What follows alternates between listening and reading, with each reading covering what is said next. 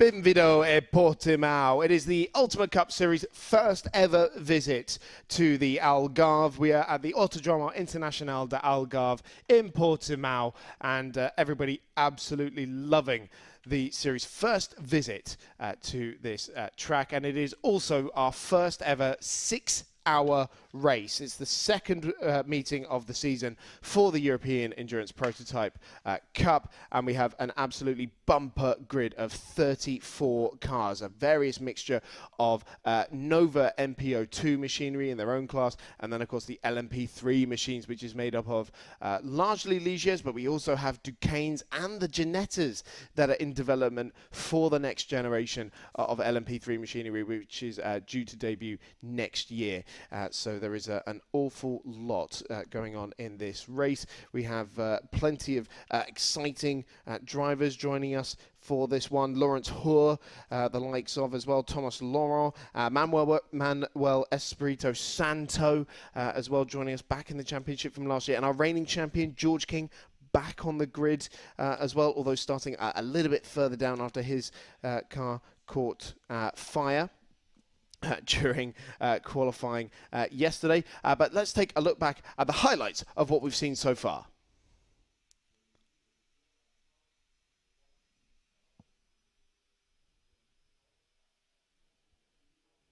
All the way back in Paul Ricard. It was a few weeks ago before we got going, but it was Cool Racing on pole position back then, and they led in the early stages.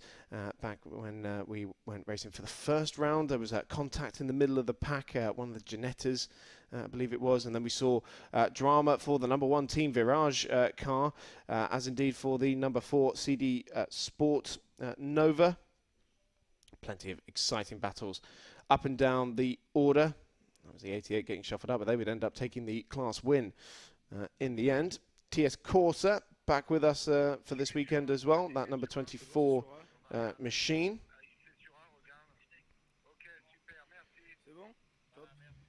A couple of cars not always sticking to the track limits. And then we saw a few very bizarre moments with the Nova prototypes where they were shedding their bodywork down the Mistral Straight. So there was a bit of a concern there, but great battles nonetheless. A second of the Novas to shed its bodywork all the way across the track, which was obviously not great to see.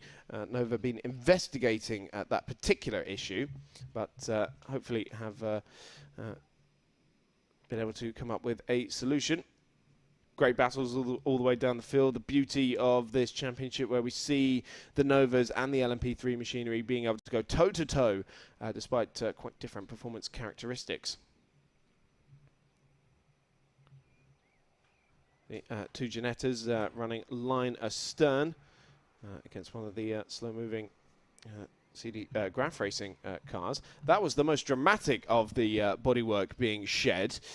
Contact again for the Team Virage car. That was certainly having a very difficult day. And then this moment here against well, almost against the barriers for the number 84 ANS Motorsport car. But it was the number 9 from Graf Racing crawling to the finish line because he was a lap short on fuel, leading a Graf 1-2 overall, with Team Virage's number 88 machine joining them on the overall podium and taking the LMP3 win in Portugal. And there was Louis Rossi very happy with finishing in second place. The motorcycle racing convert back in Portimão now, and we have yet to see the cars burst into life just yet. As you can see, empty grid. So we'll run you through a couple of the entries because we have a few changes from Paul Ricard. So we referred to our reigning champion George King. He is in a newly entered Graf Racing car, the number 2 machine. They've brought a Ligier JSP 320 in addition to their regular Nova entries, 3 of their cars. Then we can see the teams getting ready to go to the grid in pit lane. But yes, the sim racing convert as well, being joined by Samir Ben and Howan Luau. But as we alluded to earlier, that car smoking and catching fire a little bit during qualifying, and so that meant they couldn't take part in Q3. Hence, they have to start all the way down towards the rear of the field in 32nd position. The qualifying takes the 3 lap times set in Q1, Q2 and Q3 by 3 different drivers, and then averages them out to give us the grid. So of course, if you don't take part in all 3 sessions, then that means you are starting behind everyone who did take part in all 3 sessions, regardless of what your average time was. Ginetta on the grid, and we have pit lane open now. Forecast ahead to the grid. Yeah, few other housekeeping notes. In the number 8 Graf Racing car, we have Sebastian Page replacing Jan Zimmer for this round. And be familiar with him from racing in the Monoplast Championship, but also in the LMP3 Championship in 2018 as well. The Prototype Endurance Cup, and then moving on to the European Le Mans Series. We have an additional entry from Racing Spirit of Le Mans, another Ligier JSP 320, and this is quite an exciting one, actually, because it has quite a fierce driver lineup amongst its bronzes. So Christian Gissi, one of the bronze drivers, but Ralph Kelleners, the Le Mans class winner, and hugely successful driver in Germany, alongside Sebastian Schmidt and Dominic Schrammel. Also additional is the number 11 CD Sports car of Frank Chapard, the TTT Formula Renault Cup champion, alongside Chris Short, who's doing Le Mans Cup this year with the CD Sports team. Alongside William Gosselin as well, who's also doing Le Mans Cup with CD Sport, but in one of their sister cars. Aboard the number 12 CMR Ginetta, Shannon Lugassi being replaced by Gwenal Delamere for this weekend, their bronze driver. Then we have a reduced lineup amongst the number 17 Lamo Racing Nova, which is just Danny Bunchu and Frederic Moral for this weekend. They're Jonathan Carreria for Paul Ricard. In the number 21 DB Autosport car, the father and son combination of Daniel and Quentin Basora are joined this weekend by Matthias Besch, the privateer Le Mans 24 winner in 2014, aboard that Rebellion Lola with Nicolas Prost, who's also racing this weekend here, and Nick Heidfeld.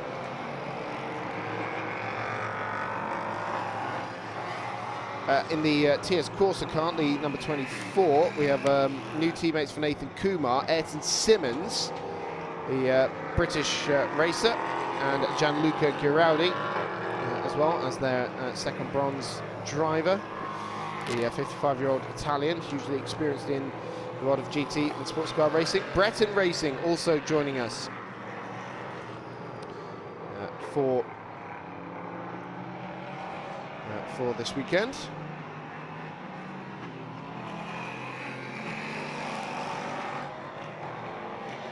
And that is Marius Fossard, Manuel Espirito Santo, and Bernardo Pinheiro. Hugely excited to have Espirito Santo back on the grid with us. MV2S Racing in number 28 has a new driver in the form of Maximus Meyer as well, joining Roman Crimmins and Felipe Simodomo, adding to his experience with the team in Le Mans Cup. And then one of the very exciting entries from DKR Engineering, their Duqueine, with John Brownson, various championships in American sports car racing, joining Yi Pengcheng, Benjamin Rouget and Lawrence Hoare, the multiple LMP3 champion in Le Mans Cup and European Le Mans Series, who's had a great history with the DKR team, has the 26-year-old German. The number 34 Inter-Europol competition car has Niels Kuhlen with Pedro Periono and Alexander Buchenstoff as well. I think that's additional. And then we have BHK Motorsports as well, Francesco Duqueine and Sergio Campana. That is starting on the front row of the grid. So before we go any further, let's hear from some of the drivers we were talking to earlier.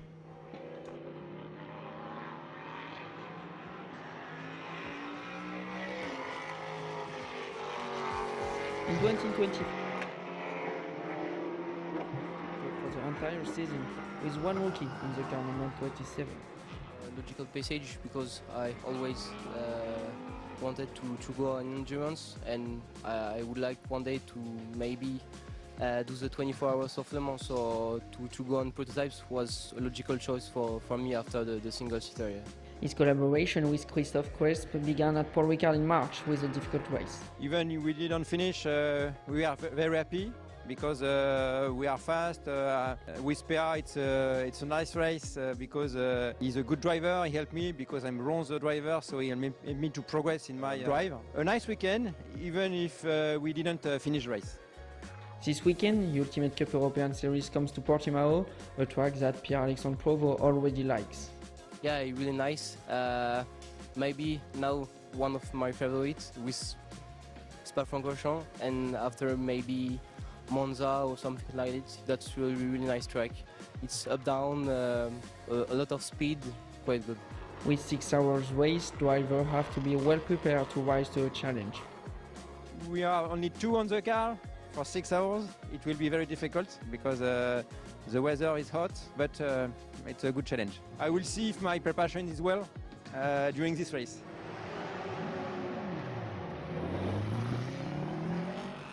This morning, they will begin the race on 20th place. We are this weekend in Ultimate Cup European Series in Portimão. How do you feel before the race? I'm looking forward to join this nice championship that has been growing very great. So it's the first time for me here, and will be very cool, I think. I've been racing with John for many years already. We've done the winter series. The past winter we've already done the Michelin Le Mans Cup together. I've been coaching him already before that, so we know each other very well for a long time, and we enjoy driving together a lot. I've been driving the LMP3 a lot in the last few years, so I know the car quite well. In the past I did already test days where I've been jumping between the 2 cars, and it was not too much of an issue for me, so I don't think I will struggle with that. And finally, what would be the goal of this weekend? Well, let's see. I think the competition here is really strong. I've seen already last year some races. There's a lot of strong drivers, a lot of strong teams. So the rules here are very different for us. So I'm careful predicting a result, but of course we are always trying to do the best result for the team, and I will try to do a good job for the teams.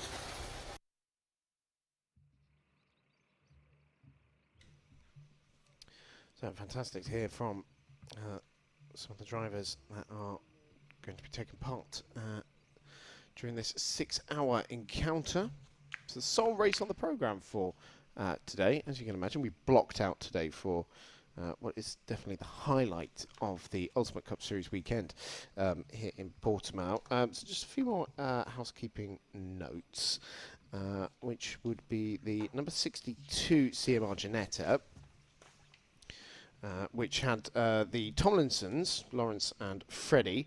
Lawrence being the for the Ginetta CEO, being joined by Andrew Bentley and Senham Fielding for this weekend. But Claire's got someone downstairs on the grid for us.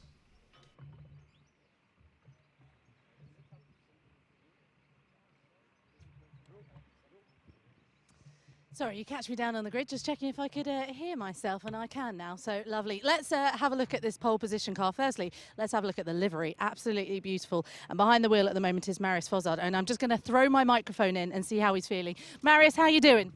Yeah, feeling good. Ready for the start. Us did a really good job yesterday at the quali with Emmanuel and Bernardo. We did P1, so very happy with that, and we managed it for the race and still see. Now, we've never done 6 hours in the Ultimate Cup. A lot of drivers have done 6 hours, obviously, up and down here. For yourself, how are you feeling? It's a long stint and it's very warm today. Yeah, very long stint. First time 6 hours in my life. Yeah, very exciting race. So we'll still to manage because it's long, but also it's also a sprint. So we keep pushing. How are the nerves? You feeling all right? What? How are the nerves? Are you nervous? No, I'm not nervous. Never nervous. Fighting and focus. So. Racing drivers are always so cool. Good luck, go well. Let's see if we can just wander down to car number 62, which is the Ginetta. So as you can see, the grid is getting ready. All the other second drivers and third drivers come and join and wish their team to go well.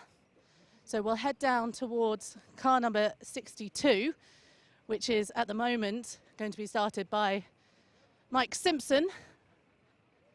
And they had a few problems yesterday with their setup during qualifying. So let's see how they're feeling. I can see Senan Fielding, who is standing just behind, just by the car as well. But let's see if we can get a quick chat with Mike. Sorry, Senan, not you today. We're going to see what your teammates got to say. Is it all right to have a quick chat with Mike? Mike, how are you doing? I'm actually quite nervous for once. Are you? Yeah, you think an old pro like me would be fine, but it's not often I start a race. I normally finish it. So, yeah, so hope everybody keeps it sensible, get around the first lap, and then we're going to try and put on a bit of a show. A show, that's what we like. We've seen some great racing this weekend already in Portimão. It's also a really exciting track. It's a wonderful track. Yeah, there's not many tracks in the world. You can't see where you're going, so it's definitely a roller coaster. But it's going to be very hot today. Track gets hotter and hotter and slipperier. So I do expect quite a few, spins in safety cars. So I think everyone's just going to have to drive to the grip. Really, and 6 hours is a long time in a P3 car. 2 hours longer than an ELMS race. So yeah, fingers crossed. Fingers crossed indeed. How are you going to manage those nerves then? Because we're going live in a couple of moments' time. I'll be fine. As soon as the engine roars up, it's game mode, isn't it? Really. So. That'll be fine, just nice clean run. It's a nasty pinch point turn one, but yeah, we'll see. Okay, that means that we're going live very shortly. A few setup issues yesterday. Have we sorted those with the Ginetta now? Yeah, so we cracked the bell housing, the adapter from the engine to the gearbox. So it explained why we had some instability issues, really. So the teams worked amazingly overnight and re-welded them. So just fingers crossed. We're okay. We've had to lift the car up a little bit. So, no, I think we should have better pace than yesterday. But I still think we had a car for the front row. We just didn't maximise the qualifying opportunity. So hopefully I can pick a few of these off. If I can do the first hour, bring her in third, that would be a good stint for me. Well, good luck. Go well. Thank you. All the best. Okay, we are being moved off the grid now, so I'm going to leave you, Chris, and come join you in the commentary box, actually. We're about to go racing for 6 hours here in Portimão. Yep, that 3-minute board being displayed a few seconds ago. Thank you, Claire. So, yeah, we will shortly be getting underway. And it's an interesting point that Mike Simpson brings up there, the fact that we don't really see 6-hour races for the LMP3s anymore since they were removed from the IMSA WeatherTech Sports Car Championship. And it was safe to say that they were getting involved in a few scraps in that championship there as well. But also some concerns with the Novas as well, because this is the longest race they'll have ever done. And there is some concerns about the transmissions in particular, that to see whether those gearboxes hold up throughout the course of the 6 hours. So definitely one to watch. The top Nova is starting in third position. It's the number 5 CD Sport car, Jonathan Thomas, at the wheel of that car. We have 3 different manufacturers inside the top 3. It's Ligier, Duqueine and Nova in the top 3. One thing we have to take into account as well, of course, is the balance penalties during the race as well. So each car, unless it's got an all-bronze lineup, must take a sort of handicap, as it were, during each of their pit stops. And it is based on the driver combination, the various gradings. So the more pro drivers you have in your car, the harsher your penalties. And the harshest ones is coming for the all-pro lineups, which is 56 seconds for the likes of BHK Motorsport and the number 5 CD Sports car. But then we also have say that 62 CMR car, for example, which has 2 golds in it as well. So that's going to be an incredibly hefty penalty. And then the GT competition with a silver and a gold driver as well, Stéphane Ortelli. So that's going to be one to watch. But let's run you through the grid as we get the formation lap underway. Starting on pole position, it is the number 26 Breton Racing car, Marius Fossard in the wheel of the Ligier. Then Francesco Giacrone in the number 35 BHK Motorsport Duqueine. On MPO2 pole position is Jonathan Thomas in the number 5 CD Sports car. Then the number 1 Team Virage Ligier of Georgios Kolovos. Then his teammate, number 88, the Virage Jacek Zelonka, their bronze driver, the championship leader in LMP3. Then the number 99 Nova from the GT competition, Stéphane Ortelli in 6th position. Then comes the 62 Ginetta, Mike Simpson. In 8th position, the number 9 Graf Racing car, Eric Trulier, that's the championship leader. Number 84. ANS Motorsport, Julien Lemoine starting that car, and then number 33 Duqueine rounds out the top 10 of the DKR, John Brownson. Number 71 ANS Motorsport car, Mark Faginato, and then comes Nathan Kumar in the number 24 TS Corsa Duqueine. The number 8 follows him as well, that's Louis Rossi, the Motorcycle Grand Prix race winner, starting in the Nova. Number 11 is Chris Short in the CD Sports car, starting in 14th position. Behind him, the number 34 Inter-Europol competition of Alexander Buchenstoff, the Ligier. Then Fabien Michal in the number 12 CMR Ginetta. In 17th, it is the Lama Racing Nova of Alexandre Lafourcade. And then Jacques Wolf in the 51 Racing Spirit of Le Mans Nova. Then comes the number 7 Graf Racing Nova, John Corbett starting that car. Then comes the number 27 MV2S Racing Pierre-Alexandre Provost, who we heard from before we went to the grid. Then in 21st position, the number 10 Racing Spirit of Le Mans Ligier, Christian Gissi starting that car. Then the number 3 CD Sport car, Michael Jensen. Behind them we have the number 17 Frederic Morel, and then 72 Philippe Mondolo. 55 Denis Callon, 57 from Reiter Engineering, Stefan Rupp, Marius Meyer, and then Christopher Brenier, Alexander Pisora, George King, Bouet and Andreas Fiotic round out a 34-car grid. It's our first visit to Portimão, and it is our first ever 6-hour race. Chris Stevens and now Claire Cottingham joins me in the commentary box. We are about to go underway for 6 hours of racing with LMP3s and Nova MPO2 prototypes. There's a long hold for the lights, but the race gets going now. The 26 leads the field away, the Breton Racing car, but is being challenged on the outside by Francesco Giacrone, who has to settle in to second place. Side by side for third between Kolovos in the number 1 Team Virage car, trying to get on the inside of Jonathan Thomas's Nova, but no changes made there in the end. So it's still the two Virage cars in 4th and 5th position. And you see the race leader there, the Marius Fossard, weaving down the back straight to still try and build some tyre temperature. I wouldn't have thought that they were struggling so much with that because it has been so hot out there. But Marius Fossard leading comfortably after the first few corners.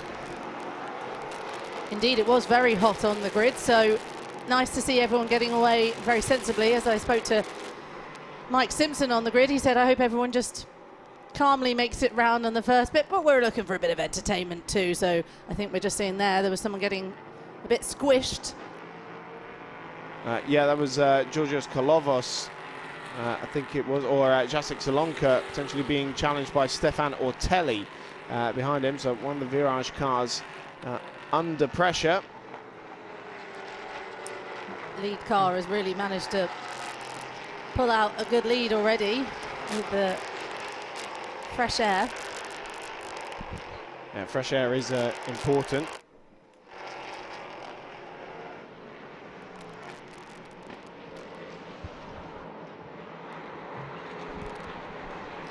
So end of the first lap then, Marius Fossard leads by 2.3 seconds over Francesco Duqueine.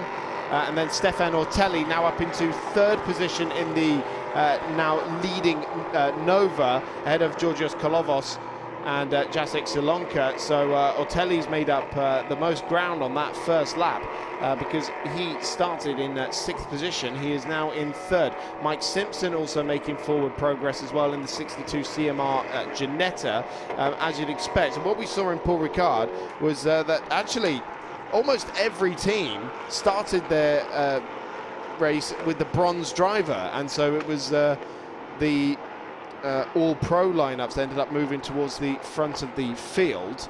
They've definitely done something a bit different today, haven't they? Because even Mike was saying on the grid in the car number 62, the Ginetta LMP3, he was saying, I'm actually a bit nervous because I don't usually start the race. I usually finish it. So maybe a few tactics out there from different teams trying out different things in a track that's quite technical to start. And these cars, you know, they're going to be pushed hard today for 6 hours. They certainly are, and yeah, we have a really big mix of the various different driver combinations. We've got a great mix of pro and amateur drivers starting this race. So the top bronze at the moment is Georgios Kolovos in the number 1 Team Virage car. Virage starting both of their Ligiers with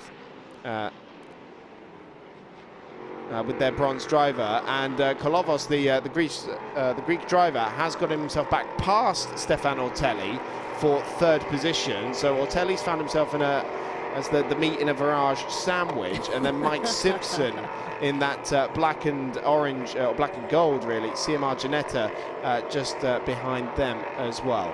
You can expect more puns like that for the next 5 hours and 55 minutes from Chris Stevens alongside me. They'll get more and more deranged as we go along. That was some inception there, wasn't it? The screen seeing the screen seeing the screen. So we're in the Matrix. Yeah, absolutely. So Marius Fossard's advantage, 3.5 seconds. The Breton Racing car leading from pole position. Marius Fossard adding to his Le Mans Cup experience that he's had with the Racing Spirit of Le Mans team this year. So racing with a different team. Bit of a twitch there, heading into the sweeping left-hander as it dips really far down. As you heard Mike Simpson saying on the grid, there's a lot of places on this circuit where you actually can't see the exit to the corner. So you're going in very blind and hoping that there's nothing over the crest of this circuit. So we watch them just coming around the final corner now into the start-finish straight, and you'll see even that is downhill. Go on, Chris. 5 minutes in, we've had our first warnings for track limits. It didn't take long at all. Expect to see a number of messages, if you're following along on the timing, for that to pop up throughout the race. Fastest lap done by our race leader Marius Fossard at 1:39.888. 5.2 seconds clear now of Francesco Duqueine.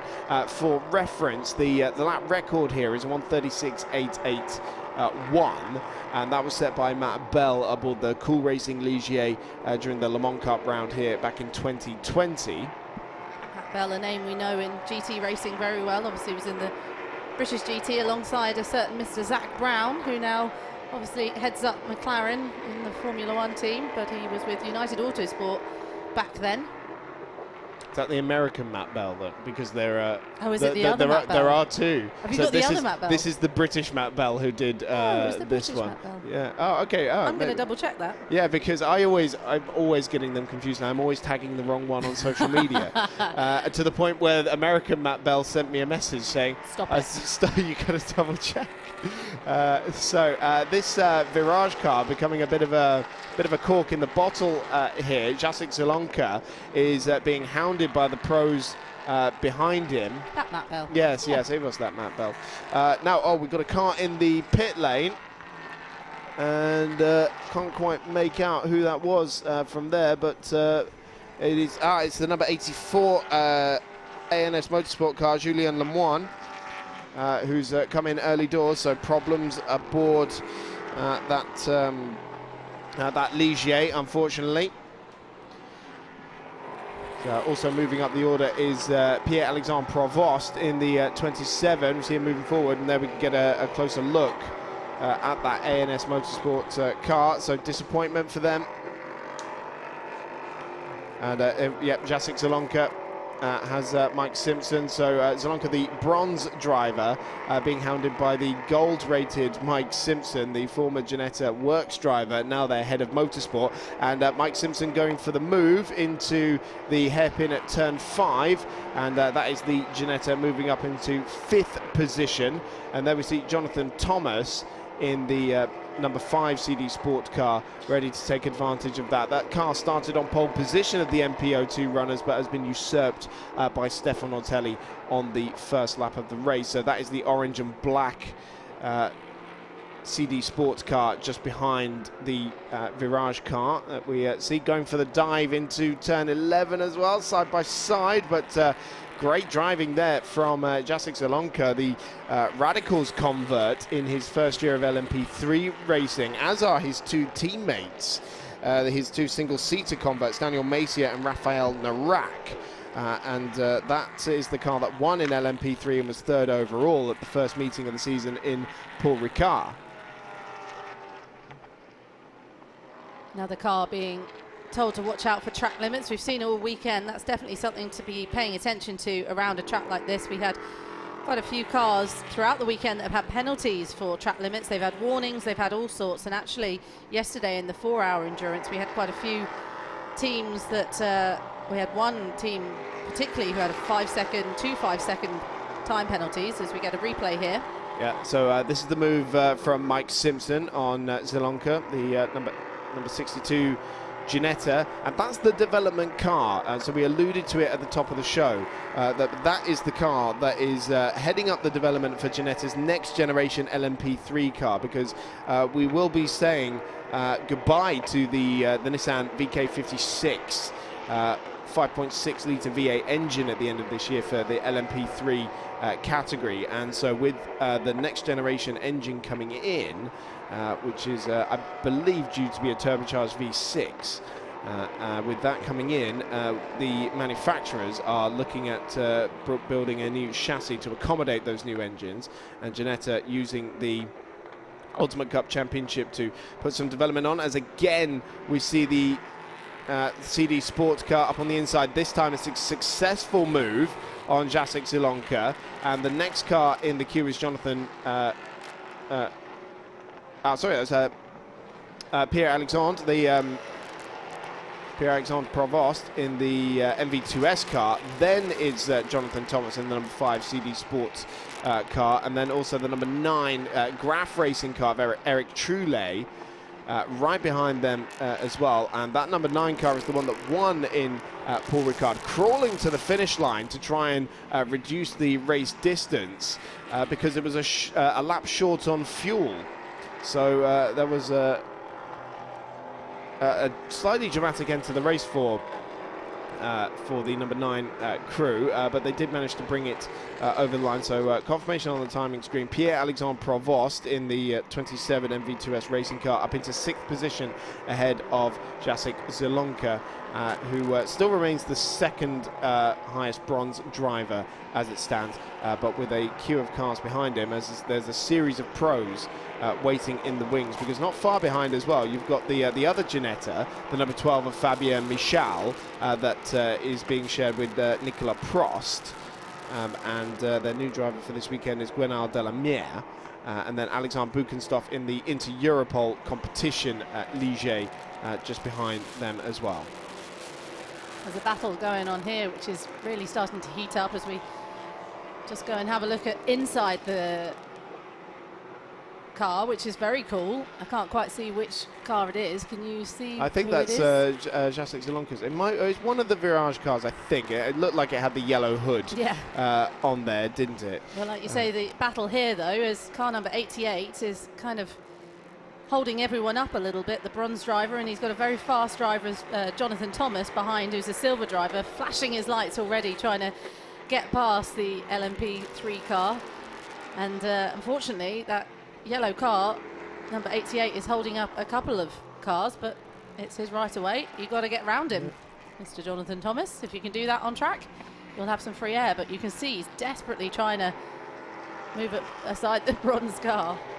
Alexandre Buchenstoff as well on the back of the number 12 Ginetta. There's about 6 seconds back to Maximus Meyer, which is the next car that's just moved up into 12th position in the 2nd of the MV2S Racing Novas.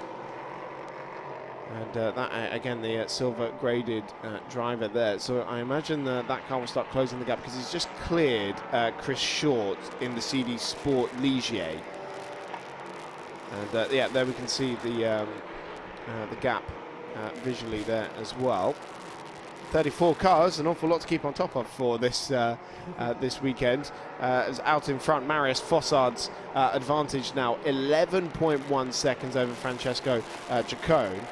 Now, so I know this all sounds like the gaps are absolutely massive, and there's no way that anyone's going to stop them winning this race. You've got to remember that 26 car, that is going to be taking 26 seconds of penalty at every single pit stop. The number 35 as well is one of the most heavily impacted by this, 56 seconds for having its all-pro lineup, because the 26 at the very least I think does have a bronze driver in it. Now, we have to double check the entry list because there have been a number of changes, particularly with that Breton Racing car. So Bernardo is Pinero. So they have 3 silvers. Yep. Yep. Hence the 26. Second. So I've written that down wrong, haven't I? Because that actually has 56 seconds of penalty to take at each stop. So the top 2 cars at the moment are going to be the most heavily impacted during the pit stops, as Jonathan Thomas has made his way past into 7th position ahead of Jacek Zielonka. So that's the number 5 CD Sport Nova getting ahead, and we see a replay here. The number 2 Graf Racing car coming up. Now a spin for the DKR machine. John Brownson, the American sports car champion, going for a spin. That looked like it was towards the end of the lap, maybe out of turn 14. So yeah, that car's fallen down the order. One of the few cars with a 4-driver lineup that includes Lawrence Hoare, a multiple LMP3 champion in Le Mans Cup and the European Le Mans Series. Gonna have a bit of work to do when he gets behind the wheel. He's lost a bit of time after a spin. We will see some driver changes happen, obviously, throughout this race. Like you say, quite a few have 3, but a couple of teams have 4 drivers out there. Got to do 6 mandatory pit stops. So I would imagine with 15 minutes on the clock, we would look to see some pit stops happening. We've already seen one happen, didn't we? But I don't know if that was a mandatory one. It doesn't look like it was. It won't have counted. We have no mandatory pit stops that have happened yet. So I would imagine in the next 20 to 25 minutes we will start seeing the first of our pit stops. And they refuel as well during these pit stops. Not every single one, but they've got certain criteria they have to hit, don't they, Chris, to count as one of their mandatory pit stops. They can't just come in and have their windscreen cleaned and go off. They've got to have certain things, but that is one of the things you have to do, to be fair. Yes, there's a minimum pit. Oh, hello, a spin here for the number 10 Racing Spirit of Le Mans, Ligier. So Christian Gissy, their bronze driver at the wheel of that car, and just dipping 2 wheels into the gravel, and luckily not getting it stuck in there and spinning up the wheels and getting it beached. So that car was running in 21st position. But I imagine it's a little bit further down. Now, the question is, did he jump or was he pushed into that spin? But Christian Gissy on his way now. That's an additional entry from Racing Spirit of Le Mans this weekend. We're used to seeing the number 51. We're going to get our answer, I think. Oh, no, it just arrives backwards in the shot, doesn't it?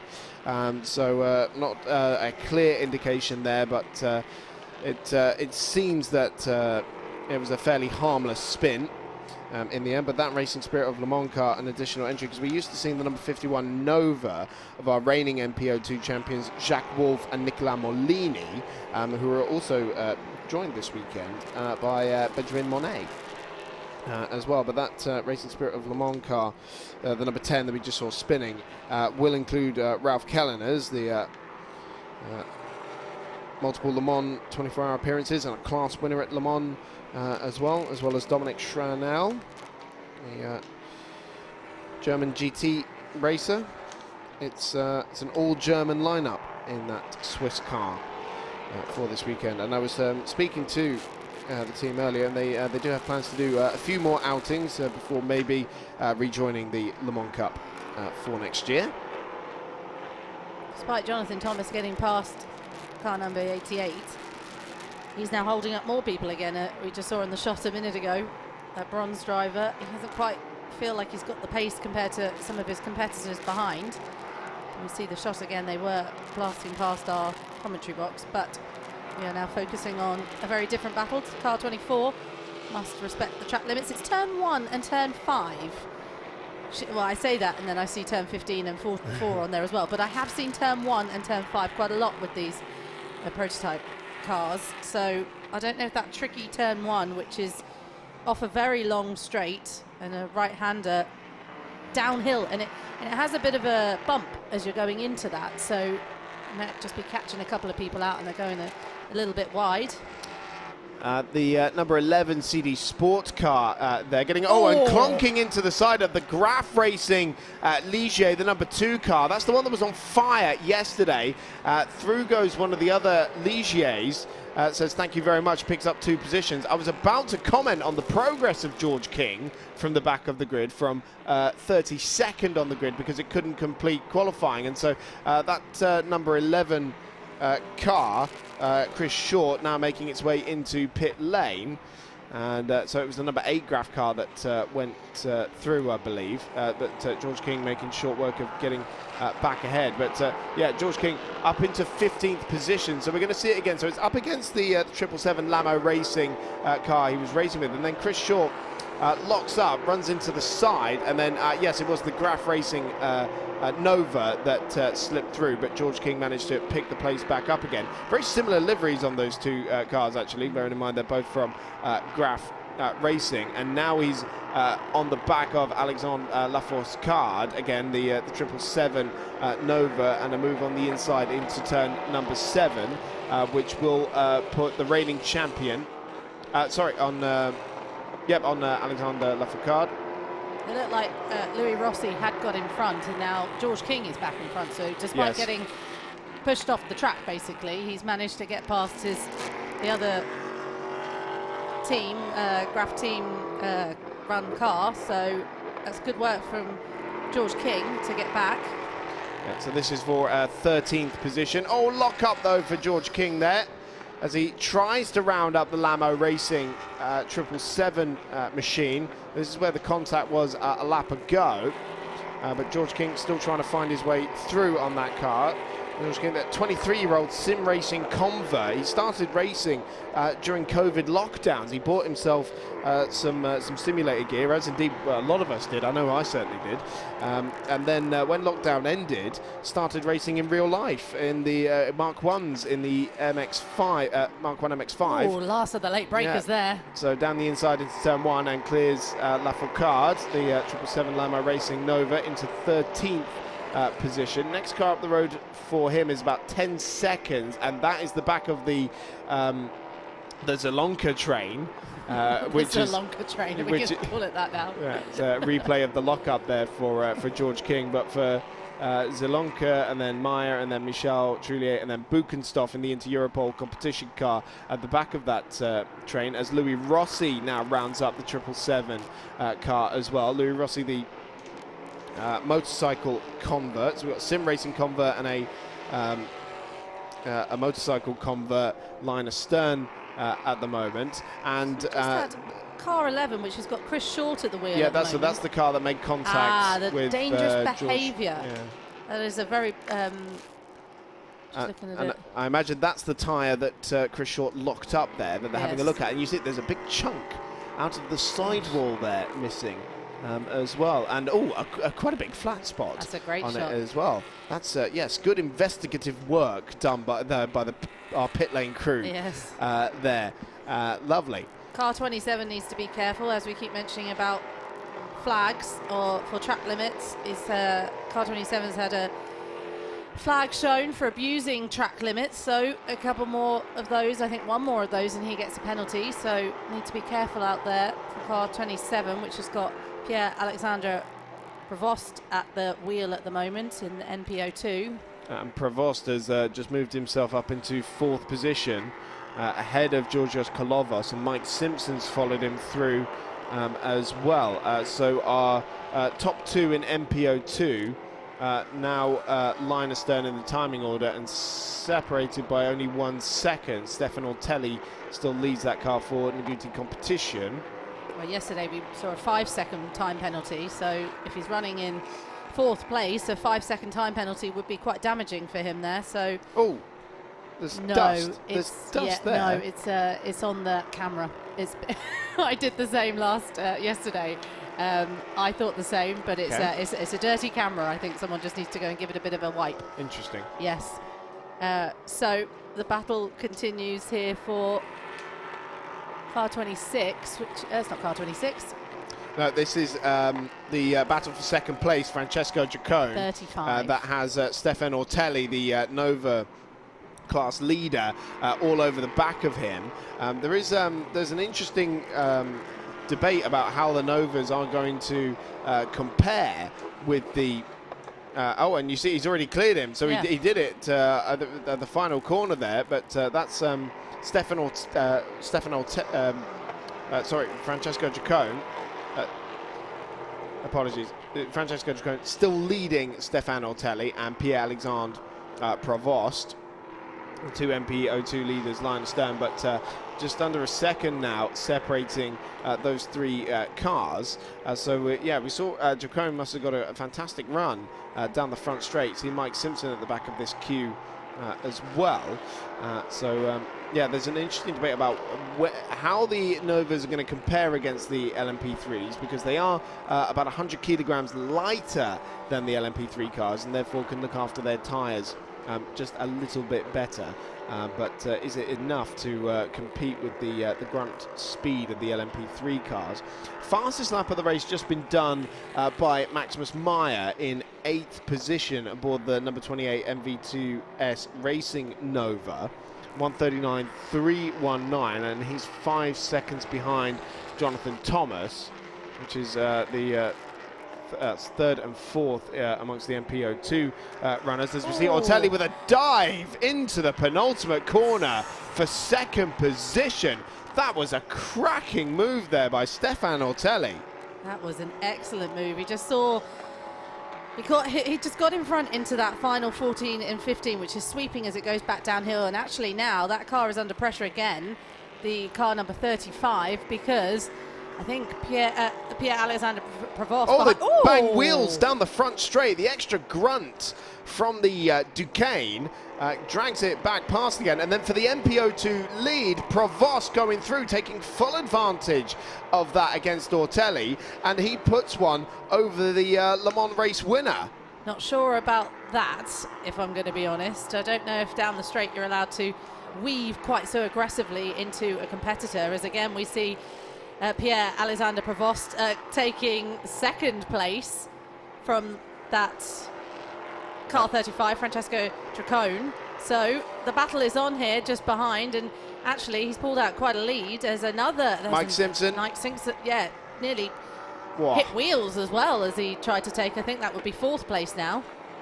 Wow, this has been a good lap for Pierre-Alexandre Provost, fourth to second in just a few corners. Brilliantly taking advantage of Stéphane Ortelli getting a little crossed up at turn one, trying to pass Francesco Duqueine and to take the MPO2 lead for the MV2S Racing team. So he is a silver driver, Pierre-Alexandre Provost, so he is quite an experienced driver out there compared to, well, Francesco Duqueine is also a silver driver. I wonder if that car's got an issue, car number 35. It looks quite laggy going into turns here. I think he's about to be overtaken again by Mike Simpson. Yep, so Mike Simpson now going to go through into fourth position, I want to say. Trying to count as we go. Yeah, exactly. And now there's the Nagati competition car. I think it would be third. Yes, you're right, because the Nagati car's behind them, isn't it? And then look, that's brought right back into play Georgios Kalovos, Jonathan Thomas, and Maximus Meyer as well. He's really made short work of that gap. But here's a replay of this fantastic move from Stéphane Ortelli. This is where it all started, but it all got undone at turn one because we saw with the slipstream, the Duqueine coming across and then banging wheels down the straight. Pierre-Alexandre Provost taking full advantage of that. But again, Ortelli, this is the second move he's made on Francesco Duqueine in just a few laps. But this time does make this one stick. And I don't think there's any coming back for Duqueine for that one. So that's Ortelli now up into fourth position. And now the Team Virage car, that's the first of the bronze drivers, Georgios Kalovos, the Greek racer who was joining from the Ligier European Series last year. That might explain, there was some dust there because I think some cars have been rather cutting the curbing there at turn 9 and even taking some grass, but we've actually seen it there for the first time. That's the MV2S racing car, I think it is, the number 28. Yes, it is, getting around the outside of the Team Virage LMP3 car, so that is Maximus Meyer now up a spot ahead of Georgios Kalovos. So that battle was so good that my watch has just told me to relax. It's just told me that I'm very stressed. Was your heart rate too high? Literally, my watch has said, could you calm down please, your stress levels are too high. That's absolutely fantastic. That's amazing. How do you think Stéphane Ortelli feels? He's going to have to put his smartwatch on as well. I was probably saying to him, absolutely stop. So I wonder, I still am questioning here if car 35, the Francesco Duqueine, has a little bit of damage from that contact that they had on the straight, because he has dropped back significantly since that issue. And I don't know whether that's just he's run out of momentum or, you know, has been overtaken. I don't know, but he just seems to be struggling just a little bit more. And there was a little bit of bodywork that flapped a little in the contact as he locks up there going into turn 5, that tricky hairpin. And now he's once again under pressure. Yeah, car behind him at the moment is Jonathan Thomas, third of the MPO2 runners in the number 5 CD Sport car. The South African racer who was racing in the number 3 machine with Nick Adcock and Michael Jensen last year, but now for this year being partnered with Thomas Imborg. who will be in the car later on. It's always very confusing to me that we have a Jonathan Thomas and a Thomas Imborg, and it always. Oh, hello. That was the Ginetta. No, the car. Who was that? Was that Giorgio's that was Maximus Meyer, yes. wasn't it? Getting up ahead of Francesco Duqueine, the number 35 car. So both Jonathan Thomas and Maximus Meyer have got past there. Right, our first track limits time penalty it is for has the been Graf cleared. Racing team. Yep, the number 7 Nova, John Corbett at the wheel of that car. So, as I mentioned, start making a note of these. Yes, that's a good point. We're 30 minutes in, and we've got the first penalty that's come through. I imagine there'll be a few more as we see a replay here at the MV2S racing car, making its move on the 35. Oh, amended. 5-second penalty for car 27. That makes more sense because I didn't think car 7 had any warnings. And car 27 was the one I mentioned, which is Pierre-Alexandre Provost, our who is running MPO2 second leader at the moment. So that actually, it would only be 5 seconds, but he picks up another one of those or another 2. We've got 6 hours to go and we're only half an hour into this race. Needs to be really careful. He has been warned and now has picked up a 5-second time penalty, which I mentioned earlier in the race is an issue.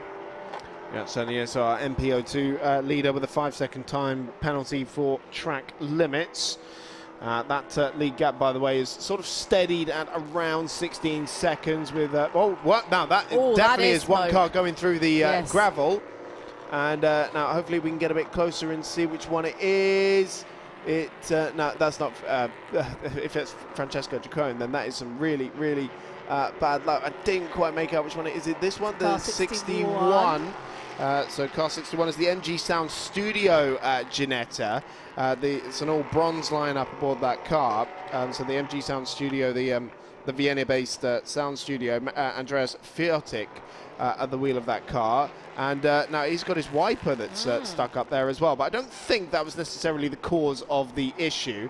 And we're not going to see the car actually make its way off. But to go off there, I can only assume that there was some sort of mechanical issue that led to his falling off the road there. The cars in front were too far ahead to have had contact in the way that in the direction he's gone across that grass and the gravel. I couldn't see how there'd be any contact without another car being off the track too. So it looks like he might have lost that on his own. He's still running, but significantly further back after running across the grass. Well, 30 seconds at the moment. The only 2 cars that are behind him are the 2 cars that we've seen come into the pits. Julien Lemont, who we saw had some sort of issue on like the second lap, and then Chris Short, who came in after that contact that we saw earlier on with the Graf car, George King. Been a very eventful first 33 minutes, hasn't it? It's been the racing that we've wanted to see. We've still got 5.5 hours to go, 5 hours 26 to be exact. We haven't seen any of the pit stops start to shake out yet, so obviously these drivers are pretty happy with what they're doing out there, and they will have to do 6 mandatory stops. And what we saw yesterday in the 4 hours is the leader and then the winner took 2 very early stops and then a longer middle stint and then again 2 later stops. They had 5, so there was an extra one somewhere along there, probably for refueling. But it'll be interesting to see how the strategies start to play out once we start seeing the pit stops happen and who will be the first to jump. And we can't stress enough, we are in uncharted territory here. We've never run a 6-hour race before. We've never run in Portimão. A number of these teams will have driven here before in Le Mans Cup or European Le Mans Series competition, but in 2 or 4 hour races. So a 6-hour is very different. Really, the only time you would see them doing races that long would have been in the IMSA WeatherTech Sports Car Championship in America. But of course they don't do that anymore, and you would also see very different teams over there as well. So yeah, really uncharted territory. And again, for the Novas, they've not run a race this long before, so we are exploring new ground. More warnings are coming in for track limits. Obviously not being told that someone has been dished out a penalty already, so you need to be careful with the track limits around a track like this. Marius Fossard was saying on the grid he's never raced a 6-hour race. Obviously, yeah, quite right, the driver isn't going to be racing for the entire 6 hours, but their stint is significantly longer than it would be. And we've got the first pit stop here, and it's a car 23. Just can't quite see there. But it will say on your timing screen. I think that's the MG Sound Studio car. That was 61, wasn't it, that went through the gravel? It could also be Aiko Cigarette in the 71 ANS Motorsport car. And yeah, I haven't quite memorised what the back of the Ginetta versus the Nova looks like. You don't know the difference between the exhausts, how dare you? Yeah, so it could be either of those cars, but they are both in the pit lane at the moment. So it would have been the Ginetta because the 71 has made its way through into the refueling area. Right, that is the second place car, but we can see Mike Simpson and Stéphane Ortelli are still very close together on track for third position at the moment. And in fact, Stéphane Ortelli last time around doing a personal best final sector to get to within 0.4 of a second of the Ginetta. It's currently Ligier, Nova, Ginetta in the top 3. And Maximus Meyer has made his way through into 5th position as well, ahead of Jonathan Thomas, and that's a move for class position. That is 3rd of the MPO2 runners in the 2nd MV2S racing car. It's interesting to see the first of the refueling also happened for car 71, which I believe was wasn't the car that ran wide. So yeah, there we go. So interesting to see they're taking an early stop for refueling. We've been running for 36 minutes, so that is a relatively early stop, which is what I was talking about earlier with the changes of strategy. When do you decide to come in? And they've got another move here, car 73 trying to defend there hard, but actually all got a bit lost there. And the ANS 84 comes flying past there as well. So that was Chris Short. Remember, he's already been in for a stop. Must have. So, and I don't think that's for actual track position, because they shouldn't have anyone too close on the road to him. But yeah, that was trying to get past the sister ANS car, the 73. I saw its teammate just in the pits. And then, yeah, flying past was the number 84. ANS motorsport car. I think he got. Oh, there's a big crash there for 35 and 88. And our LMP3 championship leader, and off goes the Graf car as well. George King, we've got big dramas down at turn number 1 by the looks of it. So the Jacek Salonka car, the number 88 Team Virage, the car that won in LMP3 in Paul Ricard. Problems there at the front left corner with smoke pouring out the side of the car. We saw George King go for what looked like a spin in sympathy. Let's see what happens. So it's contact with Francesco Giacone in their battle for position. They were squabbling over 8th with Zalonka making the move. And then what happens here? And car then 2 just loses it on his own. I can only assume George King has arrived at the scene of the accident, needing to take avoiding action, and has gone for a sympathy spin. But there you see, completely punctured the front left there for the Team Virage Ligier. And I would not be surprised at all if we need a safety car intervention to recover Jacek Zalonka's car from the scene of the accident. Taking a little bit longer to even put a virtual safety car out here. It is off the racing line, so with the yellows being out, obviously they know there is an issue at the moment. I'm really interested by George King though, because like you say, a sympathy spin, he seemed to take the action to not hit a car, but there didn't seem to be a car on track. So did something happen a little bit further, and the safety car is out now, did something happen a little bit deeper into that corner that made George King spin? Because I couldn't quite see it, but it seemed like an interesting spin for George King. And this is going to induce a flurry of pit stops. So in comes the race leader, Marius Fossard, in the Breton racing car. We see the replay again. So it's a move on the inside. He's fully alongside the BHK Motorsport car. Yeah. Yeah. But we'll leave that one for the stewards to decide. And so George King was alongside whichever the red car which was behind him. I'd have to have a look on the timing screen. Who was it? It was Where are you, George King? Down here. Oh, okay, it's all shaken out now. So I think it might have been Fabien Michel in the number 12. So it looked like they were side by side. Oh no, that's the Ginetta. Sorry. They were side by side going into turn 1, and then that happened at turn 1. And I think from that, George King had to take action not to crash into whoever he was alongside. And apologies, I couldn't quite see. It might have been lap traffic as well. In fairness, it might not have been full position because well, unless it was Louis Rossi. Is Louis Rossi's car? No, the number 9 is the red one. See the red one. Sorry, that's all I could see. In the back. Sometimes it's hard to see the numbers and exactly what the livery is, but you can see. No. The red stripe is what caught me. So right. So flurry of pit stops at the moment. In has come the number 1 Team Virage car, in addition to our race leader, and the number 9 Graf Racing car. Francesco Duqueine in the number 35 BHK Motorsport car is in as well. Louis Rossi in the number 8 Graf Nova is in. Fabien Michel in the number 12 LMP3 Ginetta is in the pit lane as well. Nathan Kumar in pit lane. Jacques Wolf and Frederic Morel as well. Not Frederic Morel, sorry, but Jean Corbet and Maxis Morans, Christian Gissi, Philippe Mondolo and Julien Lemoine all take. And now you can see there's a queue for the refueling station. So we didn't quite get a chance to talk about this before the safety car came out, but there's no refueling in the pit lane here, and that is because this is a first rung on the ladder for these teams. This is all to do a safe and sensible pit stop for refueling, and now it's looking more like the Indy 500 out there under a full course caution.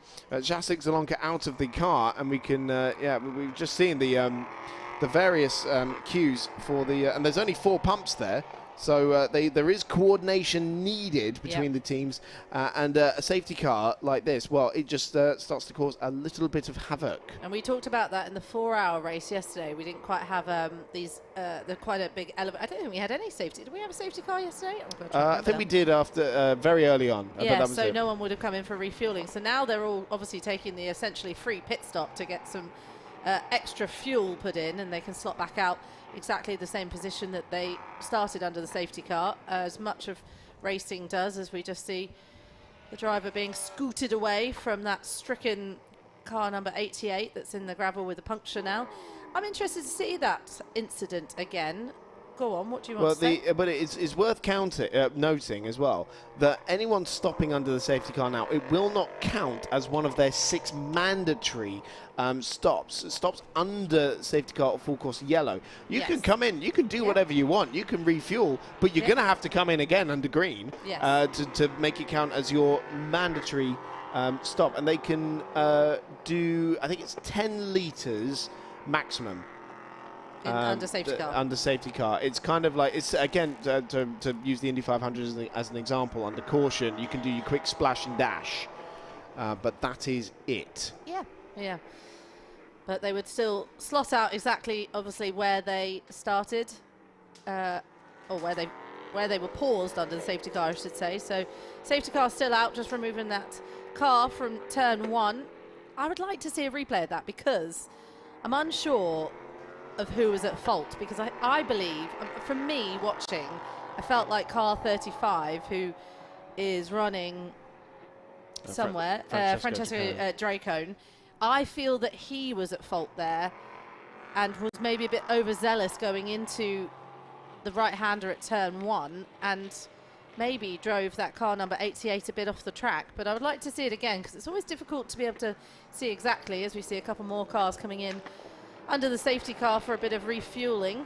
Yeah, well, he was fully alongside, wasn't he, Zelonka? But we'll leave that for the stewards to decide. And now this looks like a longer-term issue here for the NG Sound Studio Ginetta, as the hood off the back of the car, and see if we can spot what it is. There's a very big spanner that they've got there. That is for sure. That's bigger than any spanner I've ever used, apart from my own noggin, of course. You got a spanner in your head? Yeah, I am a spanner. You are a spanner. Yeah. Right. Very chatty spanner. Yeah. Safety car lights are still on then, so we'll have another lap under the safety car. Once those lights go out, around turn 13, 14, maybe a bit earlier, 12, 13, 14, the safety car lights will go out and tell the drivers that we're going to go green again. So we've got more pit stops now. Pierre-Alexandre Provost, that did have the race lead after that first filing of pit stops. Mike Simpson, Stéphane Ortelli into pit lane. Alexandre Lafourcade, Frédéric Morel, Jesse Bouhet and Stéphane Rupp all now in the pit lane as well, as is Quentin Pessoa. George King has brought the number 2 Graf car into pit lane as well, and Sergio Campana is now aboard the number 35 BHK Motorsport car. So Francesco Duqueine has been pulled out of that car. Incident is under investigation that caused this safety car. An incident between car 35 and car 88. 35 is still running with Francesco Duqueine by the wheel, and unfortunately car 88 is currently being removed from the gravel, so unfortunate end to his race. We can no longer say he's causing a train, because earlier in the race I felt bad saying that because do you feel even worse now? He's in the gravel. He was the top bronze driver. He did well. He was having a good race. Yeah. But there we go. It's his longest ever race as well. Essentially not really. Well, it would have been. Yeah, that's very true actually. Can't say that now, can he? No. Yeah. Unfortunate incident. It'd be interesting to see what the stewards have to say about that one. So that's the Virage team of. That's the car 26 that was on pole position. Was sitting outside there when I walked past, and everyone was taking pictures. That guy in the polo shirt was taking lots of pictures. I don't know if he is team boss or just likes to take pictures of cars. So Sergio Campana now aboard the 35 BHK Motorsport car, and now exiting pit lane and heading out on track for the first time. So no damage to. Oh, there is something flapping on the front right actually. It would have been, yes, it would have been contact on the right-hand side for the 35, wouldn't it? But, yeah, I do. The front right on that. Is it flapping a little bit? I feel like it was. Yes, something is. Well, it's you can see up, the that's damage for sure. at the front right, where he went into the side of car number 88. So interesting to see how he recovers from that incident. More pit stops under this safety car. Frédéric Croulet in the 73 ANS Motorsport car. Then Jacques Wolf in the 51 Racing Spirit of Le Mans Nova. Also Mike Simpson. He's still in pit lane, isn't he? Yes, he is. Yeah, he is. Because he came in on the previous lap. So they'll all shake out a bit weirdly now on the timing screens. I want to give you some sort of order, but there's no point at the moment, and so we'll wait until we have safety car lights off or something like that. It will all shake out into the right way again in a moment, but who was leading is no longer leading, and who is leading might not have taken a pit stop on. And yes, we will wait for the safety car lights to turn off, and then we will do some sort of working out where the cars are for you, as best we can. Well, certainly a very dramatic first 45 minutes or so to the second round of the 2024 European Endurance Prototype Cup. Our first ever 6-hour endurance race, our first ever visit to Portimão, and it has not disappointed at all. The feedback from the drivers has been they are absolutely loving this track. And in fact, when we talked to Francesco Azzori yesterday, I think he told me the same thing he told you, which is after the Trofeo GTS race, which is that this is now his favourite racetrack, as we've got a safety car in this lap, by the way. So there is that striking car. See, so is it? Oh, we're not going to see it. Shame. I like to see the damage, even though obviously it's absolutely terminal and not coming back out. But I like to see what happened. And interesting, it looked like he had a puncture on the left when the contact was on the right. So safety car is in this lap. The lights will be turning off. And we're getting racing underway again here in Portimão. Yep, Maximus Meyer it is that leads in the number 28 MV2S Racing Nova, and he's going to be leading his classmate Jonathan Thomas, the number 5 CD Sports Nova. Then Alexander Buchenstoff in the 34 Inter-Europol competition Ligier. So it's a field of Novas really at the front of the field, split by one Ligier. But the 6-hour endurance race in Portimão is back underway, and immediately pouncing is the Inter-Europol competition car, but can't do anything about the two Novas in front of him that go side by side into the first corner. Jonathan Thomas trying to get up ahead of Maximus Meyer for the overall lead of the race on this safety car restart, and he has found it. They'll lights up those rear tyres out of turn 3 in doing so though, but it is Jonathan Thomas in the CD Sport car that now leads. Maximus Meyer nearly lost it completely there. Cold tyres and trying to push hard. Goodness me, he was a lucky boy to save that one. Car 34, but just behind, is dropped off the pace in the fighting in all of that. I thought he would be able to bunch up with Maximus Meyer's making such a mistake. Buchenstoff taking second place away from Maximus Meyer, so that's 2 spots that the MV2S car has lost on this restart. So it is MV2S Racing leading into Europol competition. And then third position should be Maximus Meyer, and then Michael Jensen in the sister CD Sport car. And then our early race leader, Marius Fossar. But we see there's still plenty of squabbling in the middle of the pack because we've got several cars out of position following that flurry of early pit stops for the safety car. But, of course, none of them are counted to the mandatory 6 stops, and a drive-through penalty for the BHK Motorsport car for that contact that Francesco Giacone had. We did mention it looked like a very, well, I thought it was quite clear cut, but you stayed out of it because you said it was for the stewards. However, I could see there's car 26 there, the one that was on pole position, just warming up his tyres a little bit on that start-finish straight. So car 35 is going to come in for a drive-through penalty. And we see another spin. And contact with the Racing Spirit of Le Mans car. I think it's one of the CD Sport cars that initially went round, and then the Racing Spirit of Le Mans car rather collected in this spin. So there was a flurry of cars being led by Georgios Kolovos going into the first corner. The Team Virage car all trying to squabble over, I think, 6th position. The Racing Spirit of Le Mans car has gotten going again, but probably with some damage on it. So we are going to see, and it is contact with one of the Novas. Yeah. I think that's the number 4 CD Sport car, Maxence Maurice, in that car.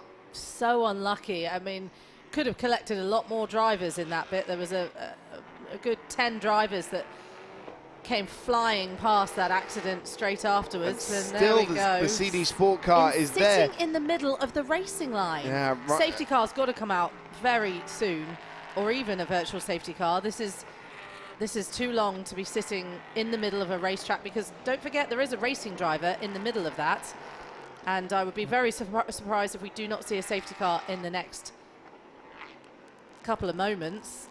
They will know that there is an incident there because the yellow flags are showing, but they still won't be expecting to see a car that is literally stuck in the middle of the track. So yeah, still yellow flags. The safety car has now come out, and either side of the CD Sport car that is parked at turn 1, so we are back under safety car conditions again. What's that saying? Safety cars breed safety cars? They do, but that I would like this car to be removed. Almost. I mean, that was terrifying seeing them go past that. They would have slowed down, obviously, for the yellows that are in that sector 1 at turn 1, but the car is in the middle, and there is also a little bit of debris, so if any car drove over that carbon fibre, could pick up a puncture, could pick up damage of for themselves. It's easy to pick up damage from debris. So, let's see the replay again. Yeah, so it's the number 4, Maxence Maurice, getting crossed up with the Graf Racing John Corbett car that he was initially trying to pass. And then the Racing Spirit of Le Mans car, Christian Gissi, just gets rather caught up in that as well. And that, of course, has triggered another round of pit stops. So the number 34 Inter Europol competition car from second position, Alexander Bukenstoff, into pit lane, as is Marius Fossard and Georgios Kalovos and Louis Rossi all into the pits as well. But we'll take this safety car period for a quick ad break.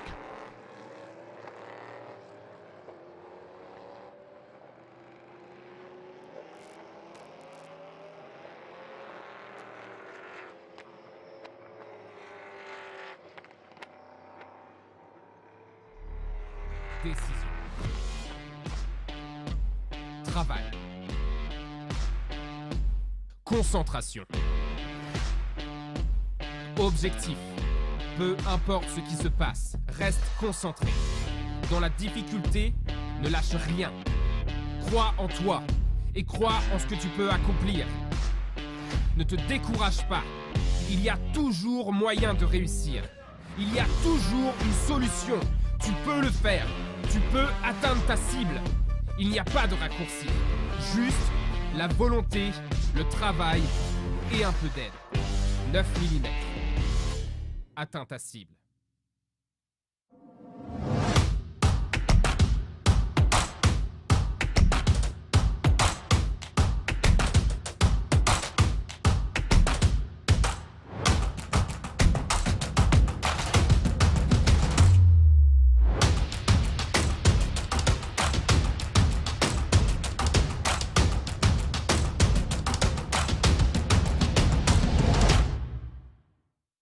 Être un bon traiteur, c'est être intransigeant sur la qualité. On ne fait du bon qu'avec le meilleur. C'est être impitoyable sur les recettes. Quand c'est bon, il n'y a rien à ajouter, rien à enlever. C'est être irréprochable sur le goût. Il faut prendre du plaisir pour en donner. Voilà, pour être un bon traiteur, il faut être intraitable. Parfaitement intraitable.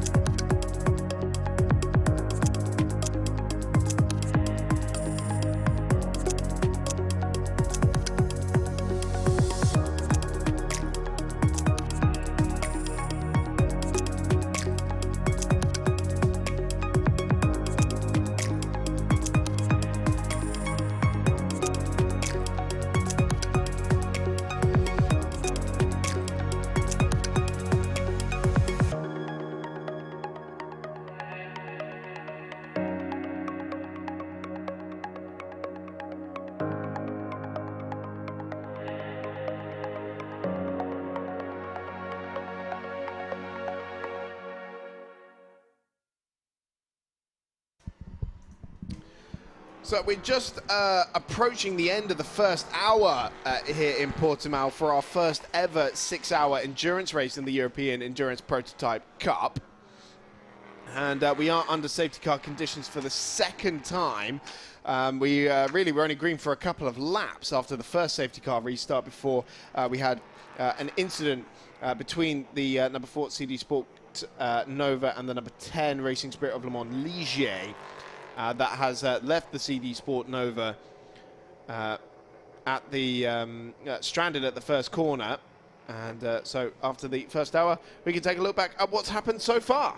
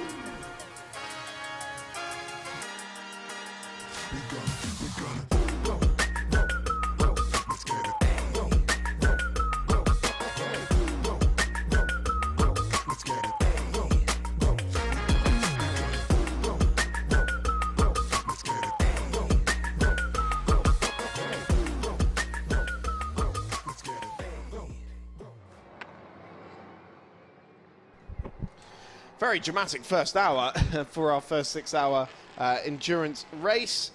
So the clear-up operation almost complete there. The Racing Spirit of Le Mans number 10 Ligier is on the back of the low loader, just clearing up the surrounding debris as well. And then we should be able to get back underway for the remaining 5 hours of this race.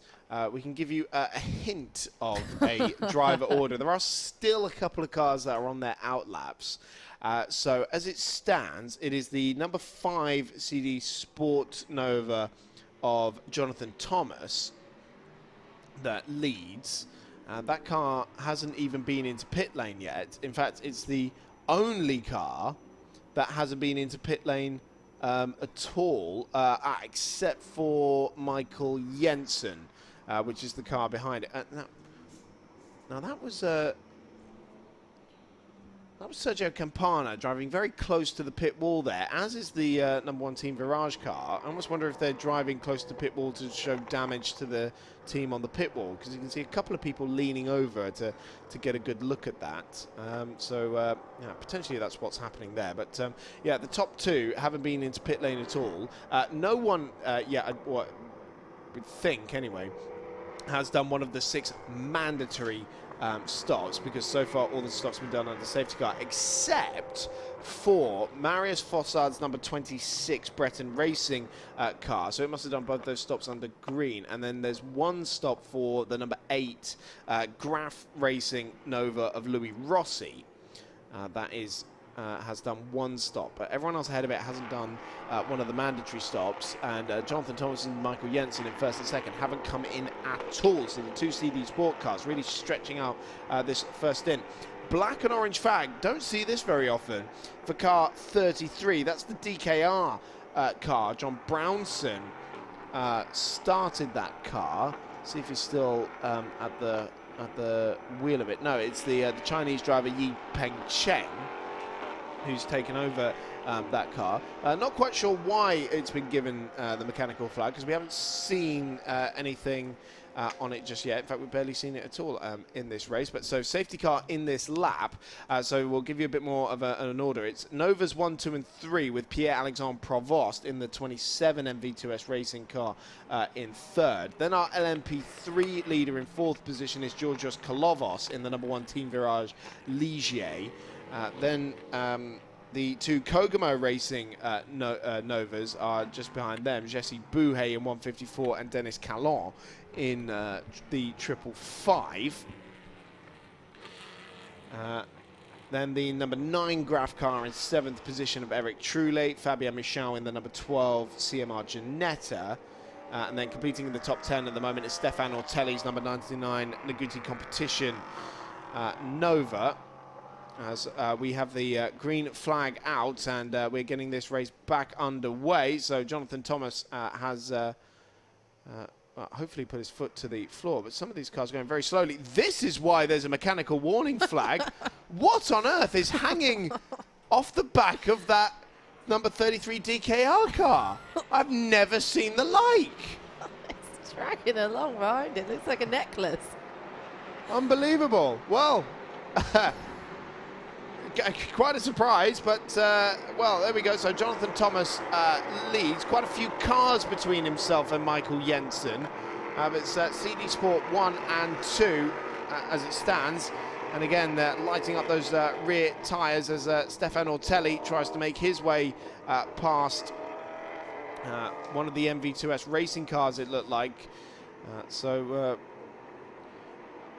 What we've ended up with as well as we go 3 wide into the turn 5 hairpin. That's the MV2S car trying to get up on the inside. What we've ended up with is the top 6 on the lead lap as how the safety cars and the pit stops have unfolded. So that could shake out different later on, but at the moment we have the top 6 in, and this is the DKR car that's come in to have whatever on earth that was hanging off the back of that Duqueine removed. I would love to have seen what it was. I couldn't work out what part of a car that would still mean the car is running could be hanging off quite so significantly. I don't necessarily think it was part of a car. I think it's picked something up in but what? Well, I don't know. But I would assume some bit of a fuel rigging. Someone's maybe, left something on, or no. Anyway, it's off now. Sure. So he's come in. He's been given the flag and he has removed it, so he can get racing underway. But it would have significantly taken a bit of a chunk of the time out of their racing. So we've got some pit stops getting underway now, which is... car in pit lane is Nicolas Chartier, the number 57 Writer Engineering Ligier. I'm interested to see here if Marius Fossard's car 26, which was on pole position, which has taken 2 of its mandatory pit stops, is about to pull out a blinder of a strategy here. Yeah.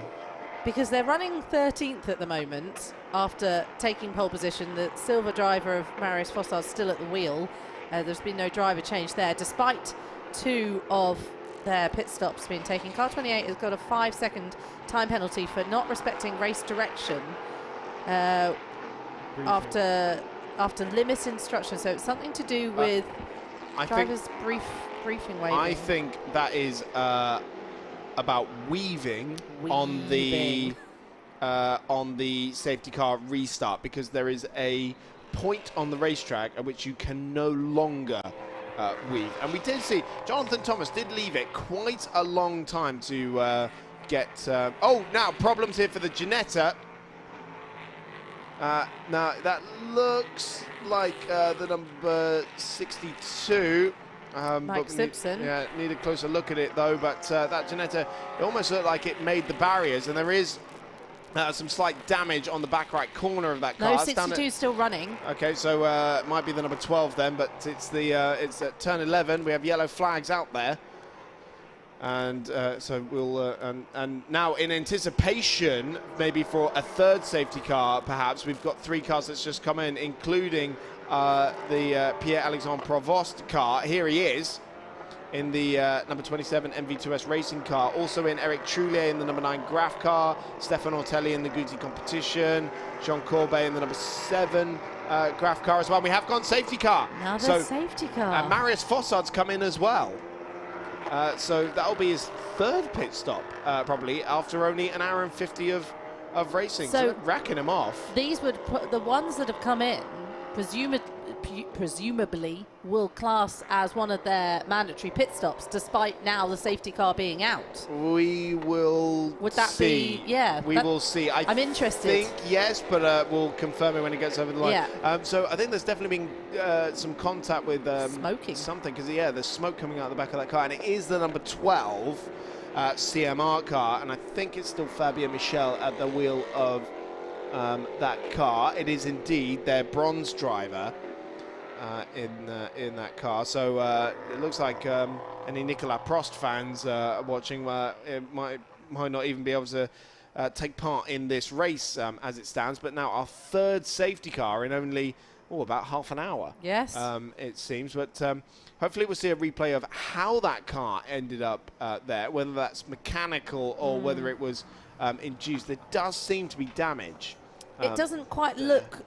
Yeah, it would be good to see exactly what happened. It feels like there's damage, doesn't it? You can't quite tell from the direction that the car is at, but the door is open, but that front right does look like... It looks slightly hangy-offy. Yeah, that's a technical term. Exactly. Well, I'm sure we'll either be able to see what happened or could pop down a bit later and see if we can grab someone from that team and find out exactly what happened.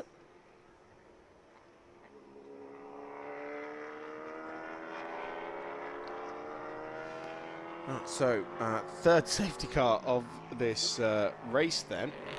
I haven't had much green flag racing at all in the last half an hour or so. Who else came into the pits then? So we rattled off a few of them. I think it's just 1, 2, 3, 4, 5, 6, 7, 8 cars maybe came in. And I think we've got some driver changes happening there as well as they...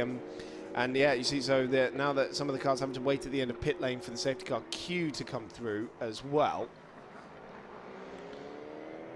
And this could rattle up the order a little bit more, because we already had only the top 6 remaining on the lead lap because of how things played out during the 2nd safety car, or the first 2 safety cars even. They could get those laps back, because obviously we've been talking about Marius Fossard and how he's already served 2 of his mandatory stops. But the Ginetta team there, you see Nicolas Prost on the left-hand side there. Looked like he was getting ready to soon jump into that car, but the fire recovery team, out. Yeah, it was smoking. Oh, it's been required. It's been required because presumably there was a spit of flame at the back of that Ginetta. I once spoke to a mechanic about this, and a Formula 1 mechanic, and it was a McLaren Formula mechanic. Why has his name disappeared from my head? Elvis. Oh, Mark Priestley. Mark Priestley, thank you. And I'm sure he'll appreciate the fact that... Oh, sorry, Mark. I you know I love you, but just my brain completely forgot. Anyway, he was saying whenever they suddenly get the fire extinguisher out, every mechanic is like, no, because it takes so much effort to get all of that out of the car. And especially with Formula 1 when you've got such a quick turnaround for the next session or whatever. But it's a mechanic's biggest nightmare. But I think, as I pointed out to him, you'd rather that than the car burning. Wonderful selection of I knew you saw them. Straight in for the... Pain au chocolat. Well, which one is chocolatine or pain au chocolat? So we've been learning about the argument across France about what you call the chocolate-infused croissant. Yes. We shall use as a neutral term, whether it's a pain au chocolat or a chocolatine, which is very similar to, I think, the debate between the north and south of England about whether it's lunch or dinner. No. Tea. Dinner or tea? Well, they could, the Northerners call lunch dinner, No, and then they have their do tea they? afterwards. Yes. I always thought it was tea or dinner. No, no, because dinner. this is why the debate exists. Well, then you have school dinners, don't you? So that does make sense. I never did understand school dinners, but yes, apparently the South say chocolatine. What was it? Chocolatine, and the rest of France say pain au chocolat because. By the sounds of it, it's a very small corner of France. But that they are actually calls very, it a chocolatine. very strict. You know, they're very passionate about it, should we say? At the table last night, we were divided between two about which it was. It was right down the middle, wasn't it? It was indeed. I thought there was going to be a fight. So car 35 there that got the penalty for the contact with car 88 is being gaffer taped up now. Nothing can not be solved with a bit of gaffer tape in motor racing. It's an impenetrable force. No, it is. That presumably is the result of the contact with the 888 car, Jacek Salonka. 888. The 88. Sorry, the 88. Sorry, you confused me then. Not the 888. I was like, how many 8s we got? No. Fair enough. The 88. Not racing anymore because it was stuck in the gravel, unfortunately, with what looked like a front left puncture, but the tyre was completely missing, wasn't it? Mostly it was just a lot of damage. Yeah. And the car 35 did pick up a penalty for that collision at turn 1. That was our first safety car of 3, I think. This is an interesting technique of holding the carbon fibre in place. It's like wrapping a present. Yeah. How do you wrap your Christmas presents? How many people are involved?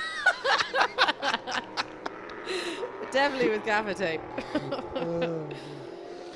I was speaking to one of Max Verstappen's engineers recently, and he was on a plane that had a bit of gaffer tape on the side of it, and I messaged him saying, "What?" Oh, I was like, "I'm not sure I'm in on that." I would not have gotten on that plane. And he replied saying, "Well, it works for all of our cars," and I was like, "Actually, yeah, fair enough. What do I trust more, gaffer tape on a plane or a Formula One car?" So, dear. So, like I said, nothing cannot be fixed with gaffer tape. I normally use the tinfoil method, like Smithy. Okay, yeah, you Gavin and like Stacey. Oh, people in your family. What a joy you must be at Christmas Day. Bringing leftovers, Chris? No, Mum, that's your present. I'm an absolute joy at Christmas. Are you? Yeah. I mean, you were a joy for your birthday yesterday, weren't you?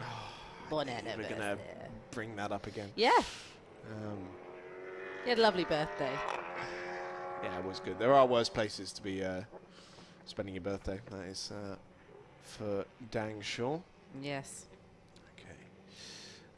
Right, let's see if we can determine some sort of an order, because this is a fairly lengthy recovery of that number 12 Ginetta after having to put what we can only assume was a fire out on the back of that car. So, still CD Sport leading, but it's the number 3 car now, Michael Jensen, in that car.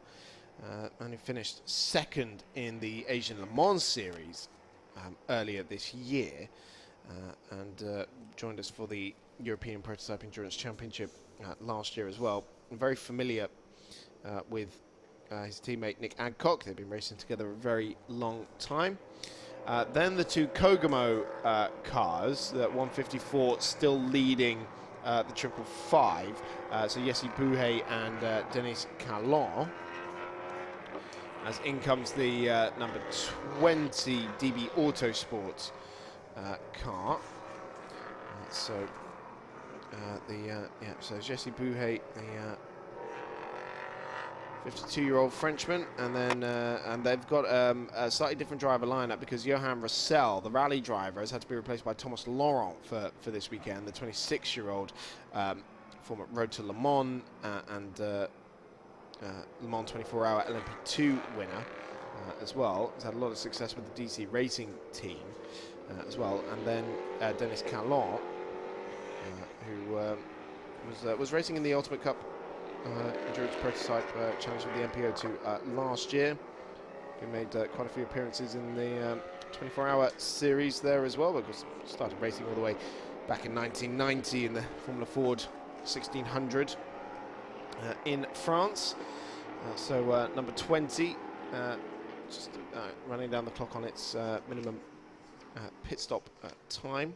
So that Ginetta G61 has been moved from where it was stuck I've forgotten completely where it was now. 10-11? 10-11, yeah. With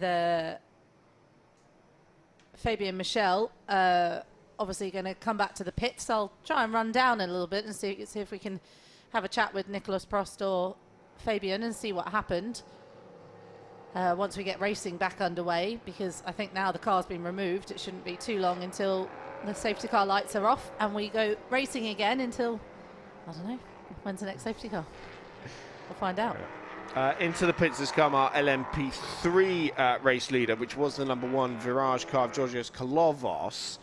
Now, double check what their minimum time is for the bronze drivers. So when they have 2 silvers in their car as well, and so that means that Kalovos has got a minimum of 2 hours and 15 minutes to run in this race, which of course we're not anywhere near yet, but they might split his driving time down the middle, but he's on his way to pit out, so that should give the LMP3 lead to the 24 TS course car of Nathan Kumar. And then Mike Simpson in the 62 Ginetta, and Alexander Buchenstoff in the number 34 Inter Europol competition car. Sorry, Claire's just got a bit of a fright because the lovely Tom has brought us some water. Oh my goodness! And you made me jump. He rather snuck up on us. But we've got noise-cancelling headphones basically on, apart from the cars, and he suddenly turned around and there's a person behind me. It made me jump. Luckily, I had the mic turned off, so you didn't hear me gasp. But right, so safety car in this lap. They're making their way around turn 5 at the moment. So the lights will go off around turn 13, the safety car lights. So as soon as they go off, it will then peel into the pit lane. And as the cars come around turn 15 and 16 and head downhill, we'll go green again and get racing back underway.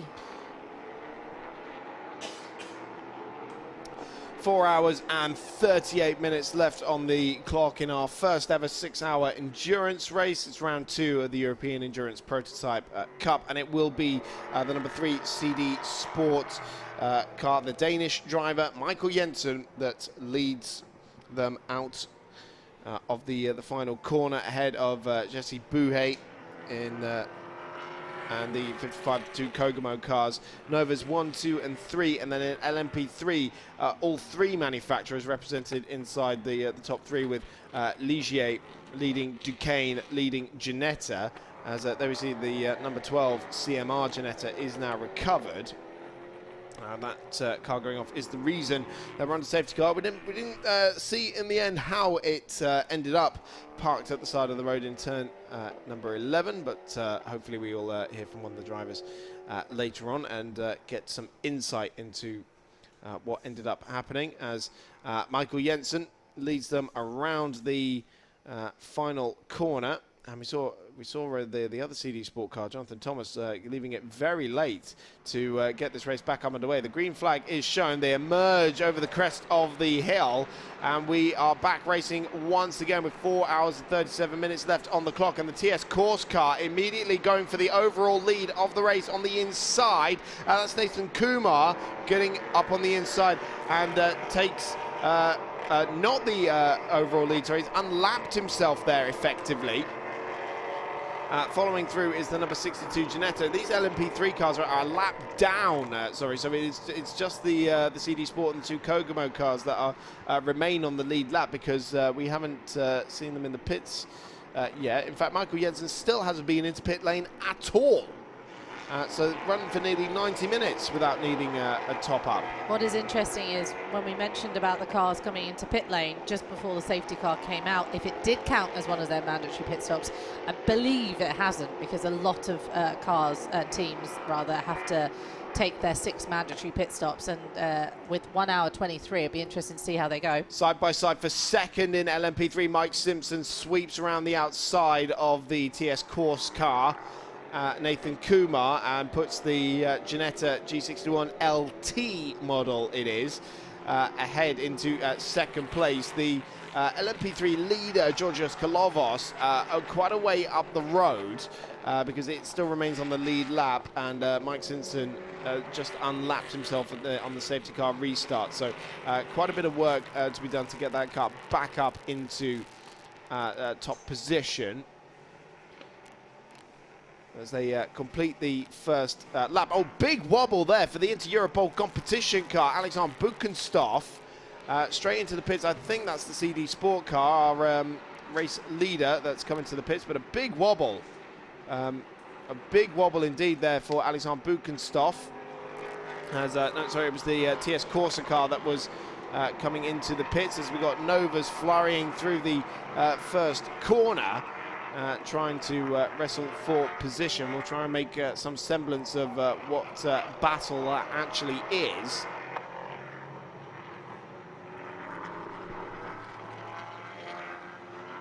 So into the pits there is this is the 61 that's come back in as well, the MG Sound Studio car. Back in pit lane, that is the fourth stop for Andreas Fiotic in this race so far. As we see the number 3 CD Sport car, so the chasing number 17 Lamo Racing car is a lap down. So the car directly behind the race leader is actually it's Danny Bunchu in 15th position.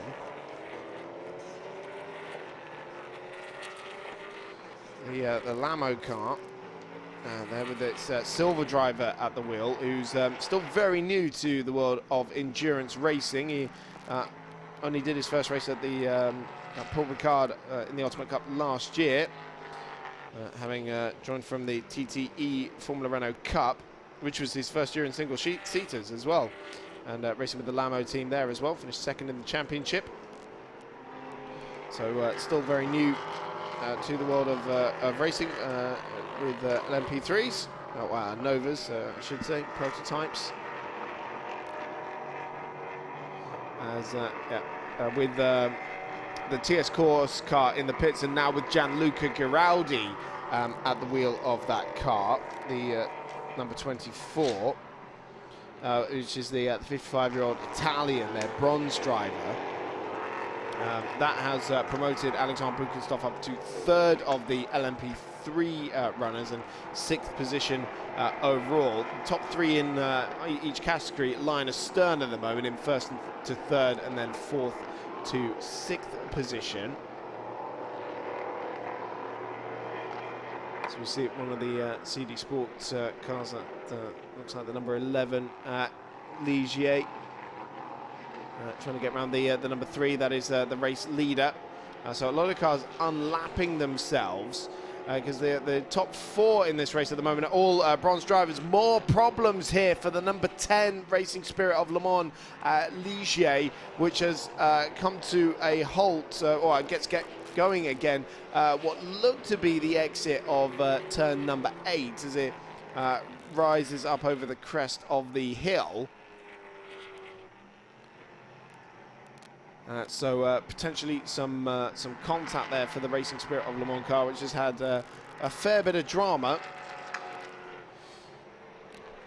so far. We've got car number 73 under investigation. That's Rodolfo Rosati in the ANS Motorsports car. It's one of the ultimate entries with an all-bronze lineup, but it's been investigated for its pit exit. Now we saw this during the Trofeo GTE race yesterday, and that was a fairly slam dunk penalty for crossing the white line. So we'll wait to see anything more on that one.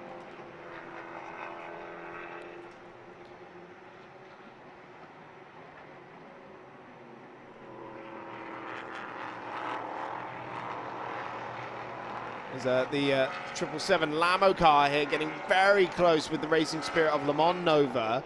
2 Novas side by side, but not disputing class position at the moment, with the 777 in 16th position, and then Benjamin Monet in 51 as an additional driver in that car for this weekend is in 27th.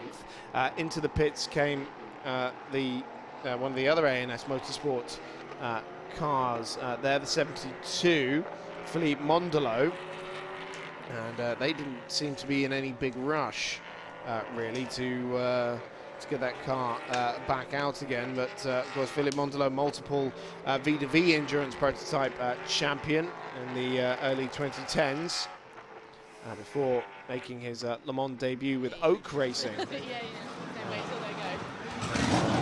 Our reigning MPO2 Ultimate champion as well, alongside Mark Fagianato in the 71 car it was, moved over. And this looks like a pit stop here.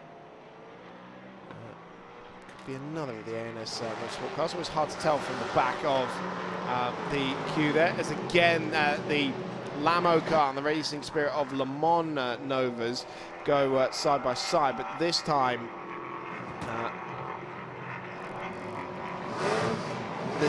Jean-Marc Alaphilippe, that name is just updated on the timing screen, actually. Makes his way past, but it's for track position, but not for position in the race.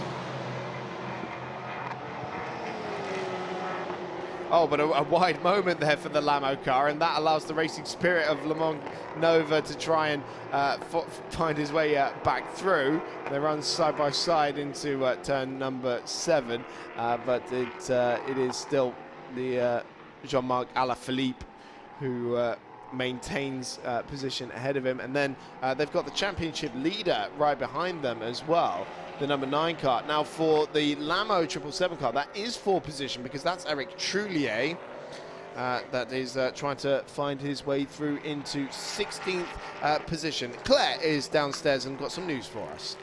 I do indeed. Nicolas Prost alongside me. Nicolas, I'm so sorry, it's not going to be you racing out today. Could you just talk us through what happened with car number 12? Well, it's really hard to know exactly what happened. Like, one of the hub of the lift rear failed. And the drive shafts also came out. So one came after, one came before the other, but it's really hard to say. Sorry for the boys, because they had like a long week. They worked until 5 last night to get the car prepared. It's quite harsh on them. On the other hand, we know it's the first year of the car, so still a lot of things to discover. It's a learning process for you here at Ginetta, isn't it? How disappointed are you, though, that you're not able to get out at a beautiful track like Portimão? Yeah, obviously we're disappointed, and Fabian was doing a really good job. So I think we had a chance for good results, you know, so it's always disappointing, but I'm old enough, you know, now it's not the end of the world, so that's life. But I really hope that we can quickly fix and race the car for 6 hours. Well, thank you. Apologies for you not going out. I'm so sorry to see that, but thank you for joining us. Thank you. Thank you, Claire. Yeah, it's a big development project for Ginetta with their LMP1 inspired aerodynamics. Of course, they did race in the top class at Le Mans, but planning to relaunch the LMP3 program next year with the car that the number 62 crew is currently developing for when the new twin-turbo V6 Toyota Orica engine is introduced next year, replacing the current Nissan 5.6-litre V8. One of the best sounding engines in motorsports. We'll enjoy the noise of it while we can, but it's funny to think that the first generation LMP3 car from Ginetta was rather the dominant manufacturer, particularly in the European Le Mans series in numbers, with Chris Hoy and Charlie Robertson. It was winning the championship back in 2015. But when the second generation car was introduced in 2020, really it just hasn't taken off in numbers. It's been Ligier that has been the absolute dominant manufacturer in terms of the grid numbers, with a smattering of Duqueines out there, but only 10 of the G61 built. For various cars, but they're hoping to change that for the third generation car.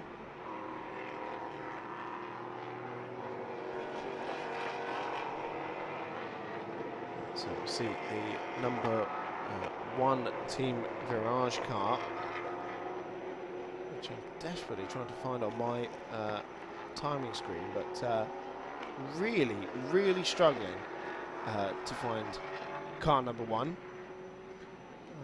But what I found is the car that it was supposedly chasing. That is the 51 that's just in front of it at the moment, the Racing Spirit of Le Mans car, Benjamin Monet. It's right in front of it.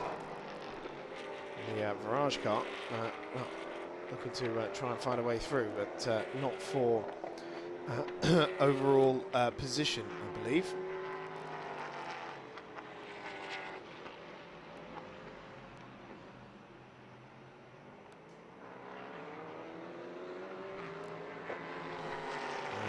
It's Georgios Kalovos. That is now in the lead of the race, ahead of Dennis Callon.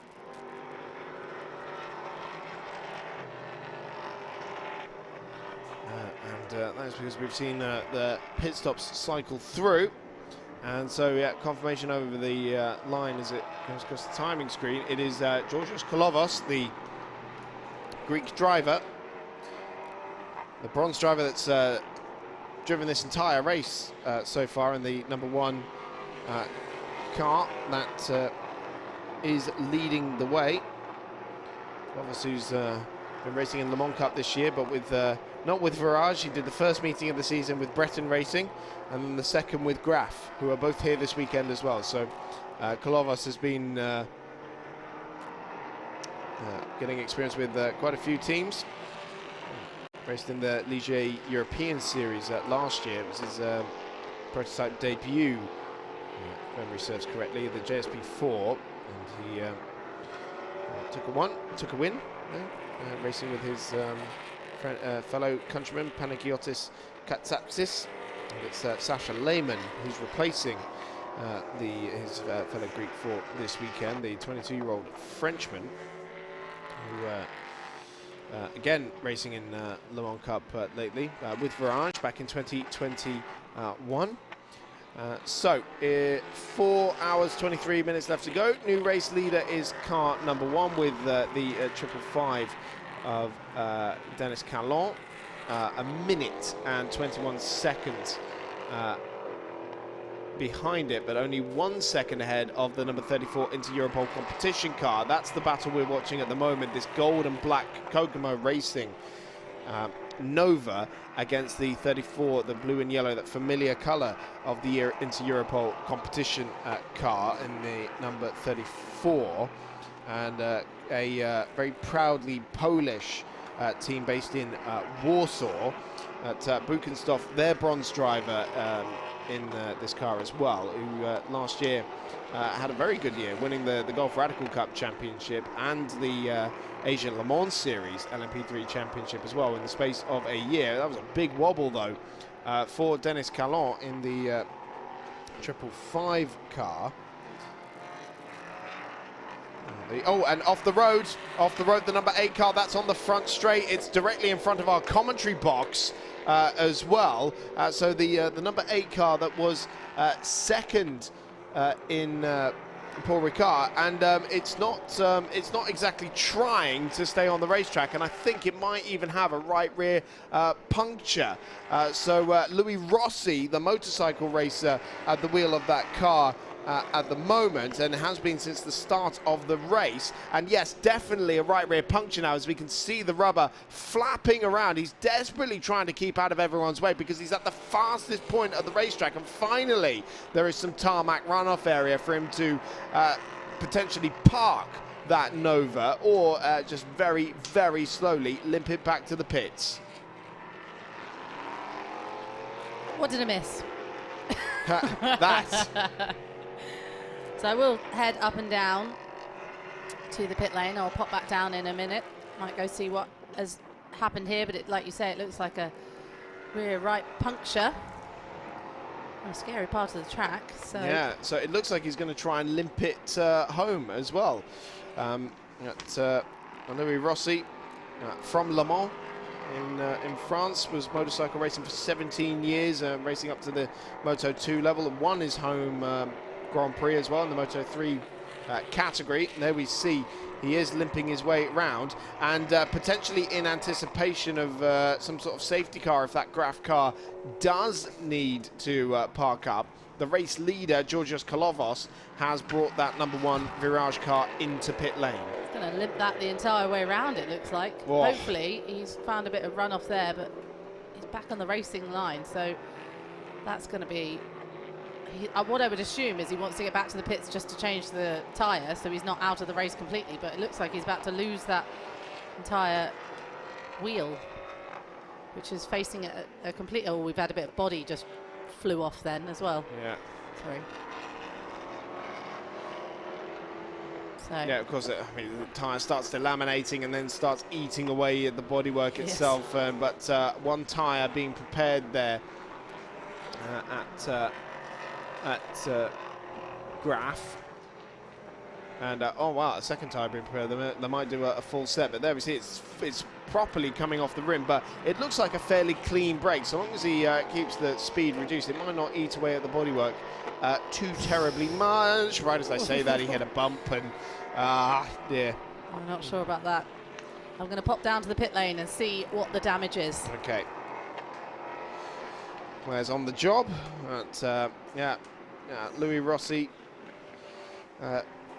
made the switch from motorcycle racing after having a rather nasty shunt in 2021, which hospitalized him for a month. And having always wanted to do car racing, that happening rather sped up the process for him to make the jump, and joined us in the CN02 class that was running last year in this championship last year, and doing the Ligier European Series in the JSP4, and then also made his LMP3 debut with Graf in the season finale last year, but now committing to a full season of the MP02. As we see, the 34-year-old Frenchman is still limping his way back to the pits, as back out onto the track has come Georgios Kalovos in the #1 Virage car. A second 5-second time penalty has been given to the number 28 MV2S Racing Nova for abusing track limits. And in that number 17 car, Danny Bunshud now at the... sorry, not at the number 17 car, excuse me, the number 28.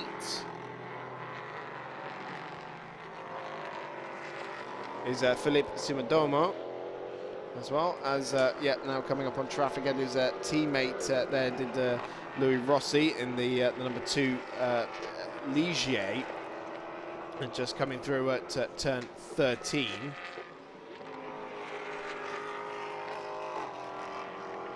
And he's taking the long way around. That car has had to do an entire lap because it had just passed the pit lane entry.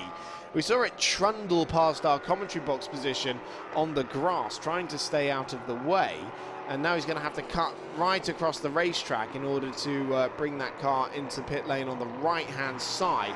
But you see he's cutting the inside of it as well. Louis Rossi driving exceptionally well to not only get that car back into pit lane, not damage the car too terribly much, but also still stay well clear of everyone else as well. He's driven off the racing line as much as possible. And so Louis Rossi finally makes the pit entry, and we'll get a replacement right rear tyre at the very least. But we did see the Graf team preparing a few different sets there. Now we can see on the banner 35 has a drive-through penalty. Now that was served earlier, so I'm not sure why that's still being displayed on the the front banner there, because I was wondering why it didn't even come up on my timing screen. So Louis Rossi now getting out of the car, so we have a driver change there. And it looks like they're going to do a full service, considering that Louis Rossi has done this entire race. But Claire's downstairs and has got news for us.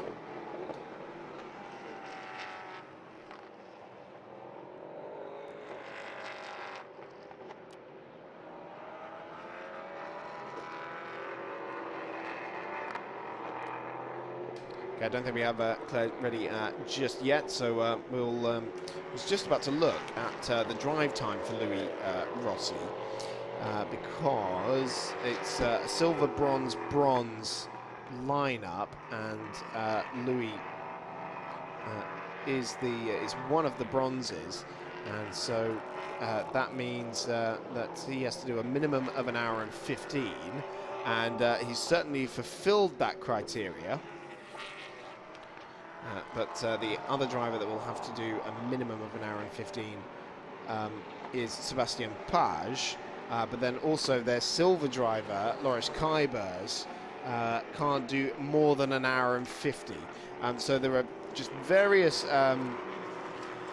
regulations when it comes to the different driver category combinations that you can have in endurance racing that regard drive time, and also the penalties that have to be applied as well.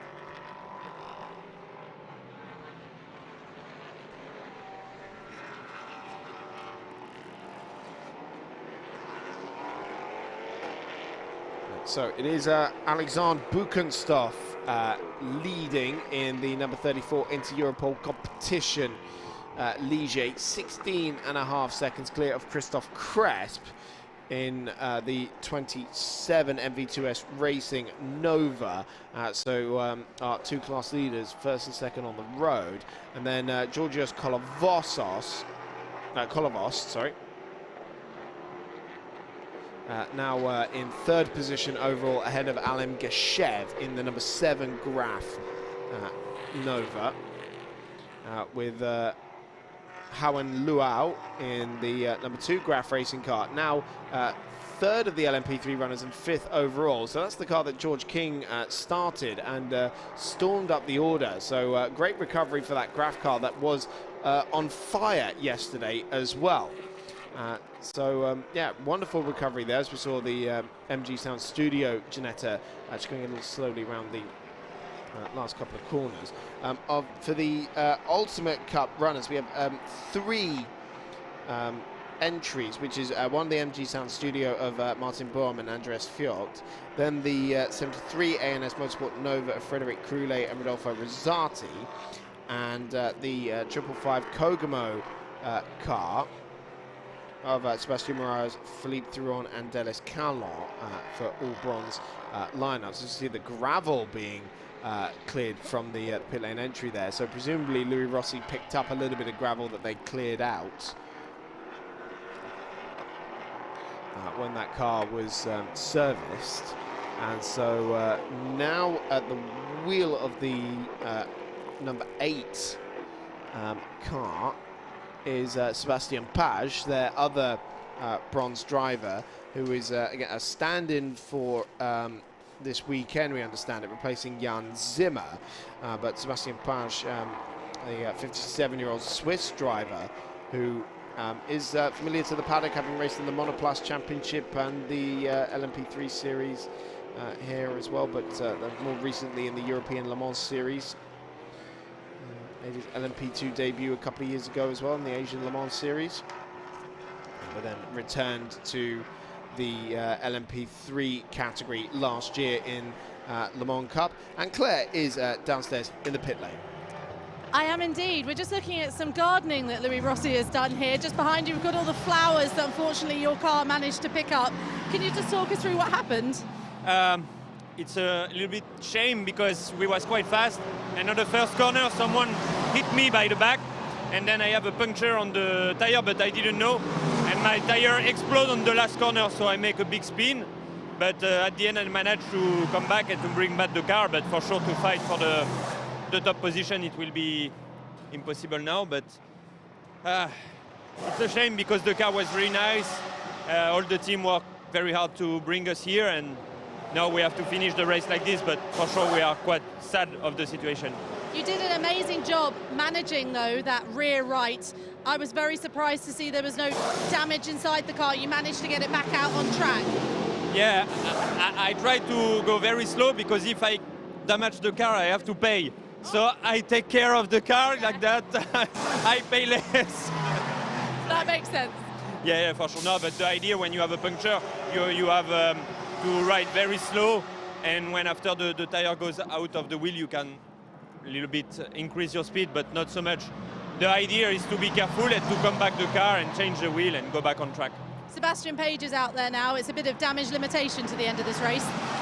Yeah, for sure. Now Sebastian is on track, and we have to finish the race with our pace, do the best as we can, enjoy at the maximum. The car is very comfortable to drive, easy to reach a good lap time. So now we have to enjoy, and let's see at the end of the race. But for sure, when I lose 2 laps, it's done. It's finished. Well, bad luck, but there's still a chance to finish the race at least. Yeah. Finish the race. It's clear the objective now. But for sure, when we arrive here, we were second on the championship, and we were fighting in the front. So the objective was to finish in the top 5 or in the podium. Now it will be more difficult for sure. It could be a miracle out there. Who knows? Yeah, for sure. And if a miracle happens, we will take it with a lot of joy. Well, bad luck, but still, the race is on out there. So I'll let you get back to your timing screen. Chris. Thanks, Claire. Louis Rossi being very frank about the reason for taking slightly extra care of his car. While we were listening to that interview, car number 73 that was under investigation for a pit exit infringement, we now know why. It crossed the white line and it has been given a drive-through penalty. So Rodolfo Rosati at the wheel of that car. And that's one of the ultimate entries as well for all bronze lineups. And Rosati was a podium finisher last year. As well, and second of the LMP3 Ultimate runners with the Zosh competition, racing alongside Claude Rosati, but now partnered with Frédéric Croulet in the ANS Motorsport Nova.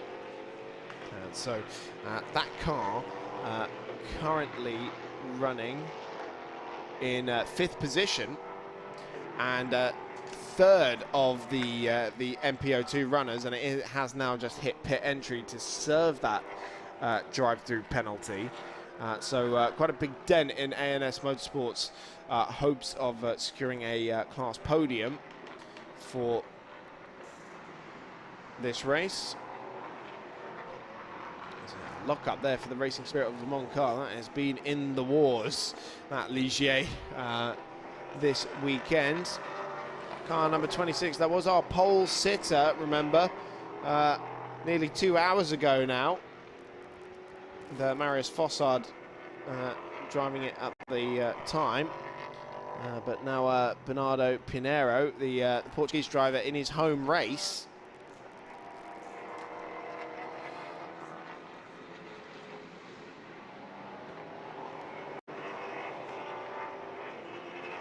And currently circulating in 19th position, 2 seconds back from Daniel Bassora's DB Autosport number 21 Nova.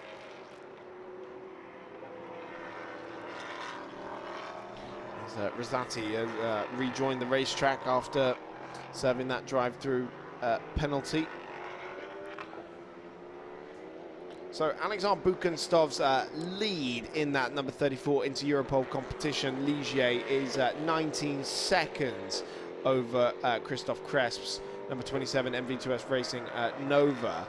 Now, timing screen is telling me that its pit stop is under investigation, though. It has the asterisk next to its mandatory pit stop tower, and so it's still saying 6 of 6. But if it's cleared of any wrongdoing, then that will be reduced to 5 of 6. But the Team Virage Ligier has done 2 of its mandatory pit stops and is 35 seconds off the lead. So that car probably in the best position as it stands. It has been in the pits I think more times than anyone. It has. It's been through pit lane 5 times. So of course only 2 of those counted towards its mandatory stops because a couple of them were under safety car. Same for Alan Gishev as well. That car's been into pits 4 times, but only 1 has counted towards the mandatory stop. Of the top 17 runners, the only other cars that have done 2 mandatory stops are the 555 Kogumo Racing Nova of Dennis Callon, and then the 154 Kogumo car of Jesse Bouhay.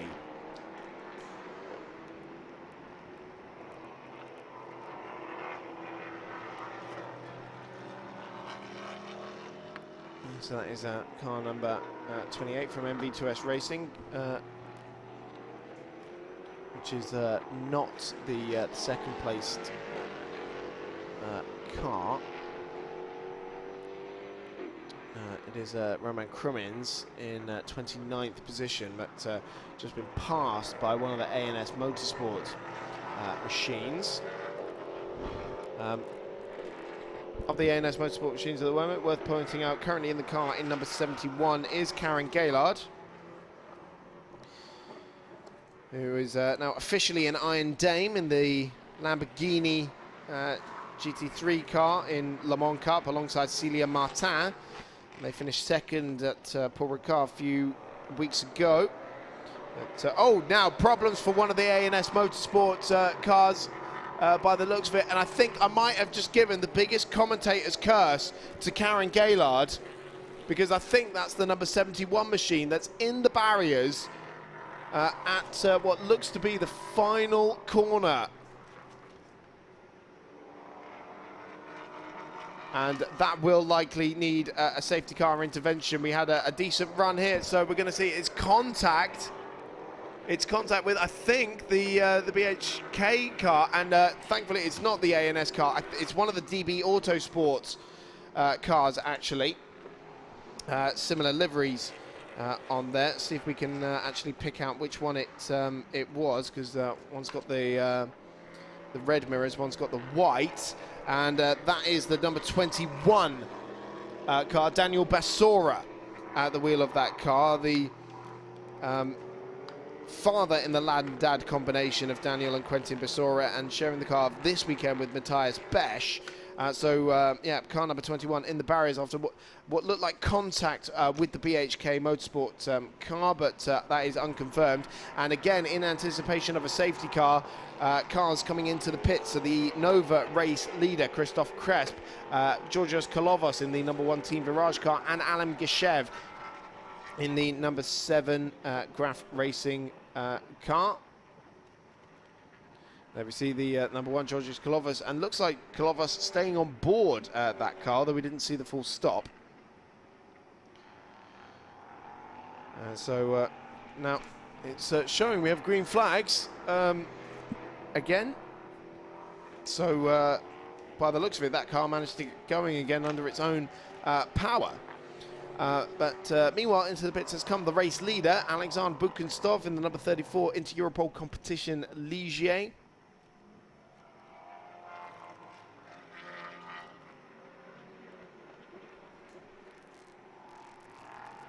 Oh, look up there for one of the Novas ahead. No, that car is still there, but we're showing green flag racing. We're going to see a replay once again. And it's, yeah, contact was, I think it was the 35 that was just ever so slightly wide of the normal racing line. And Daniel Bassora had left a car's width there on the inside, but the car on the inside didn't take all of it. Into the pits as well as come the pole sitter, the number 26, Bernardo Pinheiro. Potentially in anticipation of a safety car here, but that car's still parked in the barriers at yeah, what looked like the final corner. We are coming up to the end of the second hour here in Portimão. And yet there's still no movement from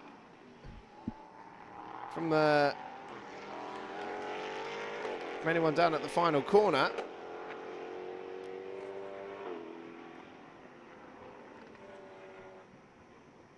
So yeah, see, we do have cars in pit lane, taking refueling as well.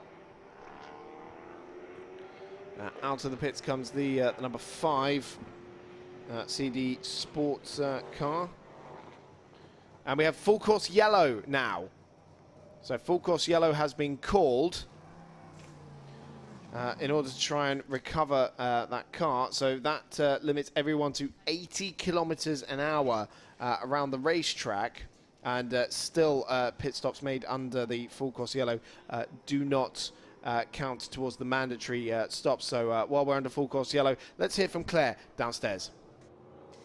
Yeah, we're just down here by the car number 88, which obviously is not out racing at the moment. Jacek, I'm so sorry. Just talk us through what happened with car 35. Okay, I was from the inside overtaking both cars on the straight, and the car turned on me, hit me, broke my car, both tires in the front and the rear, so I couldn't move the car anymore.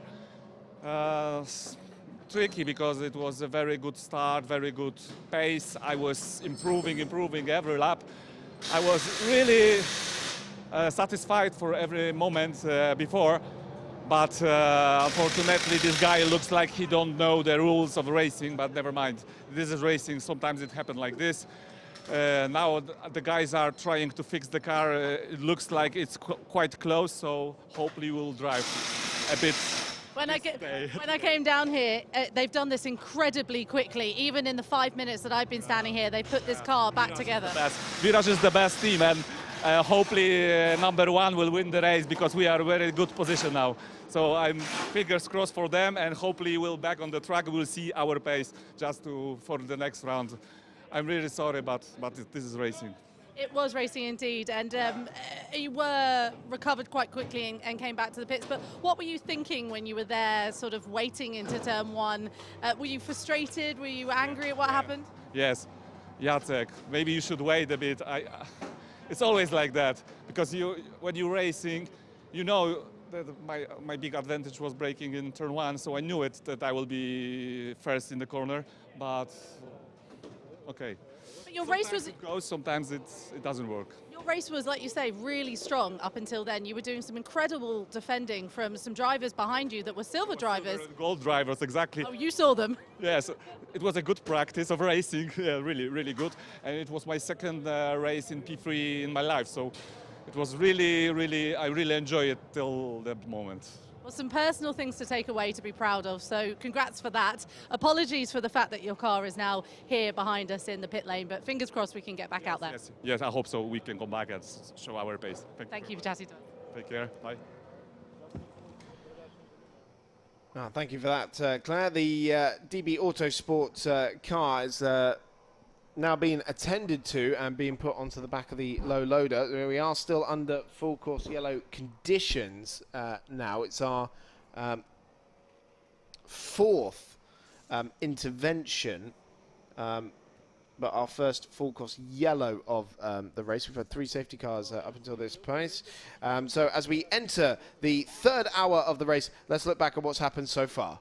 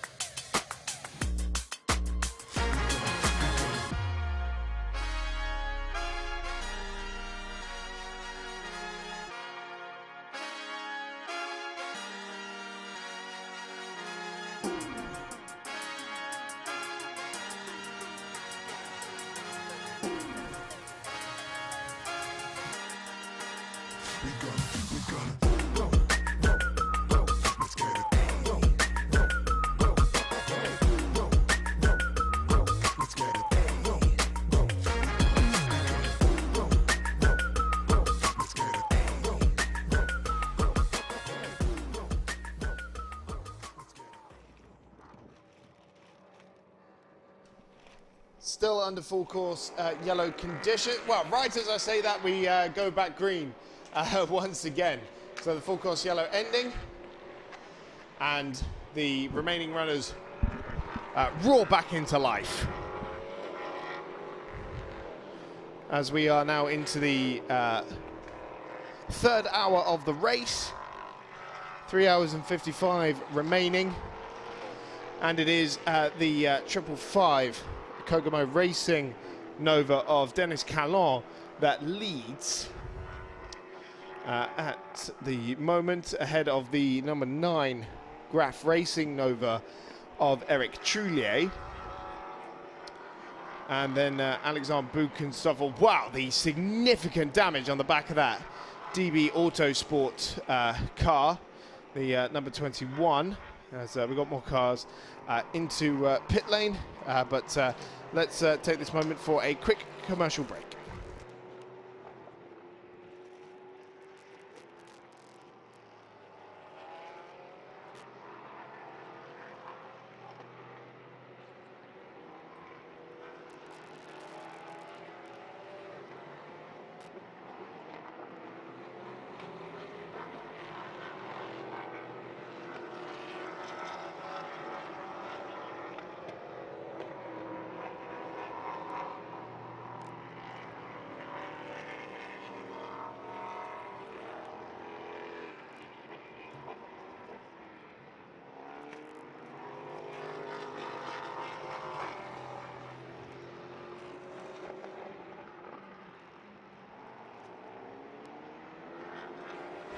Juste la volonté, le travail et un peu d'aide.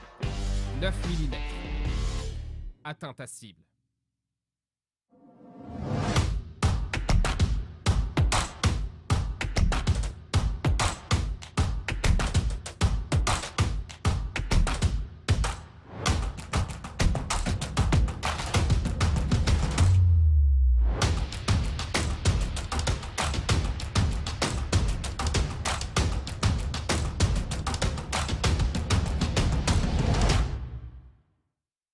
Être un bon traiteur, c'est être intransigeant sur la qualité. On ne fait du bon qu'avec le meilleur. C'est être impitoyable sur les recettes. Quand c'est bon, il n'y a rien à ajouter, rien à enlever. C'est être irréprochable sur le goût. Il faut prendre du plaisir pour en donner. Voilà, pour être un bon traiteur, il faut être intraitable. Parfaitement intraitable.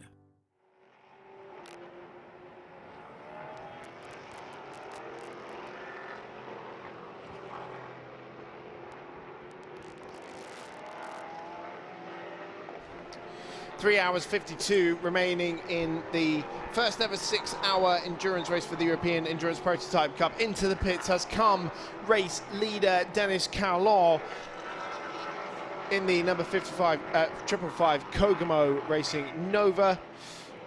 The Nova's running 1 and 2 at the moment, with the number 9 Graf car Eric Trullier in second position, and then the 34 into Europole competition Ligier of Alexander Buchenstoff first of the LMP3 runners and third overall.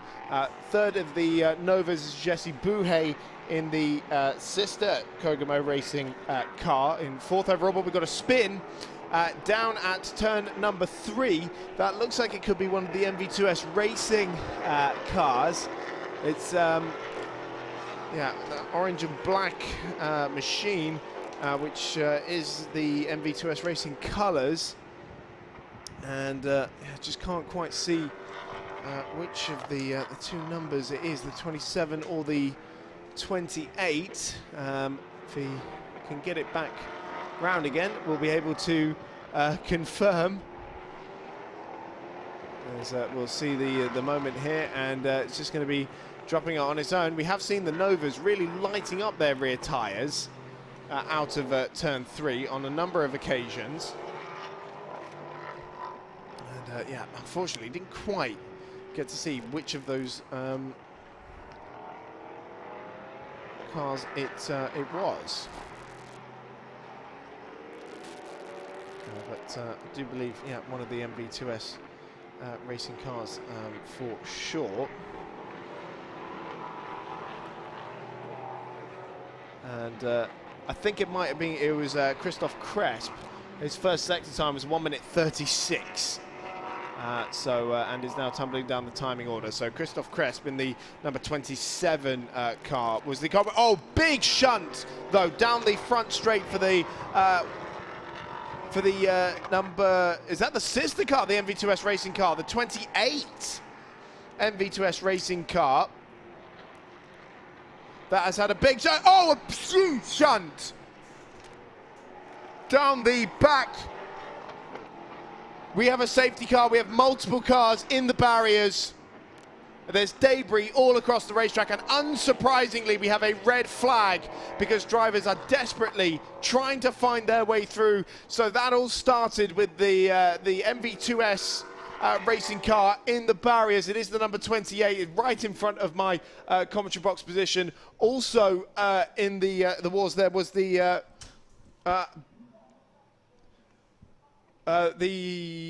is it the DKR car? Yes, it is. So the DKR on the right-hand side, and then the Naguti competition car, which went into the barriers hard at the final corner and taking some of the tyre barrier with it as well. So first of all, great to see from the number 28, Roman Krumins out of the car. And I think we can also see in 99, Stéphane Ortelli attempting to get out of the car, but an unbelievably massive incident on the start-finish straight with 3 hours and 49 minutes or so left in this race. Great to see Ortelli stepping out of the car, if maybe a little winded. You see dropping to his knees there, but great to see him out of the car. Wow. Hugely dramatic incident that has brought the longest Ultimate Cup race in its history to a halt.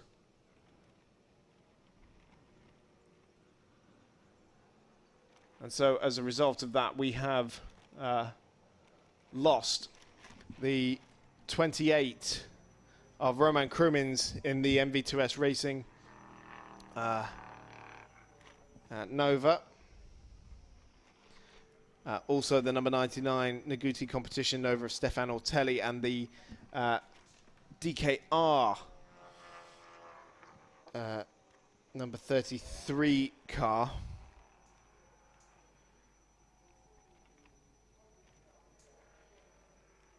Which was Benjamin Rouget, the Italian, at the wheel of that car when it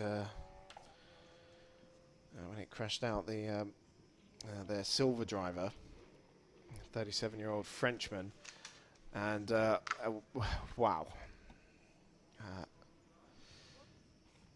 it's slightly reminiscent of in the European Le Mans Series race here a few years ago, where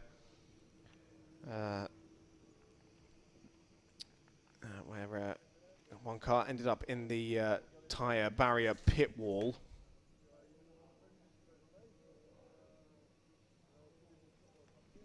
On the pit entrance,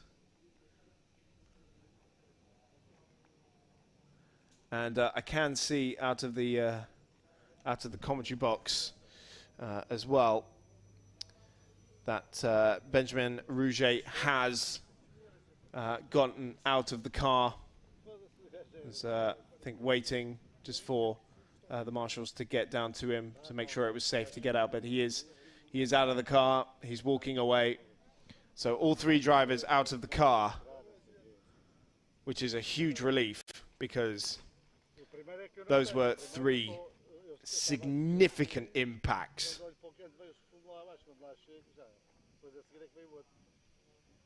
So the timer is still running down.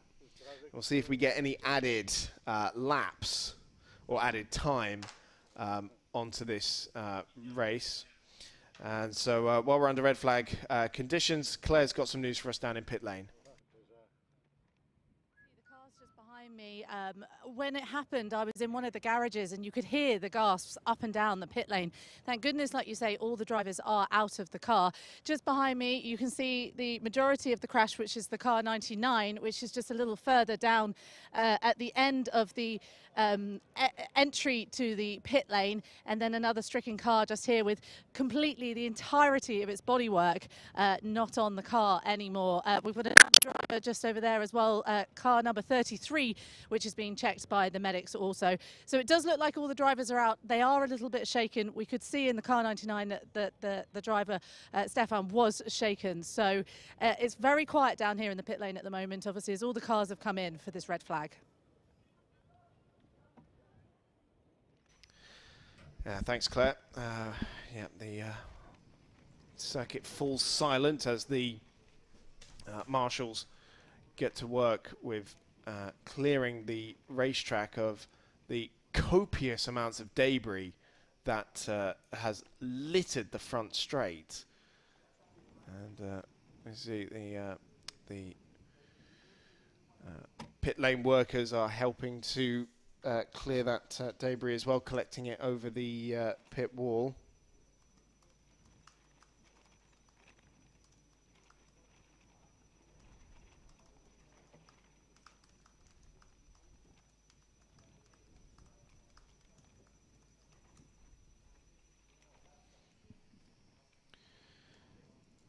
So, cars queued up at the end of pit lane. So at the time of the red flag, it was, we just had the race leader into the pits. So it is the number 9 Graf Racing Nova of Eric Choulier that is leading the way ahead of the LMP3 leader, which is the Inter-Europol competition, Alexander Bukenstoff, and then Georgios Kolovos in the number 1 team Virage car. But while we're under red flag conditions, we will go to an ad break.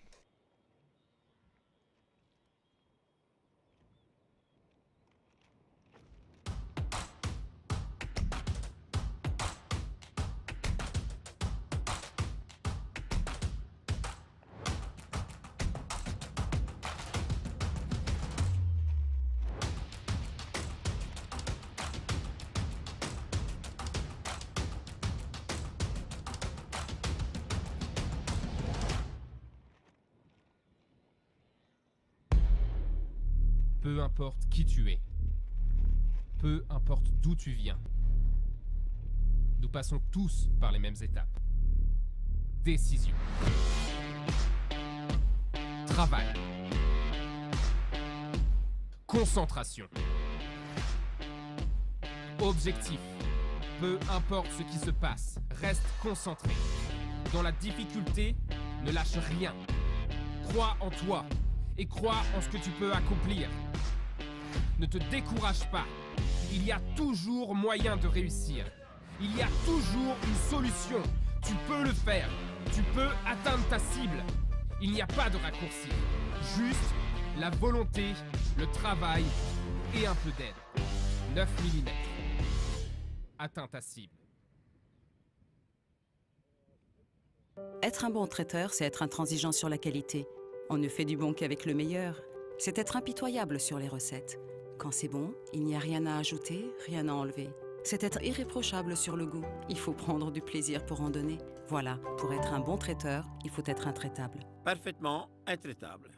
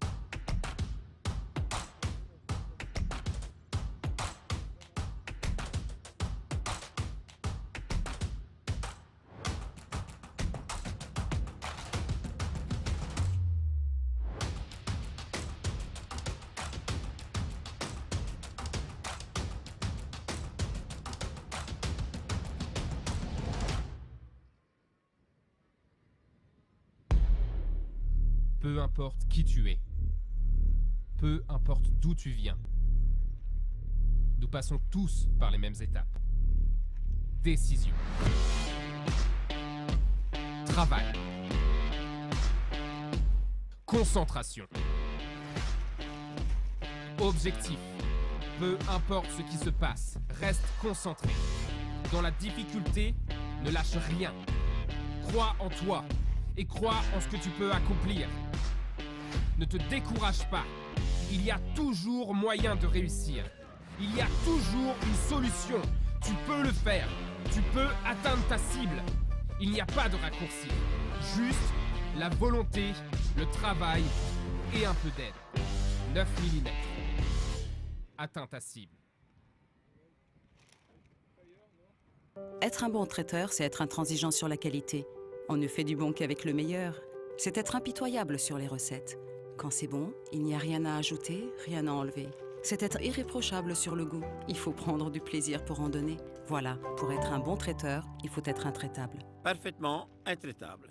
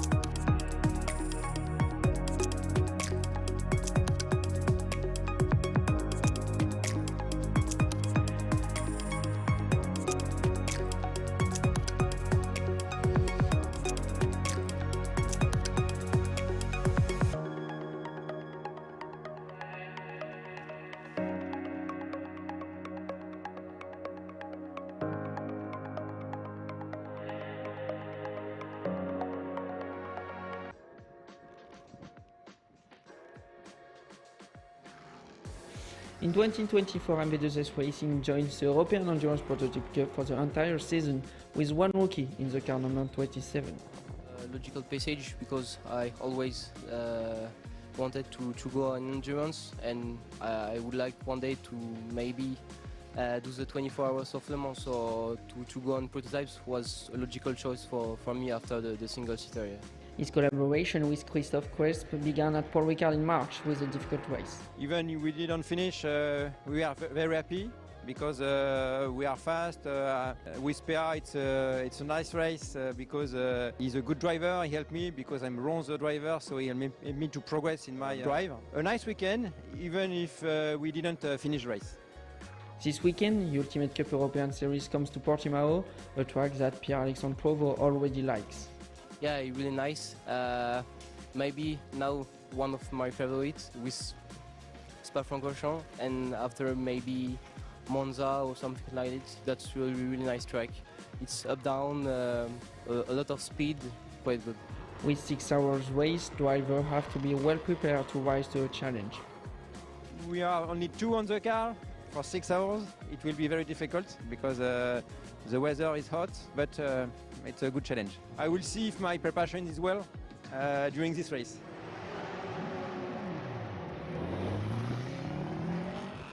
This morning, they will begin the race on 20th place. We are this weekend in Ultimate Cup European Series in Portimão. How do you feel before the race? I'm looking forward to join this nice championship that has been growing very, very great. So it's the first time for me here, and will be very cool, I think. I've been racing with John for many years already. We've done the Winter Series. The past winter, we've already done the Michelin Le Mans Cup together.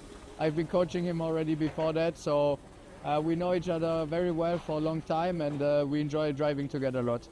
I've been driving the LMP3 a lot in the last few years, so I know the car quite well. In the past, I did already test days where I've been jumping between the two cars, and it was not too much of an issue for me, so I don't think I will struggle with that. And finally, what would be the goal of this weekend? Well, let's see. I think the competition here is really strong. I've seen already last year some races. There's a lot of strong drivers, a lot of strong teams. So the rules here are very different for us. So I'm careful predicting a result, but of course we are always trying to do the best result for the team, and I will try to do a good job for the teams.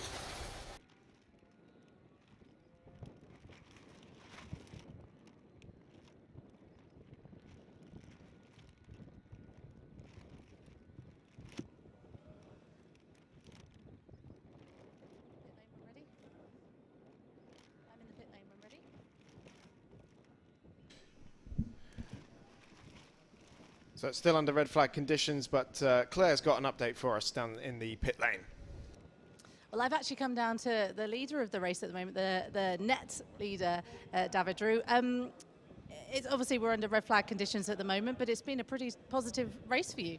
Yeah, until so far it's not too bad. Really eventful race. We had many opportunity with safety cars and stuff to pit, do fuel. It's hard to read the race at the moment because depending on the mandatory stops, on the fuel conditions, it's a long race. So, but for sure it's great to be leading at the moment, and I think we'll see later on where we are exactly. Obviously, I don't want to know your team's strategy, but does the amount of safety cars change the way that you think about your mandatory pit stops? Yeah, for sure. You need to adapt all the time. It's not easy for the team, for the engineer, because it's all the time stressful situations for him. But until now, I mean, we made, I think, a small mistake at the first safety car, but we could get back to where we wanted just after with a different strategy. I mean, it's so much events during the race that it gets really tricky to make the right call every time. So you just hope that at the end of the race it will be like an average of good and bad decisions. And yeah, as I said, it will be difficult before the end of the race to say exactly who is leading, like for real or virtually. So yeah, it's really interesting to follow. Yeah, we always have to wait for everything to kind of shake out before we can work out exactly who is on the podium, and hopefully we should be able to once racing gets back underway. You haven't gone out into the car yet. You are going out for the final stint, as I understand it. How are you feeling ahead of that? Yeah, it's always the same strategy for us. We did it in Puerto Rico and it worked out pretty well. So we go for the same strategy. Eric at the start, Luis going for the middle part of the race, and I will finish for a bit more than 1 hour and 30 minutes at the end normally, if depending again on the strategy. Have you been watching to see exactly where the tricky parts of this circuit are? Is it a track that you've raced at a lot before? Yeah, it's a track I know quite well from different championships, and even with this championship we already came before. So it's quite a special track compared to, I would say, usual tracks. Lots of up and down parts, so it makes it quite tricky with visibility with other cars. But I think it's always interesting to come here. We've had a lot of track limits warnings out there and penalties as well. Turn 1 seems to be one that's causing a couple of issues as well. What is it about Turn 1 that's causing a couple of people to maybe go a bit wide? They want to gain time, huh? Yes, but we can tell that they're trying to do that. Yeah, it's really it calls you, you know. You want to keep more speed and it pushes you out. So you really need to be careful. It's easier to go wide than to stay on track, I would say, even more when you're pushing hard. So yeah, it's really about the drivers to make sure you don't get that 5-second penalty, because we saw they put a lot of penalties. So I think it makes the driver go a little bit more slow to make sure we don't get penalty. But yeah, I think it's easier when there's gravel just after. It makes everyone on the same level. Yeah, the gravel is punishing out there, of course. Well, we'll let you get off, and you will be jumping in the car very shortly. Good luck with the rest of the race. Thank you. Thank you, Claire. Chatting with David Drew. And they're from the Graf team. As part of the lineup that took victory in Paul Ricard. Alongside Louis San Juan and Eric Trullier, who has been adjusted on the timing screen now. It's put the 555 Kogamo racing at the top of the order. There is going to have to be some working out of where each car is meant to line up in the order. And of course, this red flag, with the timer still counting down, we don't necessarily have to add time back onto the clock. So this could cause a bit of confusion with regards to minimum and maximum driver stints for the various different combinations of drivers.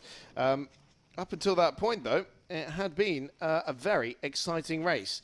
So why don't we take a look back at what has happened so far in the first 2.5 hours of the Ultimate Cup's first ever 6-hour endurance race.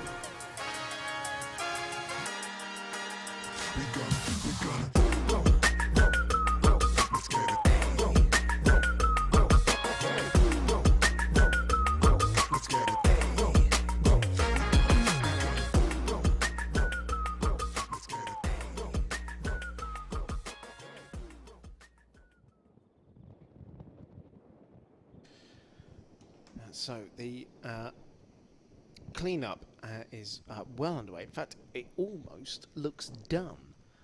The cars have been cleared, the debris being collected, and of course, a good opportunity to thank the marshals for their work, because we cannot go racing without them. They give up their time and weekends to help us go racing.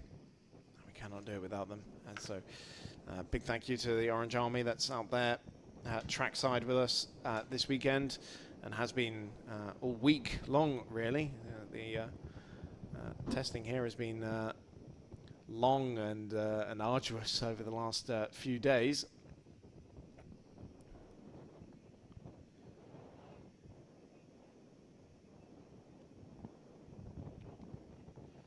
So at the time of the red flag, Philippe Thiron leading overall in the 555 Kokomo car by 15 seconds or so to Eric Trulier, and then 21 seconds back to Alexander Buchenstoff, which is the LMP3 class lead.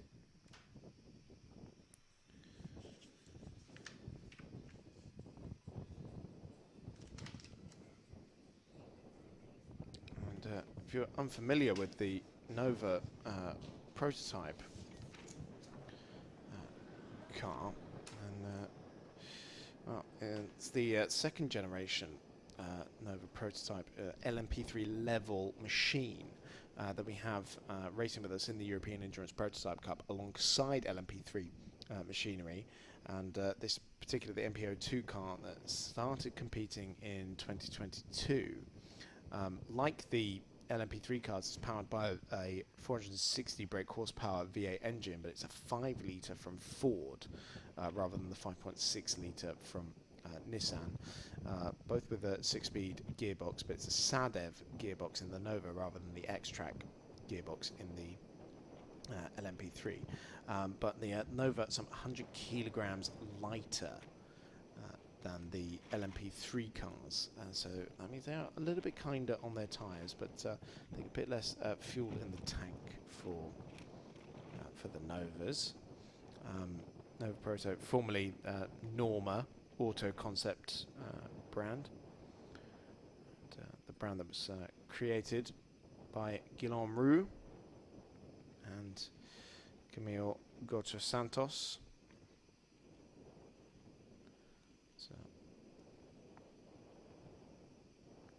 A close friend and the daughter of Norbert Santos, who founded the Norma brand, and as you can see, makes for great racing with the LMP3 machines, and provides another fantastic platform for young drivers and gentlemen racers, entry-level competition for aspiring prototype racers. Of course, the 3 LMP3 machines we have is the Ligier, the Ginetta, and the Duqueine, and being run by some very top-level teams as well. I mean, you've heard us talk about Team Virage. Many championships in Ultimate Cup, and but also in Le Mans Cup. Great success in the European Le Mans Series as well. I think a lot of people forget now that Team Virage was originally created as a single-seater team, racing from the Formula Junior 1.6 litre. So that is proper entry-level stuff, and going all the way up to the World Series by Renault for Philippe Gauthiron's team, which was actually at the time under the G-Tech Sport brand, before becoming Team Virage at the end of 2017 to focus on prototype competition in European Le Mans Series, Le Mans Cup, and in at the time the V2V Championship.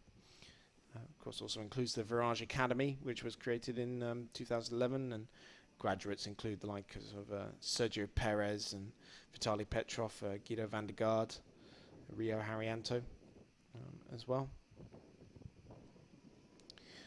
And of course the Inter-Europol competition as well. We've talked about the only Polish team to finish the Le Mans 24 Hours, and winners in the LMP2 category last year. If you ever wonder why Inter-Europol is referred to as the Turbo Bakers, it's because Inter-Europol is the biggest bakery in Poland, in case you didn't know that. But Claire's got some more news for us down in pit lane. Yes, I've come alongside Ben Smear. Now, yesterday your car was smoking. Today, everything all right? Until now, everything is all right. We have had a few small contacts, but apart of this, everything went fine. Yeah, there was a big crash, so I hope all the guys are doing fine.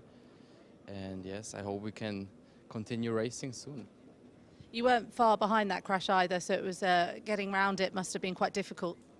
Yes, well, the guy next to me, I saw how he took off, so it was quite a weird feeling. But yeah, as I said, I hope they're doing fine, so yeah, looked quite heavy, but yes, I really hope they're doing fine. Racing will continue shortly after this red flag period. How confident are you feeling?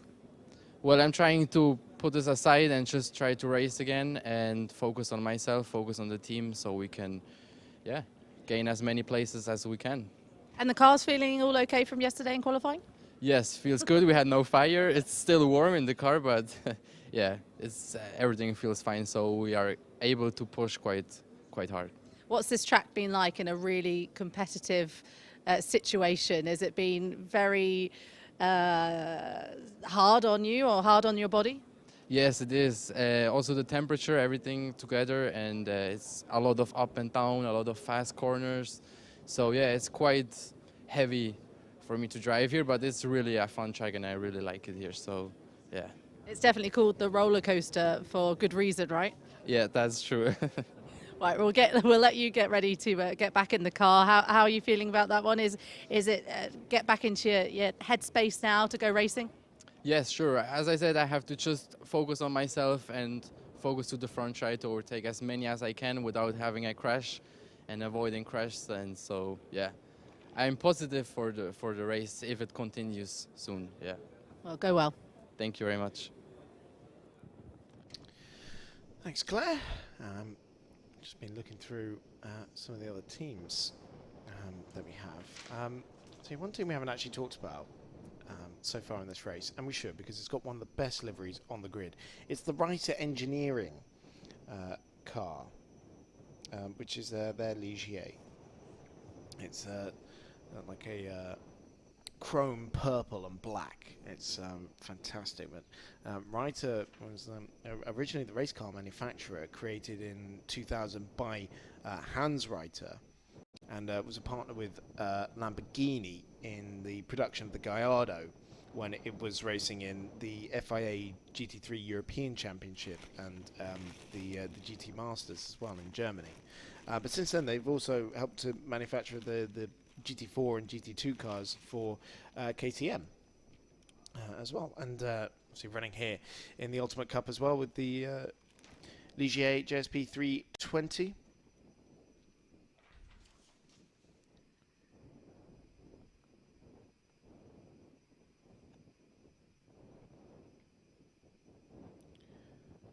And then you have the likes of them, but then on the other end of the scale, in the GT competition, a family-run team, practically a skeleton crew that operates that team. But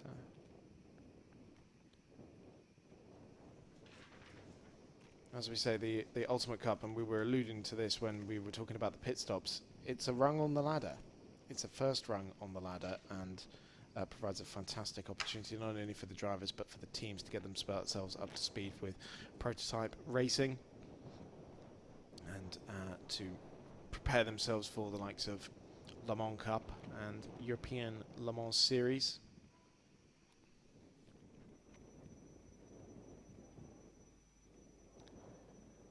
So,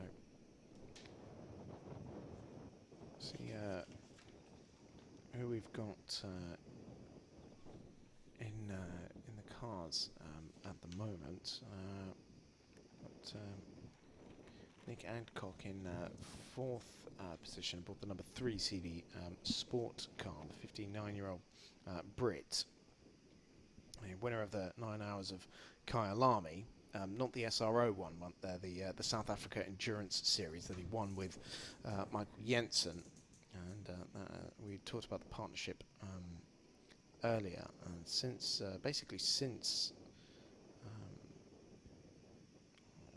joining the Ultimate Cup together, they have been a pretty fantastic partnership. Also competing in the Le Mans Cup together. They're joined by Ian Aguilera, the Mexican driver, who only in his 4th year of car racing,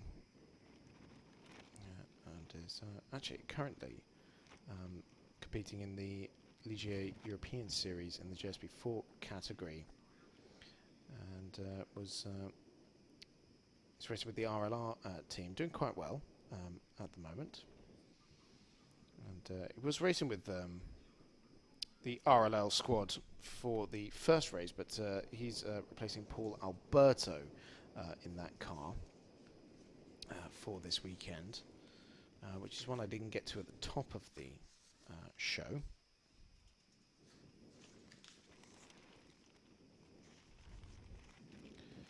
There's a couple of local drivers. I mean, Alexander Buchenstoff, we were talking about there. It's a home race for him in the Inter-Europol competition car. The Golf Radical Cup champion and the Asian Le Mans Series champion of this year as well. Well, racing with a Portuguese license, let's say. And the bronze driver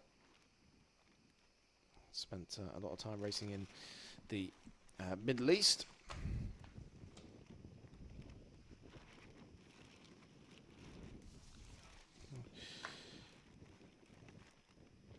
So I think we will hear from Claire very shortly down in pit lane.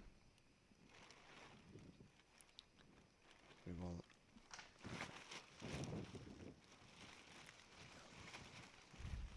race so far. I feel like I should congratulate you. It's a weird time to congratulate during a red flag, but I feel like it's been a positive race for you guys so far. We've got a particular strategy we're trying to follow. So let's see. I mean, it's still a very, very long race distance, 6 hours. But the car's really good. We've got a strong strategy, I think. So, and our silver driver, Ian Aguilera, is very, very strong. He's going to go at the end. So we're cautiously optimistic at this stage. We'll see how the rest of the race pans out. I'm very glad that nobody was hurt in that horrible incident. So yeah, we're just waiting to get going again.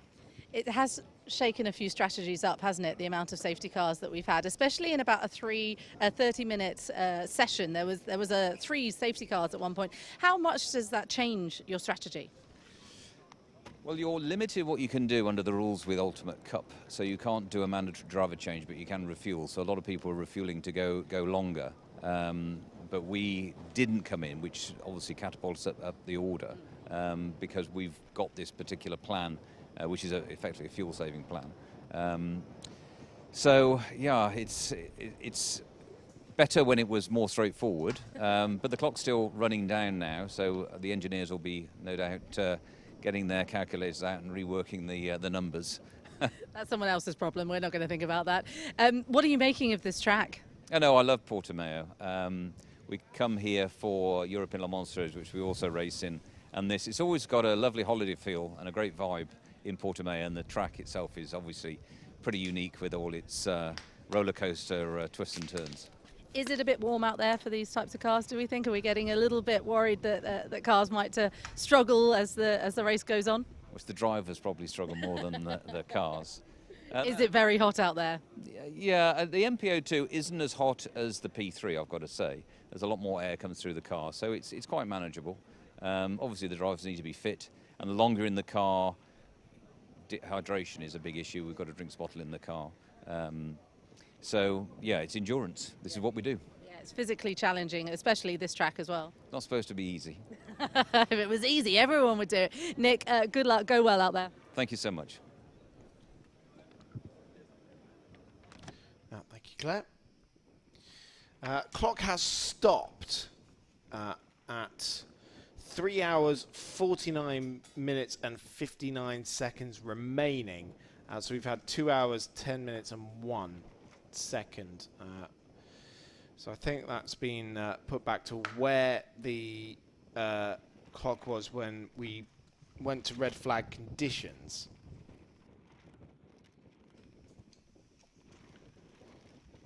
So that should be the time we have remaining when we get going again.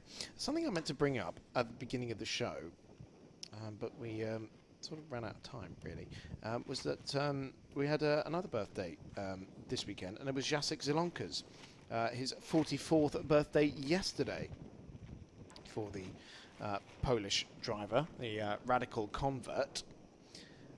But today wasn't the happiest of birthday presents, although yesterday was a good qualifying for the team. And in fact, his teammate Daniel Messier will be celebrating his 23rd birthday on Tuesday as well.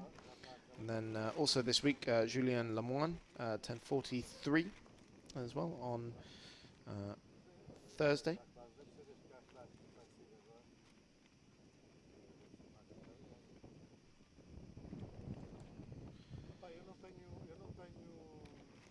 Might have been Friday actually. I lose track of the days very quickly. So we actually look at a calendar and see it's the 22nd we're looking for. Ah, it was Wednesday. Excuse me.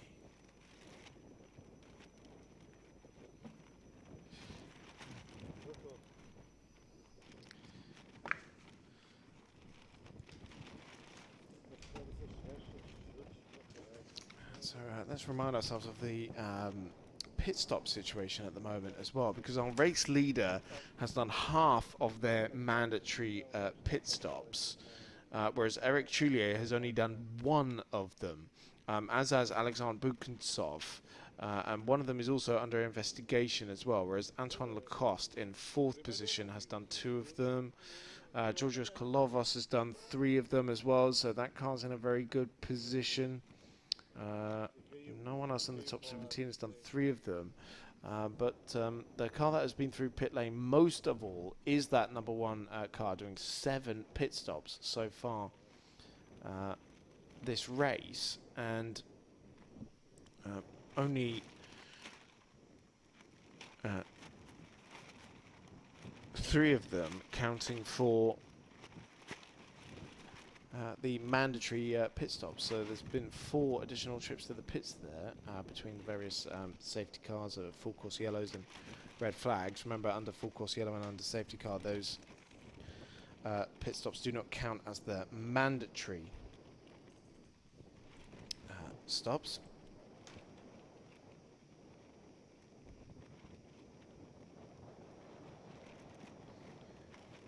In the championship standings, as we alluded to earlier, the overall championship standings, it's the number 9 Graf crew of Eric Troulier, Louis San Juan and David Drew that leads after their victory in Paul Ricard, and there was a Graf 1-2 for Loris Kybers and Louis Rossi and Jan Zimmer in 2nd position.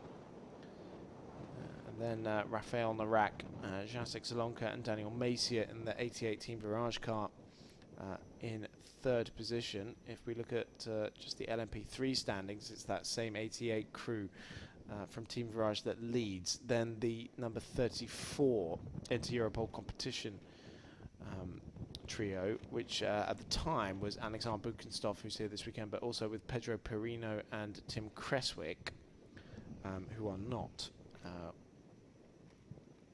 here this weekend. And then the 3rd position was Ian Aguilera and James Dayson.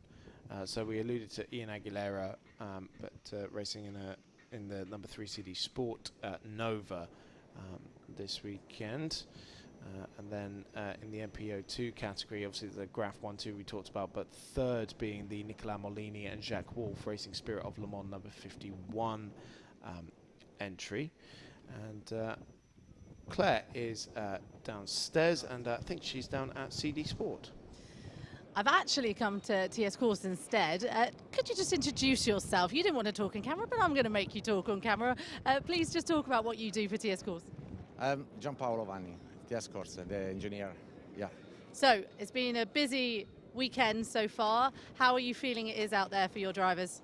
The weekend, that race is amazing because there are a lot of cars, but the drivers start the race as a sprint race, 6-hour race as a sprint race. So there was a lot of safety car, full course yellow, and now red flag. So it's a nice weekend, but when happen things like that, you understand that it's not good. But is good in that moment that all drivers look like fine, so it's okay. Of course, instance we never like to see like this in motorsport at all. You are you are correct. There were so many safety cars in the space of about half an hour at the beginning of this race. Is it a track that's just catching a few drivers out? Is it a bit too tricky, or what would you say is the reason? Yeah, both reasons. The drivers, but also this track, because also in 2021, if I remember, there was a big crash in the last corner, and then we stopped the race for 1 hour and a half, 1 hour and a half, in the Michelin Cup, I mean. But the track is nice, but when you have a lot of car and a driver that start the race like that, so what I can ask to my guys to keep calm, no stress. How are your drivers feeling though? They're good? They're pleased with how the race has gone so far? Yeah, the driver, they say that it's okay. We are managing the strategy now. We are waiting for the new strategy, the new condition for the race, because we are waiting for the race control, new driving time, new pit stop mandatory. So the new rule to finish the race, because now the time is going up. So yeah. Still, though, a long time out there, obviously, like you mentioned with the time there. How are you feeling for strategy-wise? Are you feeling that this is going to work? A shrug.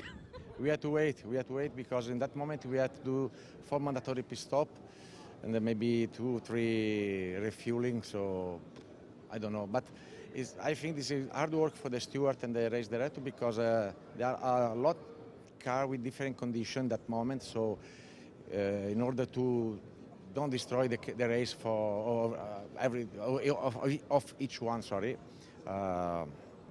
they had to understand what is the best. In the moment, there are some cars that they have to do 6 pit stop. I don't know. I'm confident that they will do it. They are better. Everyone, there's a lot of drivers in there, a lot of teams in a similar position. So, good luck. Go well. Thank you very much. Thank you. Bye. Thank you, Claire. That's the TS Corsa team set up by former racing driver Stefano Tichetto in 2006. And they have their setup just outside Bovizio Masiago, which is just outside of Monza, for anyone keeping score. Of course, I think the delay to get back going again will be the repairs to the barriers, particularly the tyre wall as well, which took a hefty whack at turn 15. And yes, TS Corsa making a very good point about the fact that we now have to readjust the minimum and maximum driving times as well, potentially adjust the pit stop regulations. So there's going to be a lot of work done behind the scenes before we get back going again.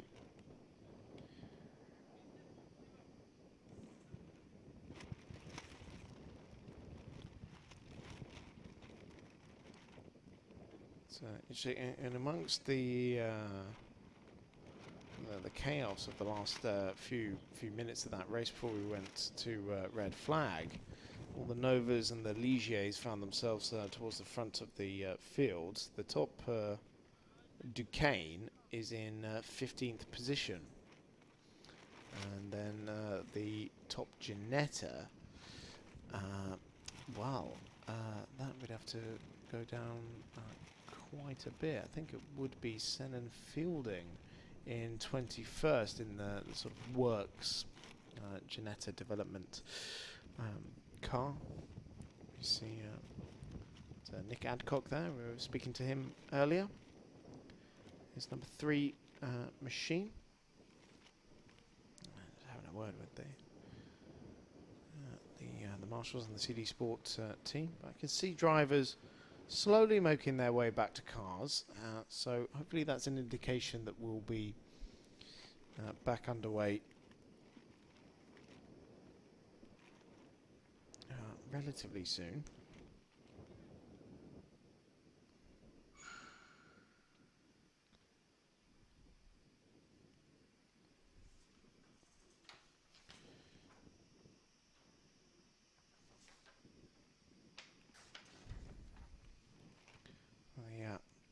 race leading team as it stands, the 555 Kogamo Racing team. It's their second full season in Ultimate Cup, and this is probably the debate about driving times and extra regulation changes that are now being, or possibly even arguing over what the grid is actually going to look like.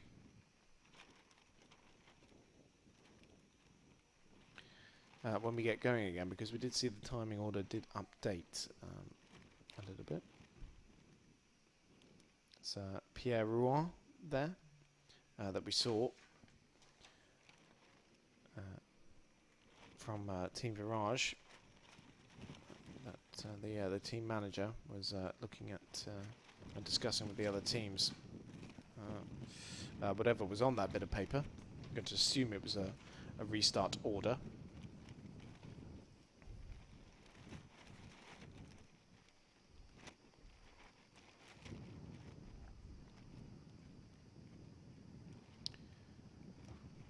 We're talking about Giannetta's development in the Ultimate Cup Championship,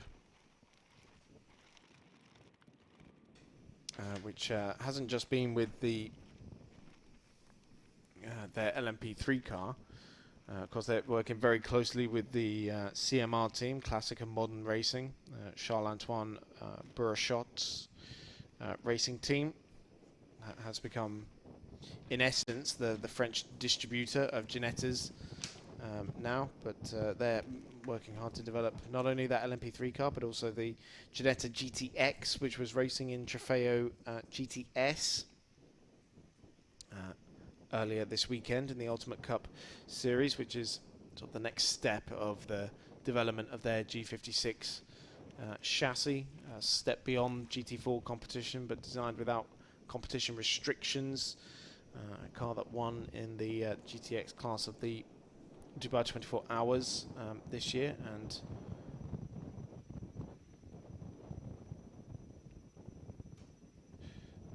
was being driven by the former Dams team principal Gregory Drio as well.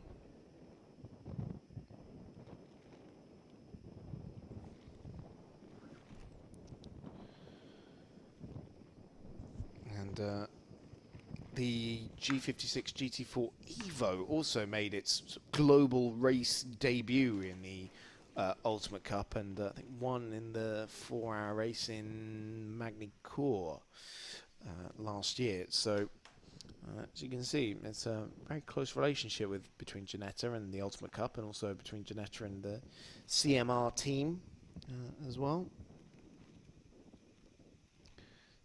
So Ultimate Cup Series on Instagram, if you don't follow them, have just posted a reel that is a tour inside the commentary box that we filmed just before we went live this morning. So if you go to Ultimate Cup Series on Instagram, then you can find lots of great content, not just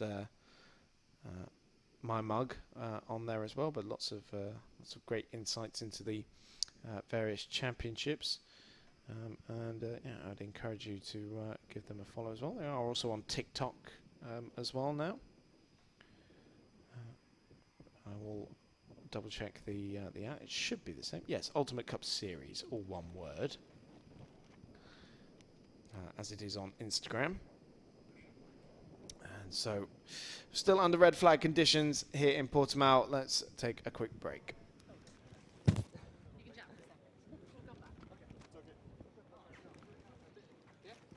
Yeah, I'll stay here.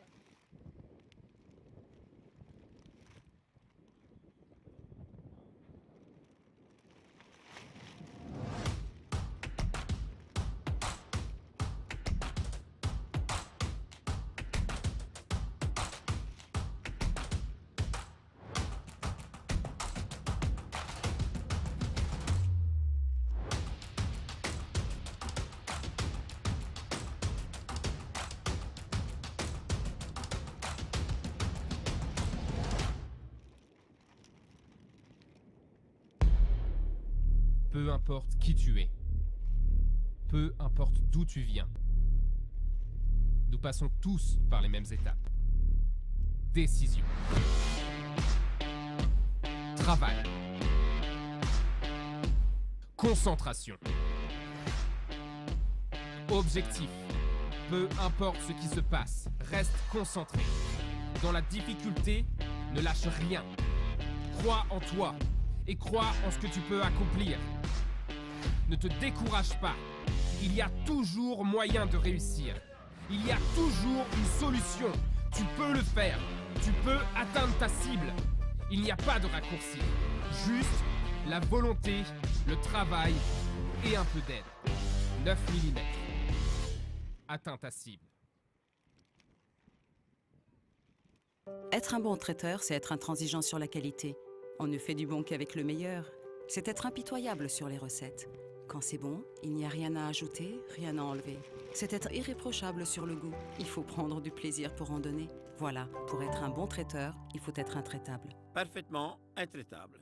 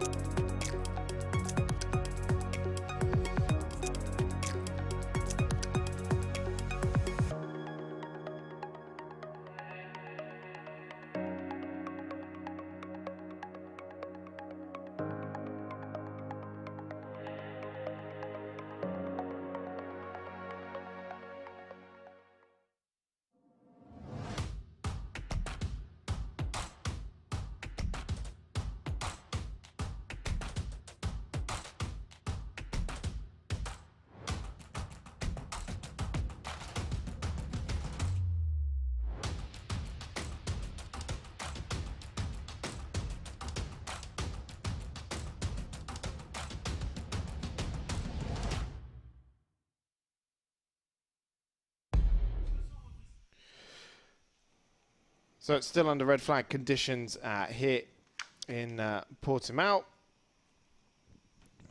We are awaiting a restart order. We've seen them discussing potentially the restart order. But, I think Claire might have some news for us down in pit lane. I'll head to her shortly. But, the barrier repair is very much underway. You see the marshals still clearing the debris through the runoff area at that final corner, but we have had to not only replace the tyre barrier on the outside but also on the pit lane entry as well.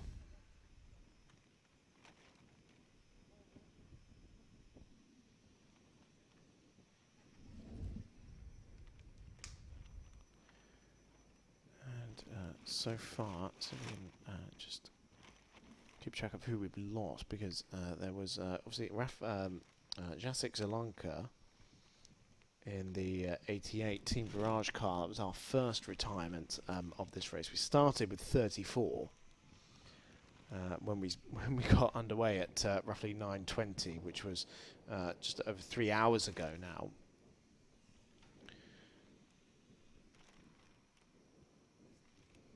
We also lost Maxence Maurice in the number 4 CD Sport Nova as well. Fabien Michal as well in the second of the CMR Ginettas, that's the number 12 car. So I think really we've only lost three actual retirements so far. We've had a few cars come into the pits with more problems, namely the 61 MG Sound Vision Ginetta, which is still in pit lane, but then of course we lost Daniel Bissora as well before shortly before we went to red flag conditions. He had his own incident down at the last corner, and then of course the 3-car incident that has left us with the red flag conditions that we're under at the moment. So it's 7 out at the moment. Of course, I was forgetting my timing screen actually hasn't fully updated yet to accommodate the cars that were involved in that incident. So let's call it 7 retirements.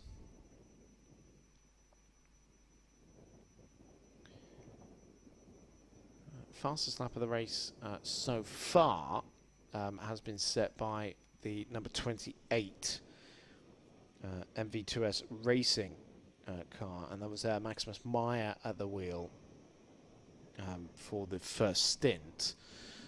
That car currently in 25th position, but a 1:39.319.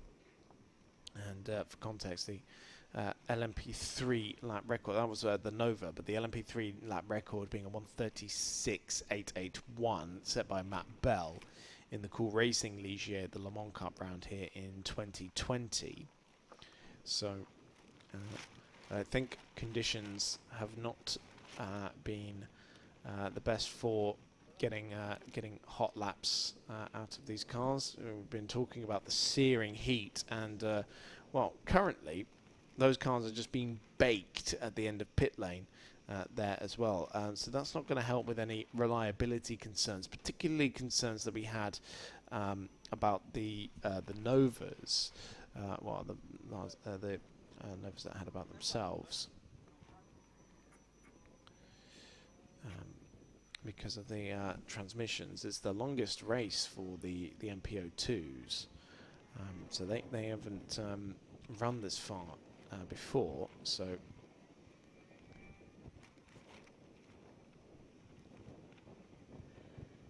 see the 27 Christoph Kresp's MV2S racing car being pushed back in pit lane there.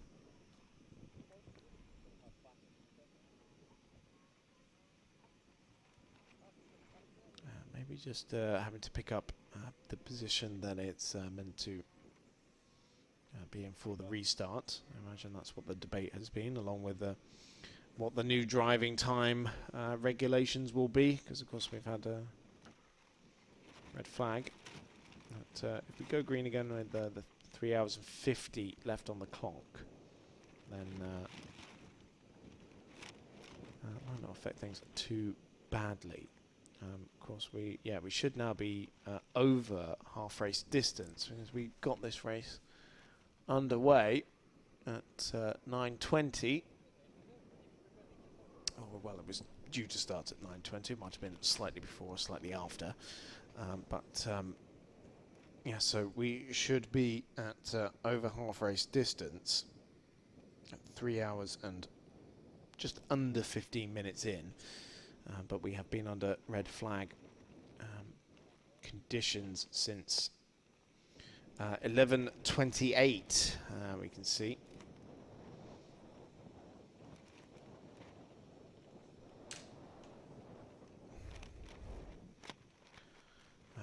timing screen. That's when the race was suspended.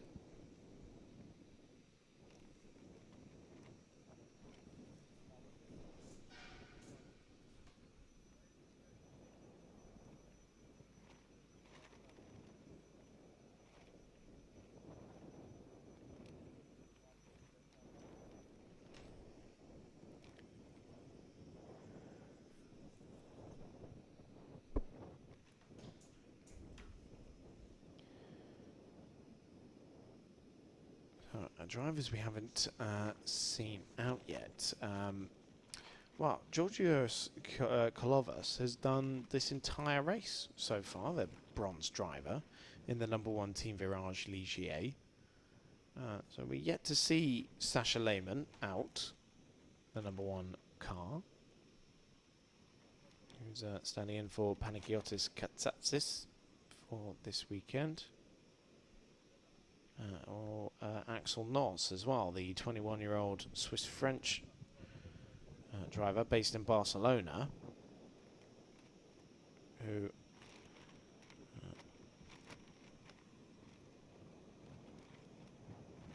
competed in with the Nova Race Honda in Italian GT last year, but was part of the winning lineup at the Paul Ricard finale with Virage last year, and so far competing in Le Mans Car with Breton and Graf. Let's just remind ourselves once again of the action we've had so far today.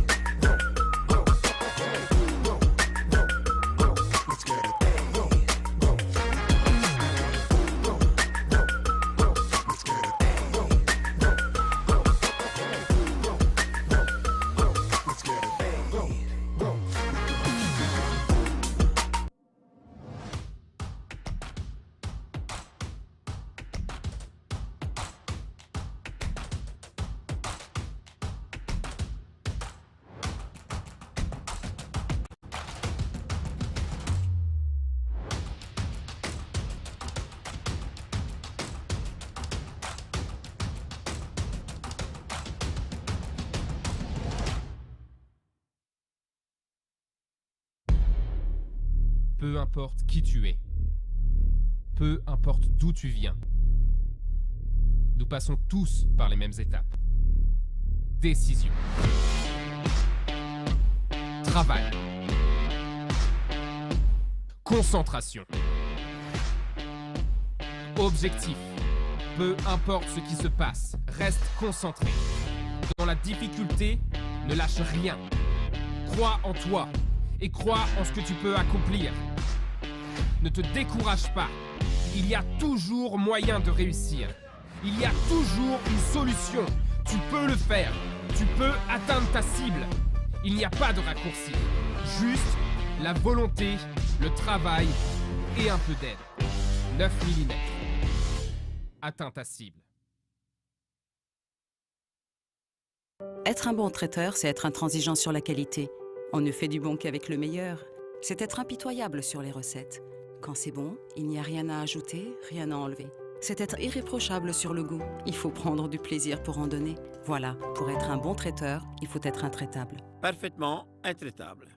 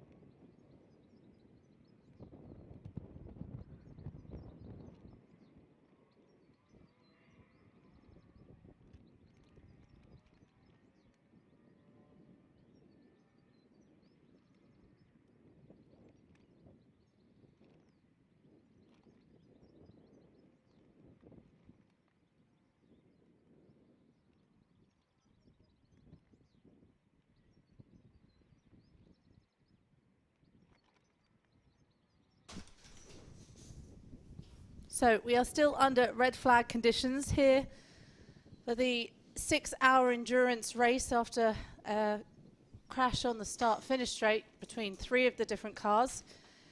I've been up and down the pit lane, speaking to some of the drivers that have been out on track, the very, very warm track out there. Been alongside Chris Stevens in the commentary box, who has been keeping you entertained through this rather lengthy period that we've had.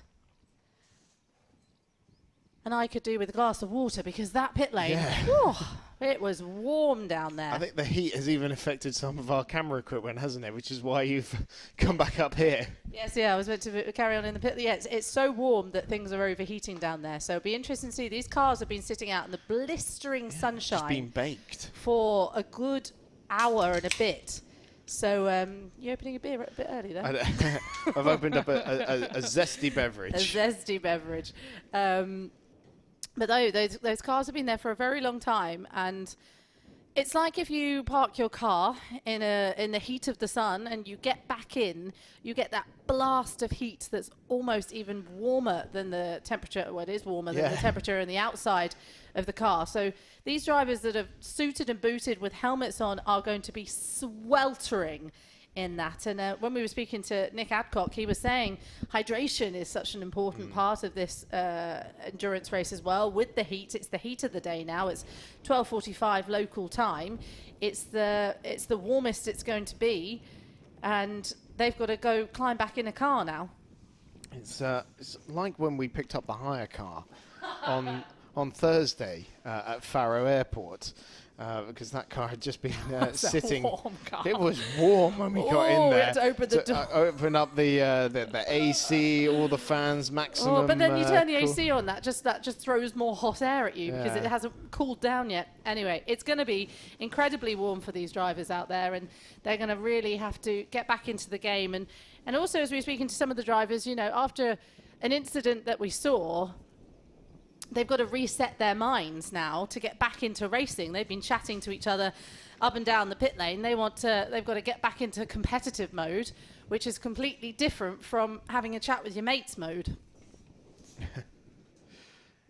Yes, I always wonder how drivers manage to. It's something I'm rather in awe of how professional athletes in situations like this go from the slightly more relaxed environment where, you know, they've been into the race mode, they've gotten themselves engaged, and then they have to sit back and just relax for a little bit, but then also get themselves back into the zone for when we go racing again. We have been given a provisional potential restart time of 1 o'clock local time, which would be in 13 minutes time.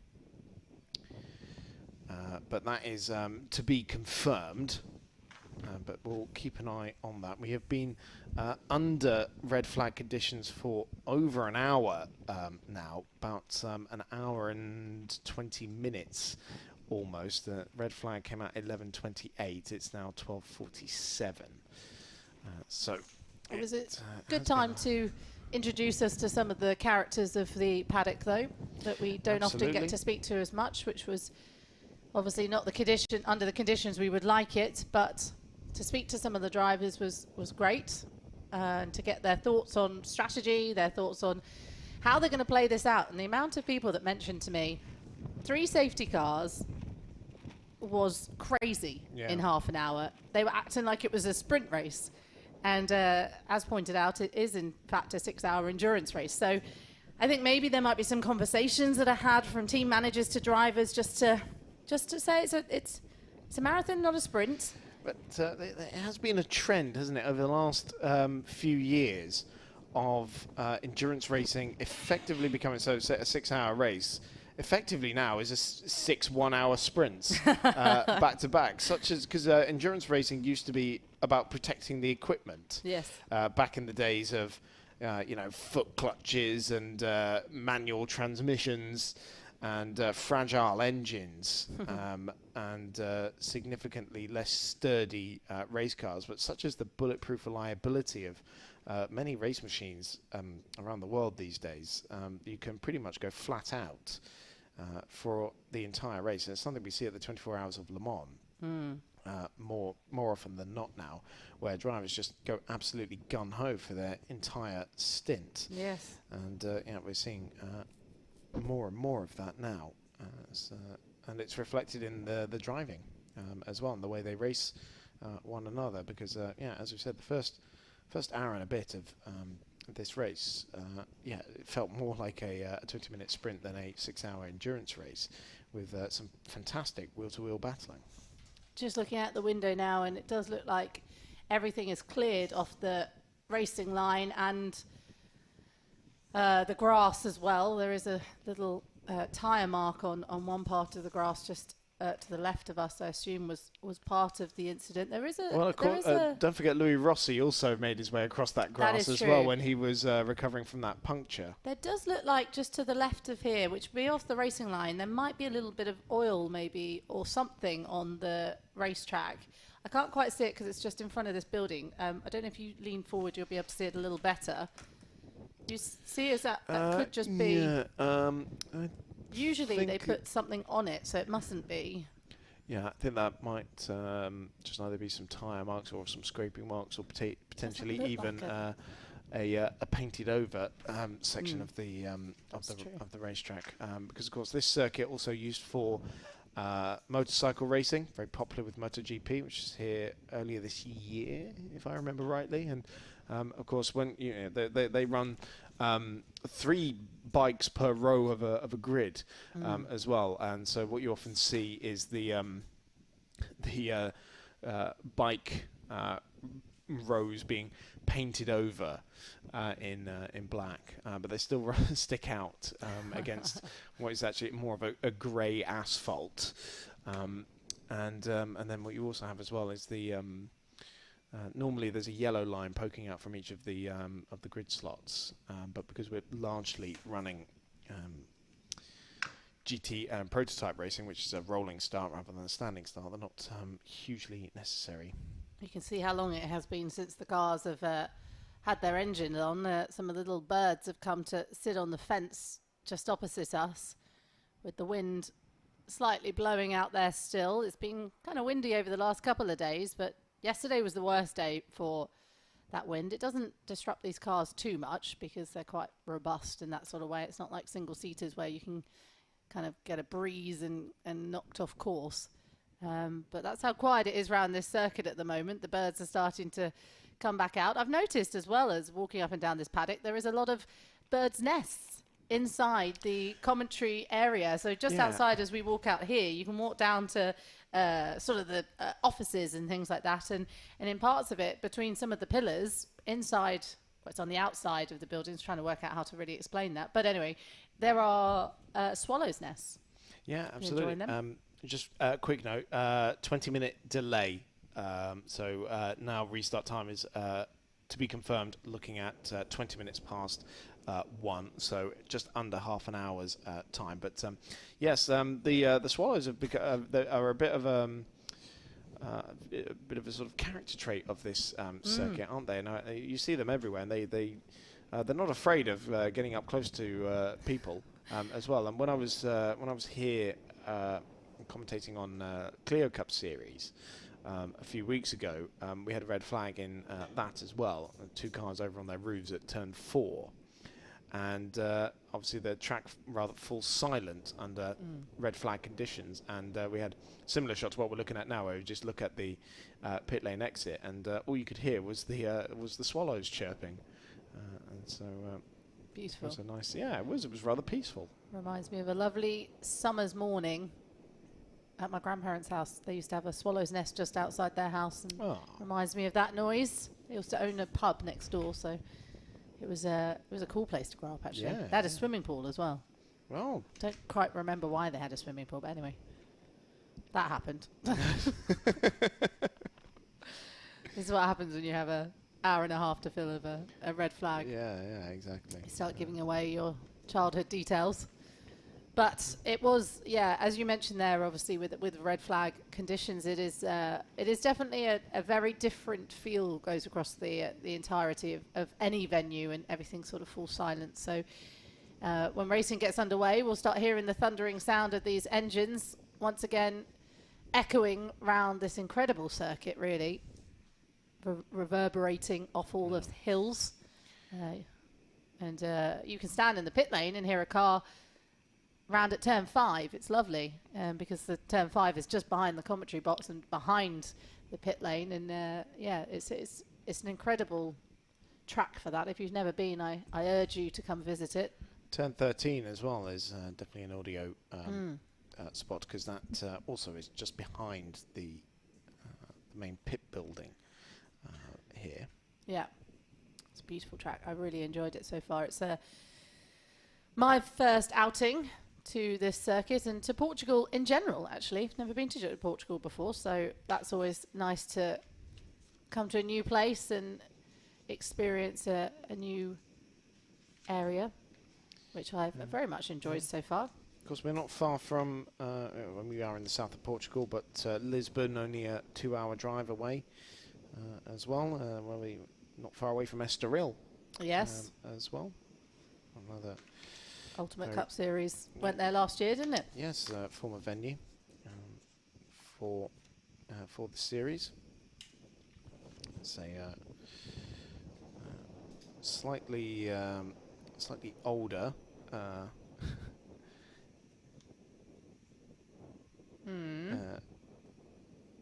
Sorry, just reading. Okay. Sorry, just reading some stuff in the WhatsApp group while I was doing that, and I lost my train of thought. Yes, a slightly older venue, of course, and it does show a little bit, but it is. It's still an absolutely fantastic circuit, and I don't know about you, but I love going to the older racetracks. So the ones that aren't quite as shiny and don't necessarily look quite as nice. They're not wearing the. They don't have the full face makeup on, so to speak.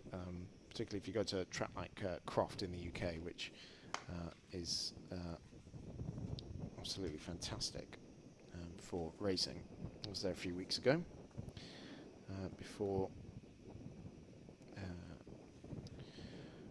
heading out here, actually, for the GT Open. It was a few weeks ago. So these cars are still sitting in the baking heat before they get going again. There's nowhere for them really, unless they went back into the garages. There's nowhere for these cars to find much heat shade round here. It's not a track that has a lot of shade until it gets to a bit later in the day and the hills start casting shadows over the circuit. But it's not like we have a load of trees here, so it can get very, very warm just because it's so exposed. Certainly is. On the timing screen, it does say Philippe Thirion is leading, but that is currently being disputed because it was Eric Trullier leading when we went to Red Flag, I think it was, and then the 555 car was sort of placed back up at the top. But Eric Trullier on that number 9 graph car, the one that is leading the championship. You spoke to his teammate David Drew a little bit earlier on, but Eric has a very long relationship with the Graf team, racing with the French outfit since 2013 when he joined the team for French GT and also Porsche Carrera Cup France, having initially started racing in the Peugeot Spider Cup championship. And then very, very quickly made his way into LMP3 competition. First of all in the European Le Mans Series, second in the championship in his debut year in 2016. And then following year made his Le Mans 24-hour debut in LMP2. And has been a regular face in the Ultimate Cup European Endurance Prototype Cup since 2019 as well, again to great success, second in the championship in 2019, and also Asian Le Mans Series LMP2 AM champion as well, and racing all the way up to the World Endurance Championship level, so not just at Le Mans, but competed in the WEC in 2022 alongside his ELMS campaign.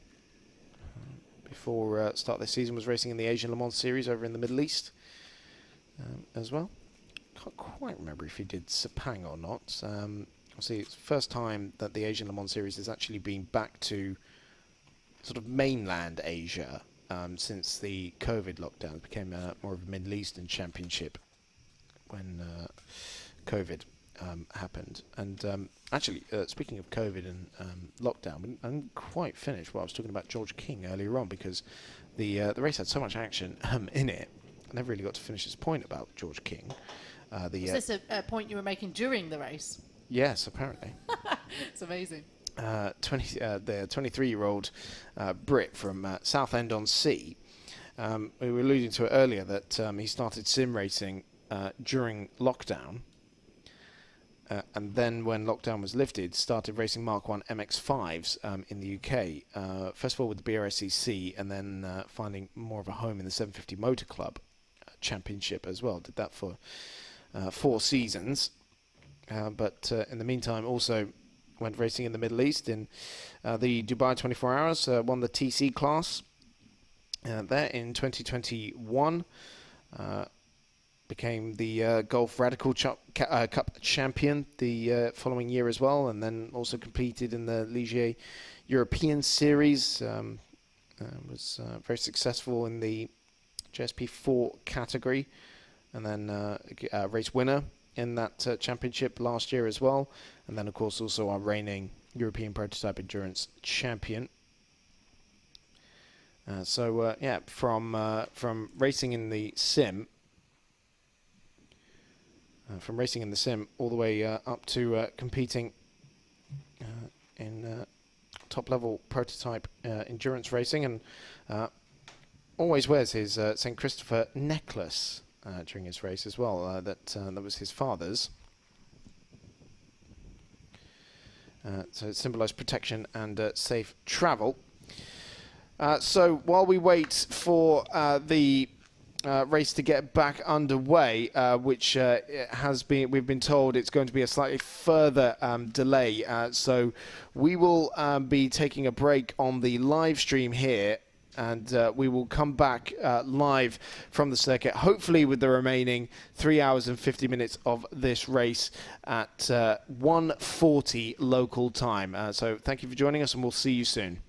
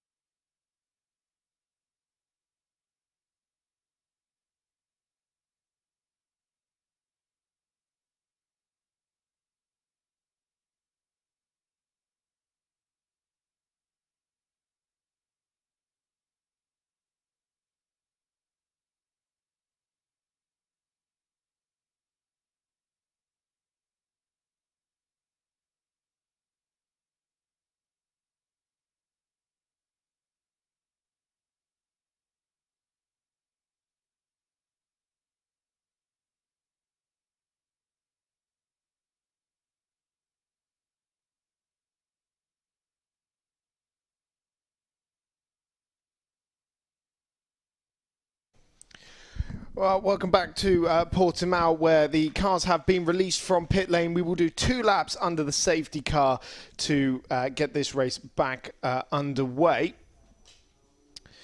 It's been a long wait. We've been under red flag conditions for an hour and 50 minutes or so, but we are now back underway a little earlier than we anticipated. So we've hightailed it back over into the commentary box to join you for the restart, but we come back to some slight breaking news, which is that the 154, the 4th place car, 3rd of the Novas, the Kogamo racing car of Antoine Lacoste, has been given a 4-minute stop and go penalty,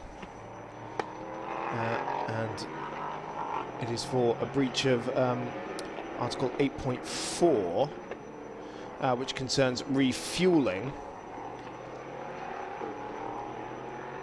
So this is it's some sort of pit stop infringement. The precise nature of it we're not quite sure, but that's one to bear in mind as we go once again for the restart. And it will be the 555 Kogamo Racing car that leads the field around for the restart. We have 2 laps under the safety car, as we mentioned. The refueling window is now back open again, now that we are no longer under red flag conditions. And so it will be Philippe Thiron leading Eric Trullier in the number 9 Graf Nova, and then the number 34 Inter-Europol competition Ligier of Alexandre Bukuntsov, Antoine Lacoste, but with that 4-minute stop and go penalty, as we mentioned. Then Georgios Kalovos in the number 1 Team Virage Ligier, Nick Adcock in the number 3 CD Sport Nova, then William Gosselin in the number 11.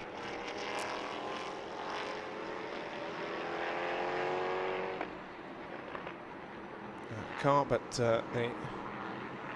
okay, so timing screen is updated again to put the number 9 car at the head of the field, Eric Trullier. So it's Graf Racing, and we see some of the cars have come into the pits as well.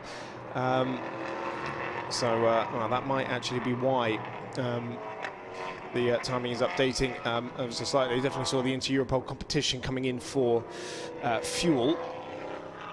So we will hopefully get an order when the race resumes.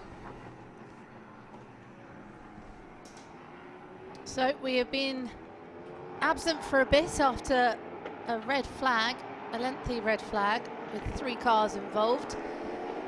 And before that, we had quite a few safety cars as well. So we've had lots of amazing racing, brilliant racing throughout the couple of days. Go on. Yeah, we've had 3 safety cars, 1 full course yellow, 1 red flag. It's been a busy couple of hours in the European Endurance Prototype Cup. 6 hours of racing we have, and we've already ticked down 2 hours and 14 with 3 hours 45 left on the clock. So plenty of good action to come from this incredible circuit, and I can't wait to get underway. You're going to have to remind me what's happened now. Well, yeah, so the clock has been reset to approximately where we were when we went red flag, which was about 3 hours and 50 minutes. So that shouldn't impact the drive time too much, and that we don't need to have a completely new set of rules regarding the drive time for the various different combinations of drivers. But see, safety car lights are off, and Philippe Thiron will lead out to the final corner. The next car in the queue looks to be his teammate, the 154, but finally, after nearly 2 hours under red flag conditions, Our 6-hour endurance race is back underway once again with cars already flurrying out. We're going 3-4 wide into the first corner and cars coming out of pit lane as well, but safely navigated. And so the car that's come out on top, I think, is the CD Sport Ligier, but the Virage car coming right out on the inside there. So Georgios Kalovos, who's getting right up behind the similar Ligier in front of him. So they make their way down towards turn 5 for the first time on this restart. We've lost 7 runners so far in this race. You know, we started with 34, so still a very healthy grid of cars left as they file their way out of the hairpin at turn 5 for the first time. So these drivers have all had to reset ahead of this restart. Like you say, it was a lengthy old red flag period that we had. The accident was on the start-finish straight, so the marshals had to clear everything away, and from my understanding a bit of barrier work had to be done, but I was in the pit lane and so I didn't see everything that's going on. But we are back racing now, and I think this is going to be a very interesting couple of hours left, I think.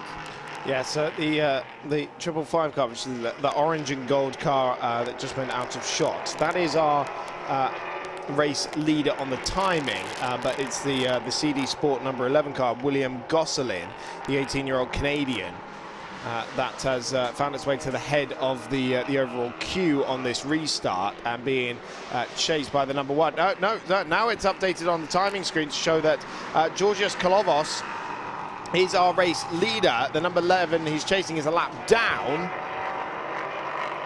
And so then it's Nick Adcock in the number 3 car that is in second position. Philippe Thuron dropping 2 places on that restart. And we have had confirmation the stop-go penalty for the 154 car, which is now in pit lane to serve that stop-go. It is for a infringement under the red flag regarding its refueling. You're not allowed to refuel under the red flag, so I imagine that is what that is related to. As Ed Simmons making moves in the TS course car and making his way through up a few spots. So it's gotten ahead of the Kogumo car, and that is for sure. Very hard to actually pick up which of the positions they're currently fighting for. Hopefully when things calm down a little bit, as that Racing Spirit of Le Mans car goes round the outside and now fancies around at the Kogumo car as well. But that is one of the other Novas that he's just rounded up there in front of him. Oh, big lockup. Big lockup, and that sent Ed Simmons out a little bit wide. Ed Simmons is only here for this round as well, so coming in, he's got a long relationship with Ginetta, but I think that has slightly lost him a bit of time, hasn't it, heading onto the straight. He's under pressure now. I think that's put him maybe second place. He's just past Nick Adcock. So the second car these two we're watching is our race leader. The number 11 William Gosselin is a lap down. And so Georgios Kalovos, the bronze driver who's done the entirety of this race distance so far, chasing Gosselin, the silver-rated driver, whereas Kalovos the bronze, and has already pulled out 7.8 seconds on Nick Adcock.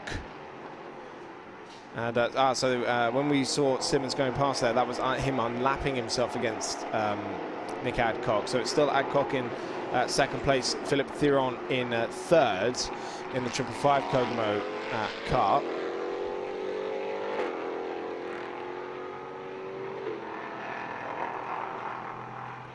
So there's lots of jostling for position, but not so much of it for actual overall position, or they're swapping with a lap down. So we've got the top 3 all on the lead lap as it stands.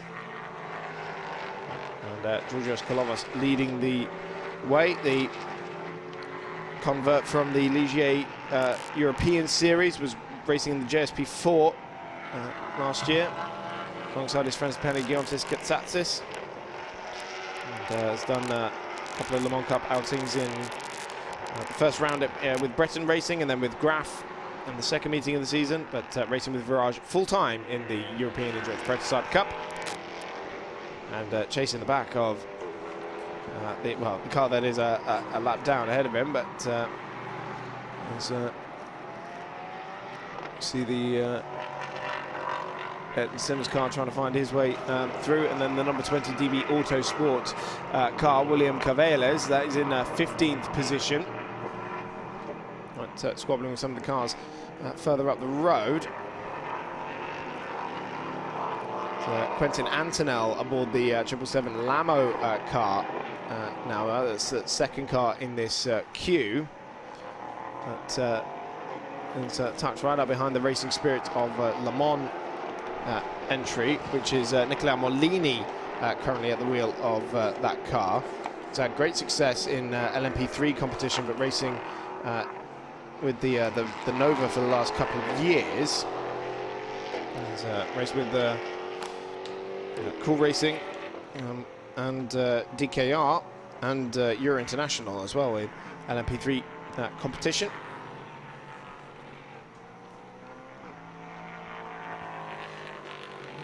Yeah, currently that's up ahead of the DB Autosport car, which will be it must be one of the ANS cars actually. Similar livery on there. So it's the 71 that is right in front of him actually. The 71 Karen Gaillard currently at the wheel of that car, the Iron Dame. But she's currently circulating in 21st position. Hard to shake it all out after a bit of a break, isn't it? Yeah. You kind of remember where everyone was running and who is actually in a race together as we get 3 wide into turn 1 here. Right, yes, that's the number 2 car there. That's second in this queue. Samir Ben at the wheel of the Graf Racing Ligier. That was the car that was on fire during qualifying, so it was running pretty well today. We spoke to him in the red flag period, and even though he saw the incident happen in front of him, he was keen to get racing again. Car 20 is now under investigation for safety car procedure pit exit. So it might have been was that, oh, I tell you who that was. Wasn't that the car that came out at the beginning of the race before the rolling start? There was a car that came out from the pit lane. Is that car number 20? So is that what they're under investigation for? Well, because the rolling start saw a car coming out of the pit lane, which I thought was a bit bizarre at the time. So we'll have to see. I think it was more on the restart. Okay, that's what I mean. It was the restart when the. We'll see. The fuel window was open, so at the end of the first safety car lap, they were able to come into pit lane and top up on fuel, and so we did have some cars rejoining right as that happened. But surely you can't come out into the path of a train of cars, so maybe it's that. Team manager anyway has to go and discuss it with race control for car 20, so they're under investigation and the team manager is being called to speak immediately.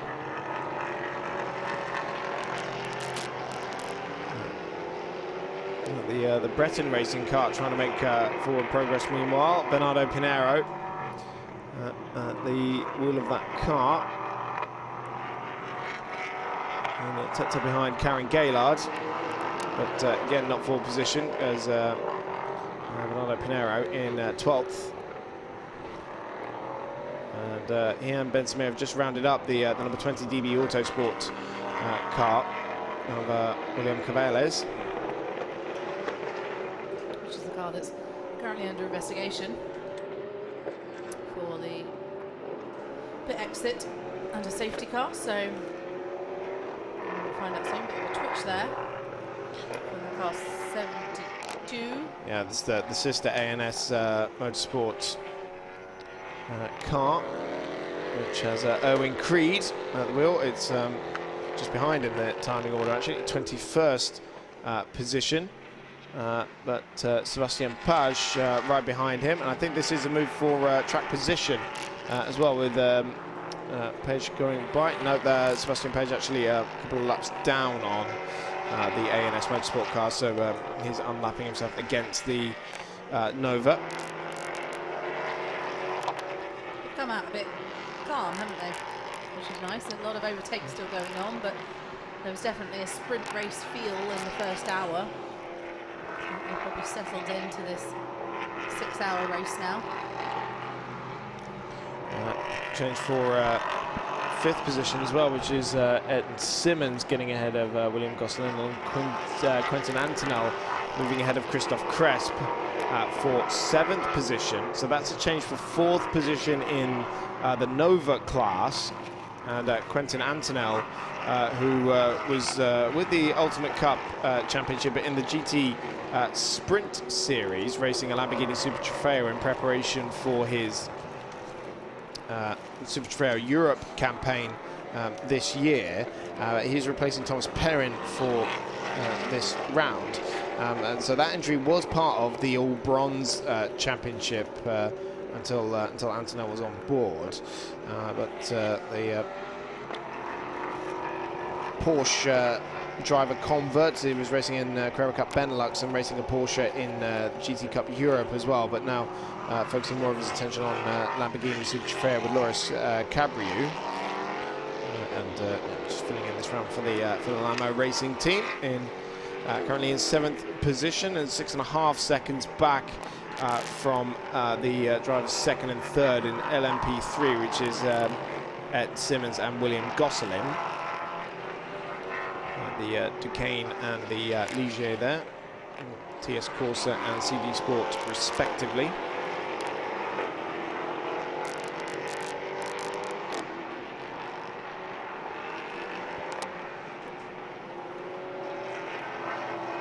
So 3.5 hours remaining in this race. And it is Georgios Kolovas leading the field for Team Virage in the Ligier JSP 320. And yeah, still yet to see Sasha Lehmann or Axel Noss out in this race so far.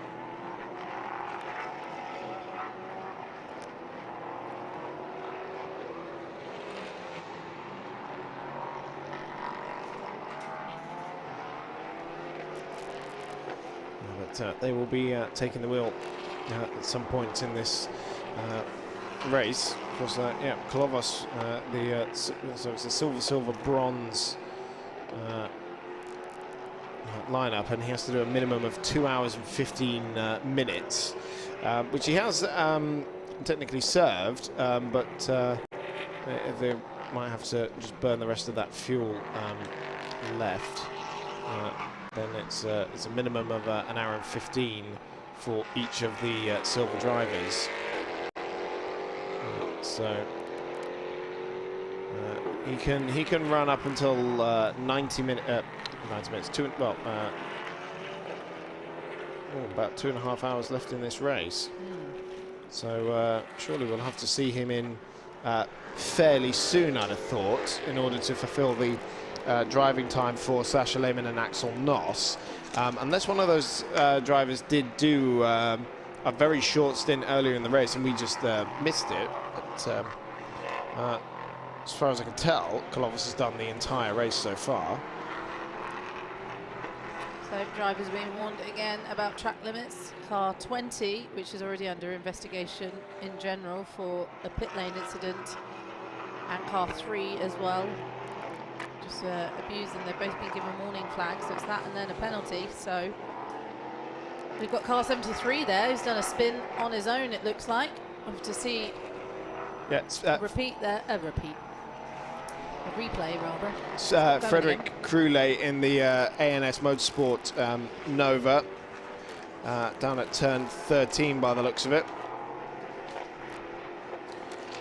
But has gone on his way. That's the car that took a race win in Hockenheim last year in the in the Nova category, was third in the championship last year. And here we can see the replay for Ligier. So through goes Bugensoff, and then yep, just a spin on his own. Up at turn 13. It's not the first time we've seen a car go for a spin up at the top of the hill this weekend, and I wouldn't hold my breath and say it was the last either.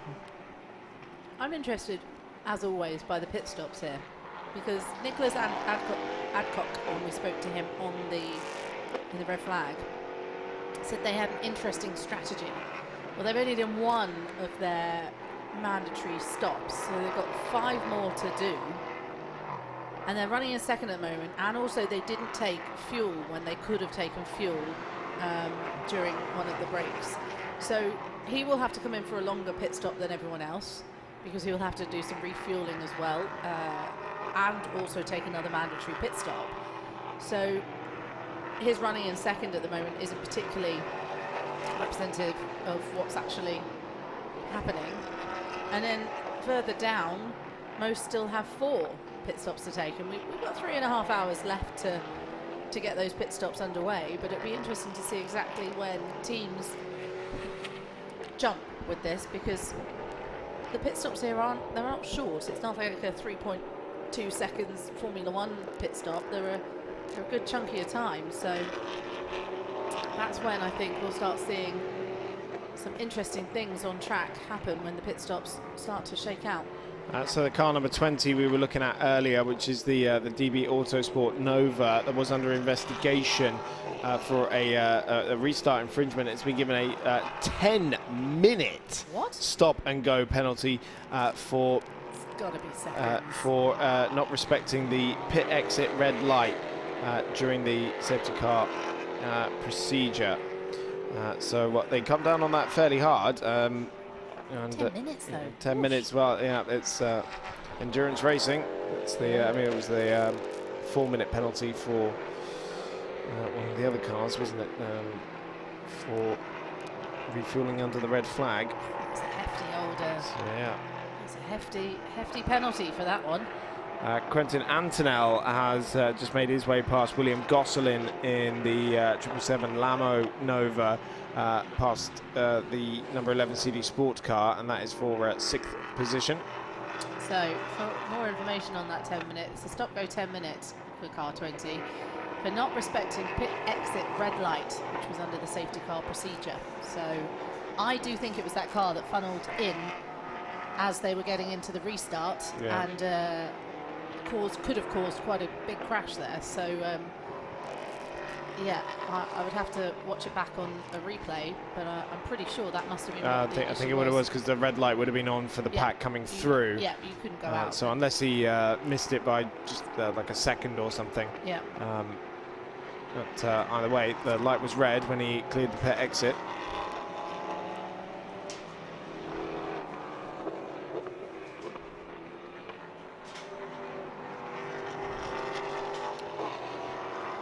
So, just under 3.5 hours remaining now, and 24 seconds is Georgios Kalovas' advantage at the head of the field over Nick Adcock. And number 3, and this is that number 20 car that will be taking that very hefty 10-minute stop-go penalty.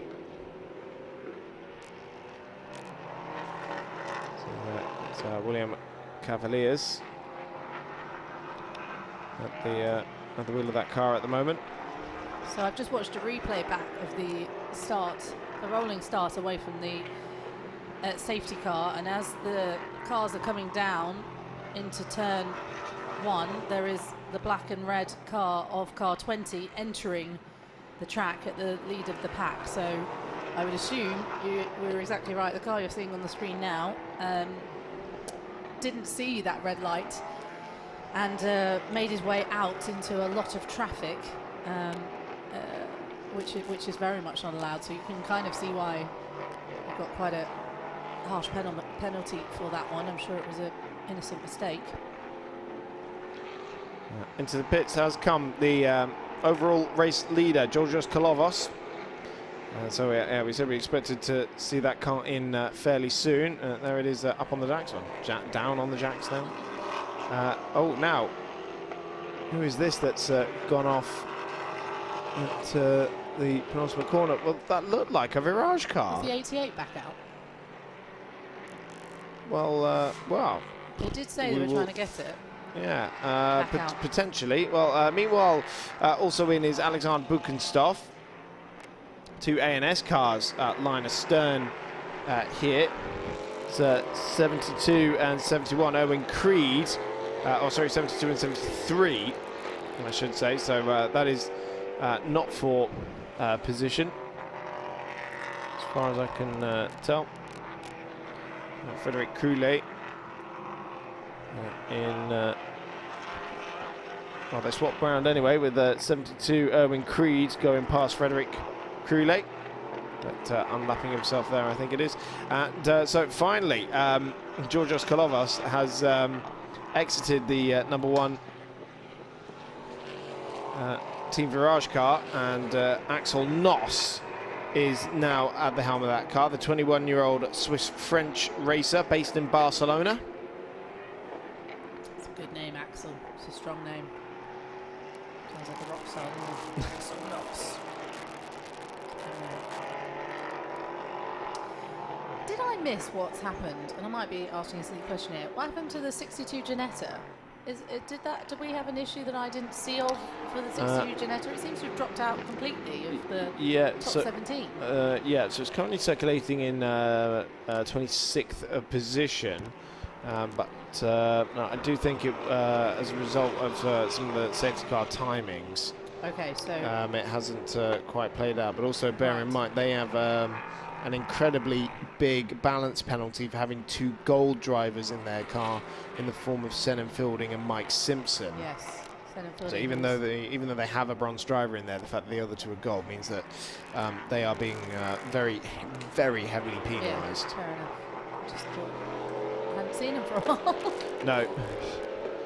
Sometimes it's hard to see exactly what's happening in the pit lane, so things can happen when you look away for 10 seconds, and I thought, where's the Ginetta gone? I know one is out, but yeah, we saw that car, didn't we? When we were under the red flag. This is the 4-minute stop-go penalty for the number 20, William Cavaliers. But, new race leader Nick Adcock with the Team Virage car in the pits, making his way through the traffic. But yeah, we saw that the number 12 CMR Ginetta, yes. which had the right rear, the left rear, sorry, was pointing in a very odd direction, and would explain the hub failure that Nico Prost explained to you earlier in pit lane.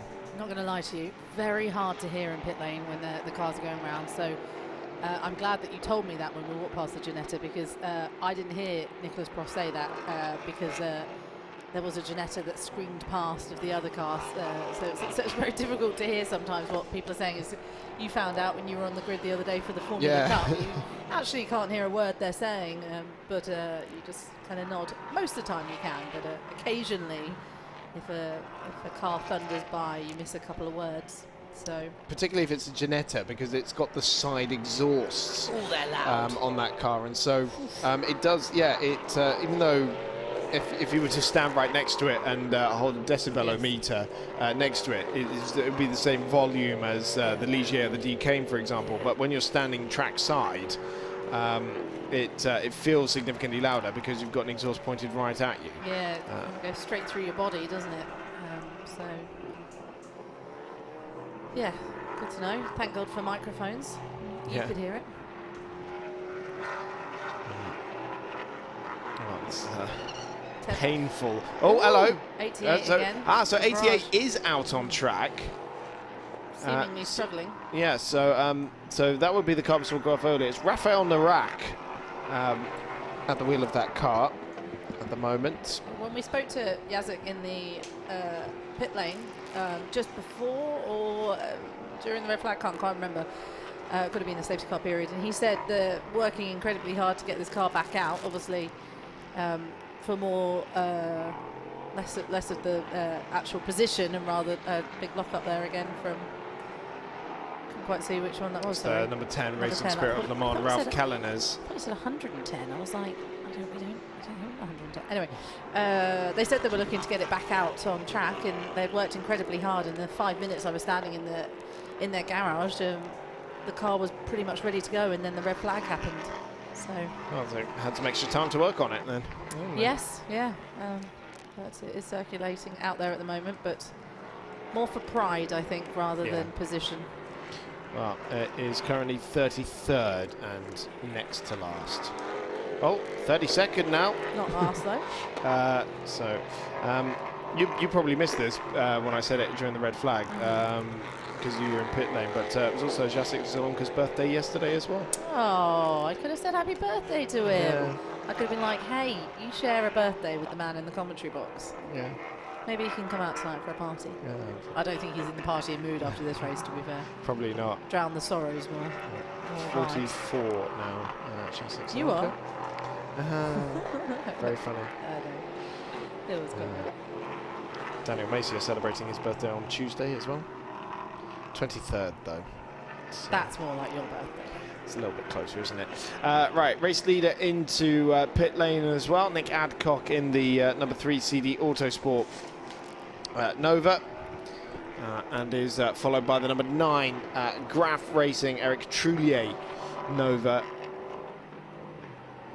From 3rd position, championship leading car.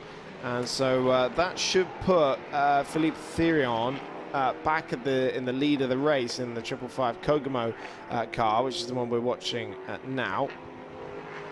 A little bit of lock-up heading into turn 4, turn 3 to 4, and lost the rear a little bit heading to that tricky left-hander of the hairpin at turn 5, which everyone's respected pretty well. It's a tricky, slow corner, but everyone seems to have done quite well around that one. Back with the Graf team, with Ben Samir, who is, as we mentioned before, had a car on fire yesterday and said that was quite scary for him to be in the car when it went poof. Well, I like the Writer Engineering car, number 57, getting into the side of the 73 ANS car. Again, not for position, but Vincent Capelier making his way past Frederic Croulet and getting a lap back on the ANS car. So it is in the number 3 car now, Nick Adcock yielding the car to Ian Aguilera. The Mexican racer was racing for RLR in the first race of the season, but replacing Paul Alberto in that number 3 car for this weekend, and just joining the team for the Portimão round as he continues his program with RLR in the Ligier European Series in the JSP4 category. There we see Aguilera getting topped up on fuel. No relation to Christina? Not that I'm aware of. I've wanted to say that for a while. I love Christina Aguilera.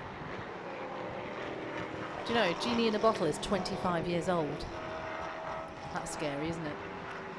So it's... What? How did you not like that fact? That was a great fact. Off the top of my head as well. Didn't even have a note on that. I was thinking, okay, so it's 2 years younger than me. Showing your age. No, 3 years. I'm 27. Yes, it's 25. That's 3 years. Wait, oh no, it's not. If you were with us yesterday, I did say that I failed maths twice, but I didn't realise I was that bad. It's been a long day. That it has, in fairness. Right, so Edson Simmons now classified at second under the lead in LMP3 aboard the TS course Duqueine, which was started by Nathan Kumar and like will be finished by Gianluca Giraldi as well, the Italian, taking over the car for the remainder of the race. As this is a change for position. This is Ralph Kellener's in the number 10 Racing Spirit of Le Mans car, moving his way past Julien Lemoine in the number 84 ANS Motorsport Ligier. And that is 11th position now for Ralph Kellener's, the class winner at Le Mans back in 1996, and son of Helmut, who was a race winner at the 24 Hours of Spa and the 24 Hours of Nürburgring as well, and last year was part of Racing Spirit of Le Mans' Le Mans Cup entry aboard the Ligier.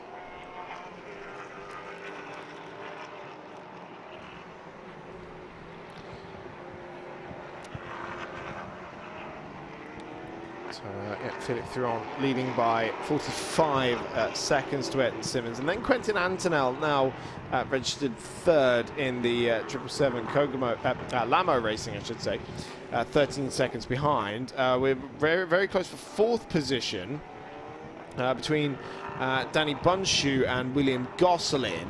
That's cars 11 and 17. This is the 154 car that's simply made its way. Antoine Lacoste, who's made his way past Frederic Croulet for 15th position.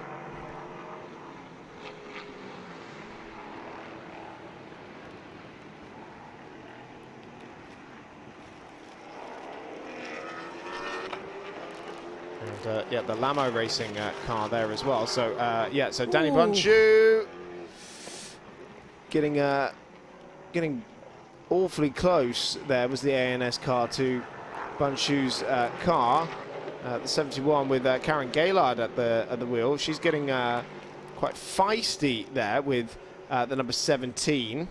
She just nudged her nose just up the inside of that corner and then couldn't quite make it stick, and she knew if she did she would get squished into the runoff area, but she's putting the pressure on, isn't she? Well, the 17 car there, the Danny Bunshu car, is closing in on William Gosselin, the number 11 car, which is that red and yellow Ligier just at the head of picture. And now Danny Bunshu trying to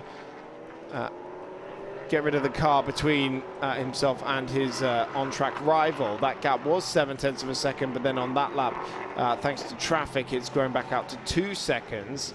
As we see a pit stop here for the MG Sound Studio, Duqueine, or Ginetta, I should say.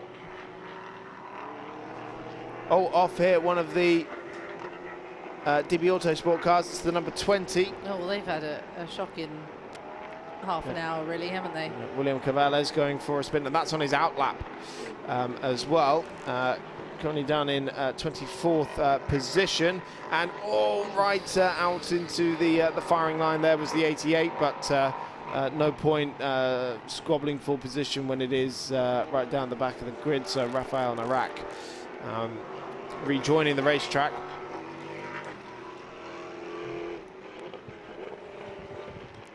Let's see a replay here of what happened to the DB Auto Sport Nova. Again, just went for a spin on its own. A couple do that now up at in 10-13. 10-13, yes. Yeah. The 72 ANS car just moving its way past Owen Creed, was making its way past the number 8, but again not for track position.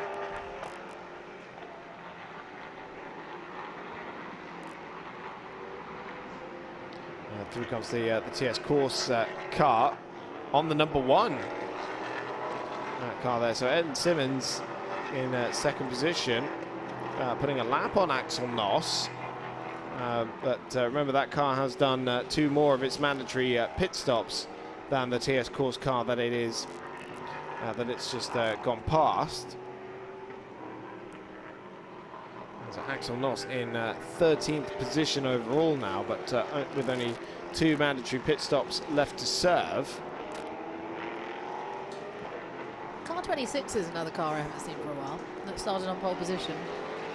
Yes, again, the Breton racing car, one of the more heavily penalised cars. Oh, look at that. Goodness.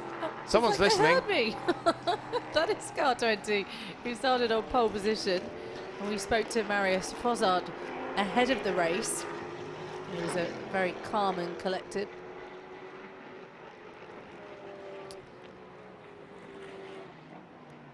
But yeah, they seem to have dropped back a little bit now. I think we're still sort of waiting for the safety car times to shake out a bit, aren't we, on the timing? Yes, well, so yeah, the Breton racing car taking 56 seconds at each of the pit stops, so that is why we start to see some of the gaps forming. In the pits here is the number 5 CD Sport car. Thomas Imborg now in that car in 25th position. Both silver drivers in that car as well. Yeah, and this is his first year of car racing, or full-time car racing, after karting for the 21-year-old Frenchman.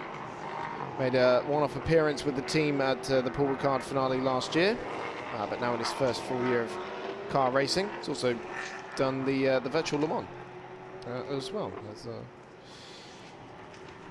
as Thomas Imborg. Something maybe got into during lockdown? I would imagine so, yes. He's young enough, and it would have been a teenager. Oh, yes, hello. So, yeah, so that's the 35 BHK motorsport car that made contact with the 88 Team Virage car, Jacek Zelonka, quite early in the race, and had to be gaffer tape bandaged up. And so I imagine just after a bit of running, the gaffer tape on that car is starting to give way ever so slightly, but yeah, the damage you see there on the number 35 Duqueine being a result of that contact. Got a penalty for it into turn 1, which ruined 88's car race. It is back out now because they worked on it for quite a while, but pooping around at back basically.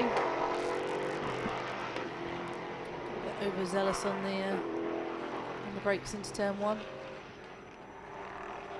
One of the 3 safety cars we had in the space of about half an hour, so at the moment it's all running pretty smoothly out there, which is nice to see. As we follow the 555, who is essentially leading this race, or at least leading the timing screens, with 3 mandatory pit stops still to take, with Philippe Thiron, the bronze driver, at the wheel.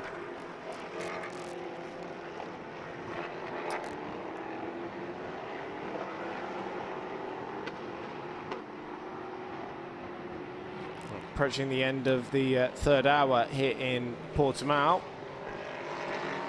Will soon be at half race distance for the longest race of the European Endurance Prototype Cup Championship, the longest race that the Ultimate Cup Series has tried to do, and our first visit to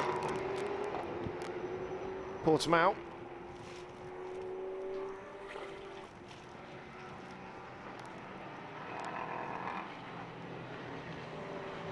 It's the race leader by 29 seconds. So 0.7 of a second Edmund Simmons took out of Philippe Thirion last time around.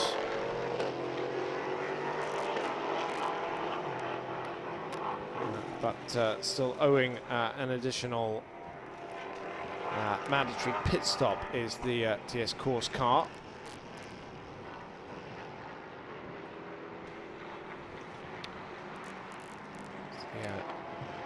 51 and the 777, so Quentin Antonell, the third place car, second of the MPO2 runners, 10 seconds back from Ayrton Simmons.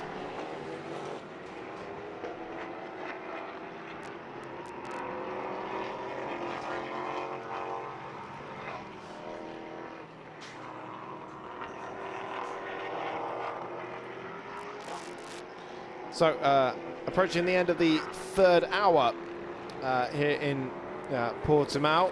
Philippe Thirion leads in the 555 Kogumo Racing Nova. 87 laps. The Frenchman has just ticked off and is some 29 seconds clear of Ayrton Simmons, the LMP3 leader in the 24 TS course Duqueine. Second of the Nova runners and third overall is Quentin Antonell in the 777 Lamo Racing Nova. Then second in LMP3 and fourth overall is William Gosselin in the number 11 CD Sport car. He shares with Chris Short and Frank Chapard. That's the additional entry for this weekend. Then we can see the fourth place car. In fifth position and third of the Novas is Danny Bundschuh in number 17, as into the pits came the Team Virage car. And there we can see the gap between the third and fourth place cars, which down to 0.6 of a second, with one of the ANS cars just unlapping themselves between the two. And then we have to go down to ninth position for third of the LMP3 runners, which is the number 10 Racing Spirit of Le Mans Ligier. Ralph Kellener's currently at the wheel of that car, but owing quite a few pit stops still in that Swiss-entered machine. I think we're going to see a couple start filtering into the pit lane now.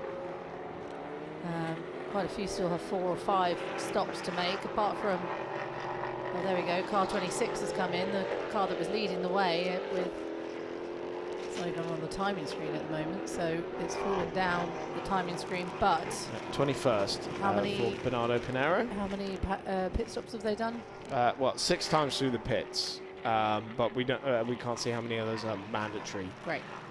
Okay, well, it looks like we might do a driver swap as well. I'll head back down to the pit lane and have a chat to some of the drivers very shortly.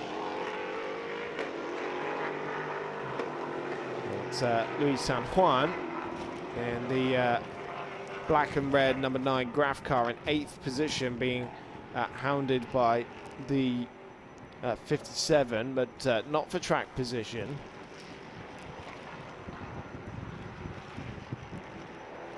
Yeah, Reiter Engineering car behind him.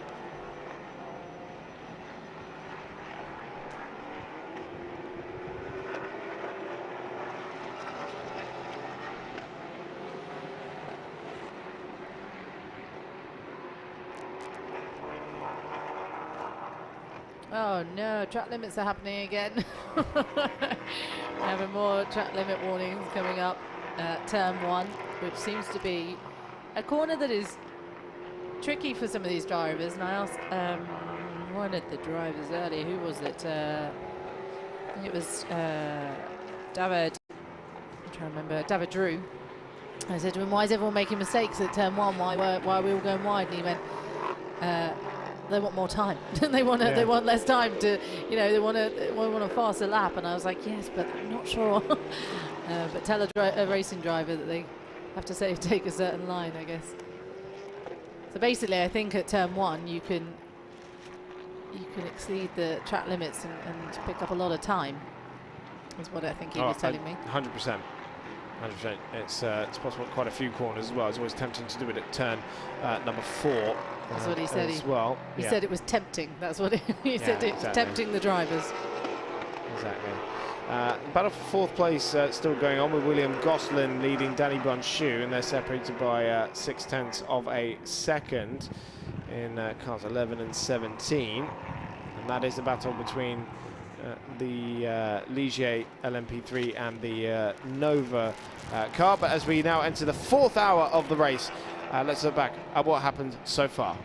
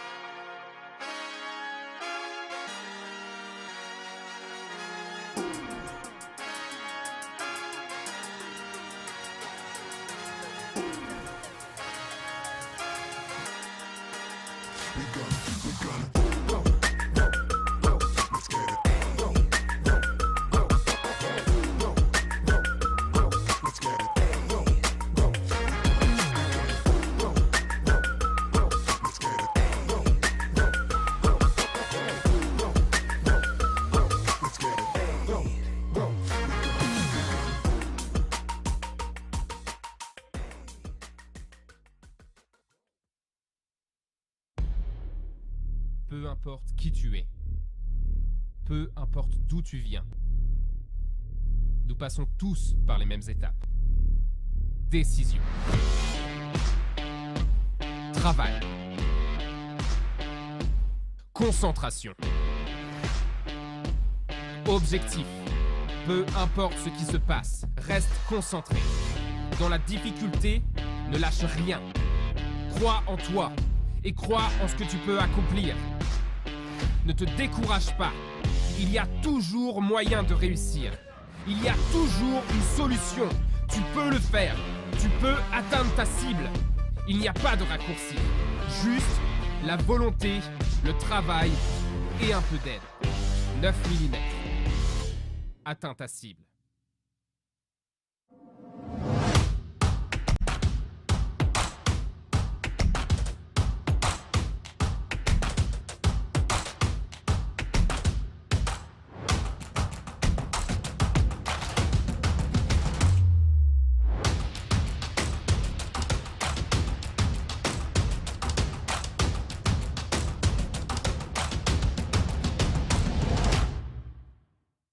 Être un bon traiteur, c'est être intransigeant sur la qualité. On ne fait du bon qu'avec le meilleur. C'est être impitoyable sur les recettes. Quand c'est bon, il n'y a rien à ajouter, rien à enlever. C'est être irréprochable sur le goût. Il faut prendre du plaisir pour en donner. Voilà, pour être un bon traiteur, il faut être intraitable. Parfaitement intraitable.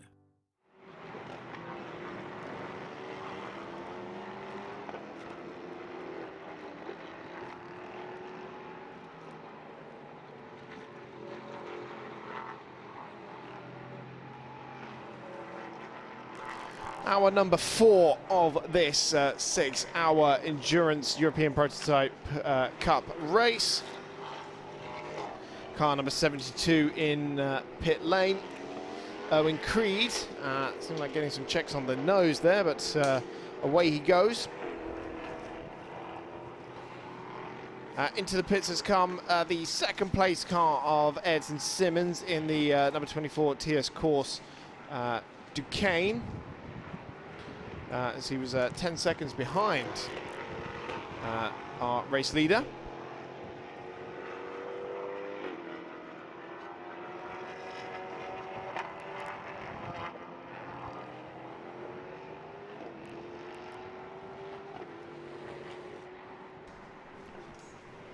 Also in the pits is the number 17 Lamo Racing. Frederic Morel now back behind the wheel of that car, having started it as well, and Luis San Juan in as well. This number 11 CD Autosport car, William Gosselin, now down to fourth position, having been passed by Quentin Anton.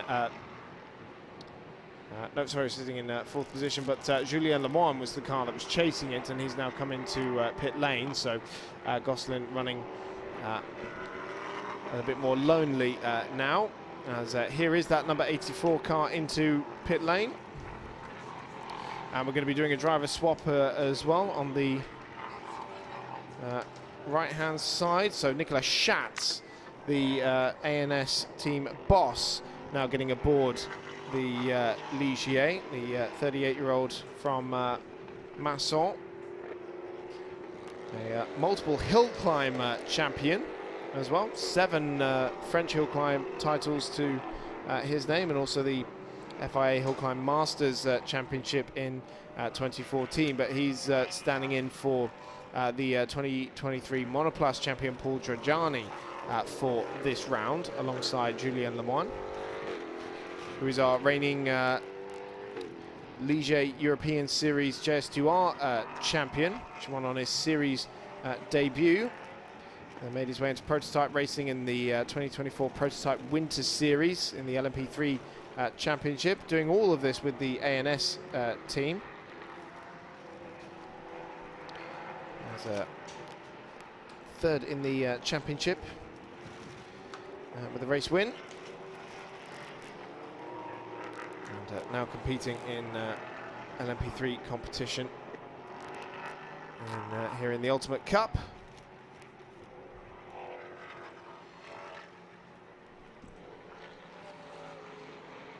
So the number 7 car, that's Alim Geshev, making his way past the 154. That was the car that picked up a 4-minute stop-go penalty for a infringement under the red flag with refueling, and as a result has dropped right down the order. Antoine Lacoste, currently 13th in the Kogumo racing car, and having now just been passed on track by the 4th placed number 7 Graf car, Alim Geshev, taking his coaching from James Winslow as well.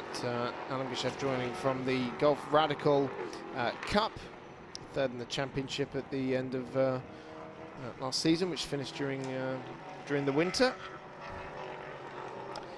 And now coming into the pits is the 777 car from 2nd place, the Lamo Racing car. So Alexandre Lafossade into pit lane, as is the 27 MV2S Racing of Christophe Cresp, and then Gianluca Girardi now on board the TS Corsa Duqueine as well.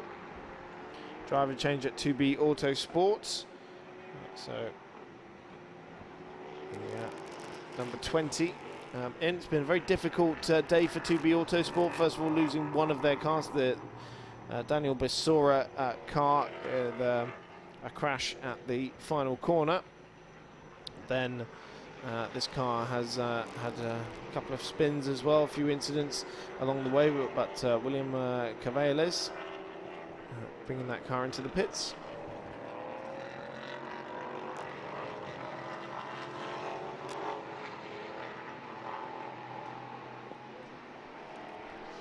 See the fuel station getting very busy down there.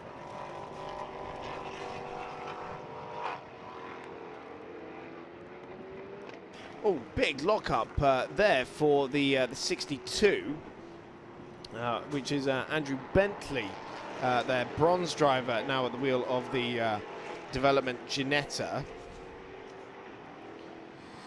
Andrew Bentley, the reigning brick car champion.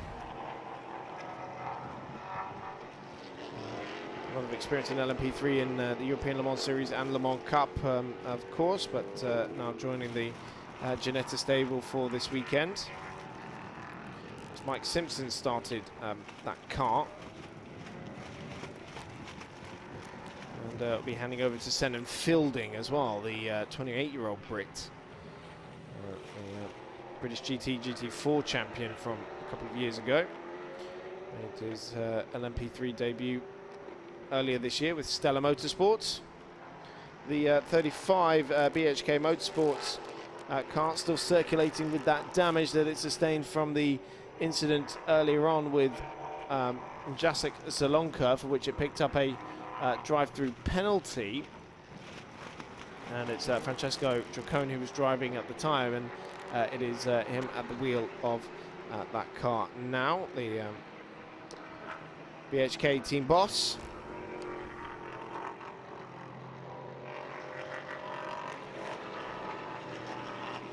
You see the next car behind him is the 62 Ginetta. You see that gaffer tape that has been holding the car back together, really starting to let go now.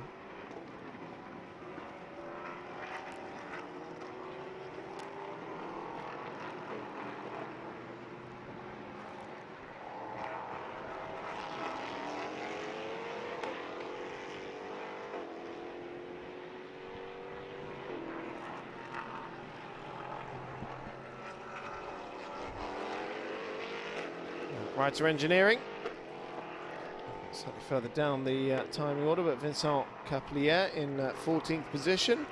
It's a car we were talking about earlier that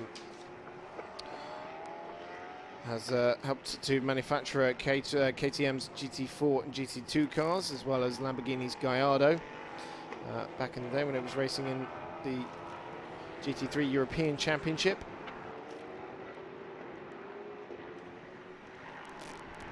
The number 8 car that sits second in the championship. Louis Rossi early on in that car had a puncture and had to do the entire lap with a right rear puncture, and very slowly made his way around, avoiding the racing line as much as possible. That of course has rather limited that car's performance. So Sebastian Page, currently 18th in that car. It's one of their bronze drivers, who is at the wheel. In terms of pit stops, it's still the number 1 Team Virage car that's in the best position, with 2 mandatory pit stops left to serve. 1 lap down from the race leader, Philippe Thiron, but 1 less stop yet to serve. And that car currently in 6th position and 4th of the LMP3 runners. And currently 9.5 seconds behind Niels Koolen in the 34 Inter-Europol competition. Ligier.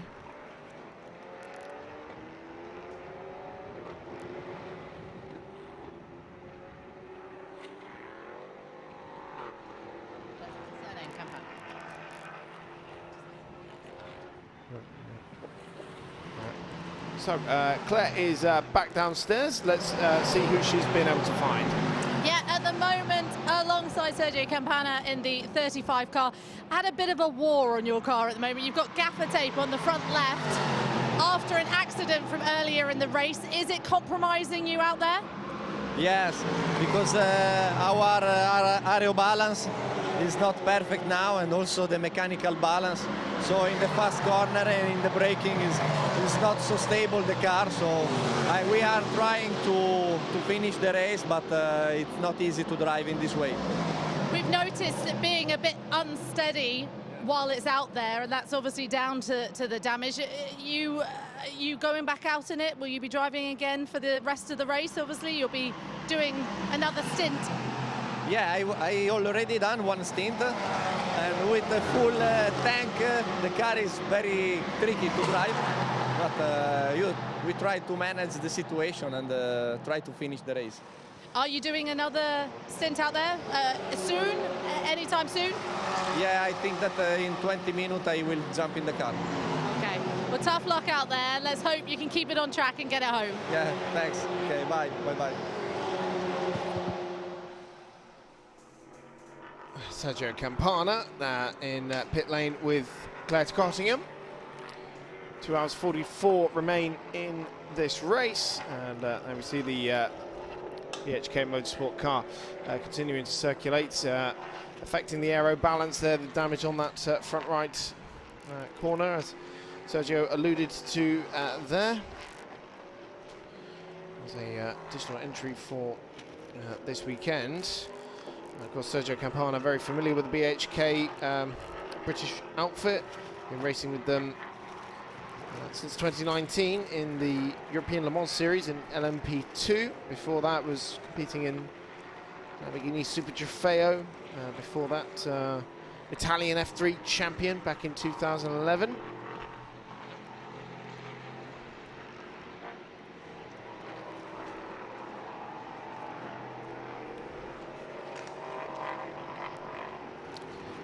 Second and third place drivers, William Gosselin in the number 11 CD Sport Ligier, and the number 7 Graf Racing Nova into pit lane. Jean Corbett at the wheel of that car,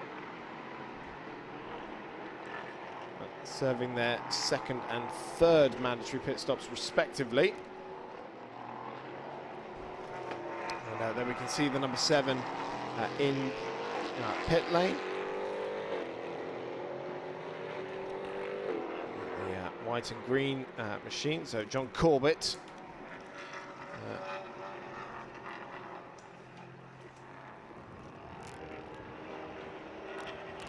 Just trying to work out if we've seen John out in the race. Yes, we have. He's done almost the entire race by the looks of it. John Corbett, the Australian, 57-year-old, all the way from down under to racing this championship. He started out racing in Radicals in Australia and came to Europe around 2015 before making his LMP3 debut in 2017 in the Le Mans Cup and at the Golf 12 Hour as well.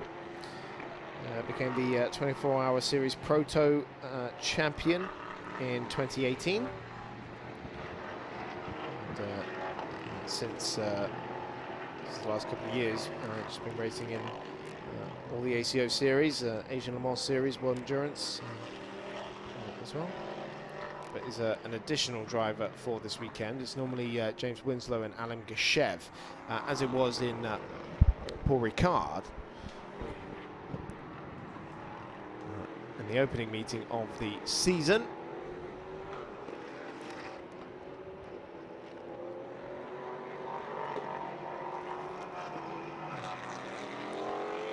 Chris Short now aboard the number 11 CD Sport Ligier that is was leading LMP3 when it came into pit lane. So, well, a bit of a swapper there for the 84 ANS Motorsport car, Nicolas Schatz in his self-run. Ligier.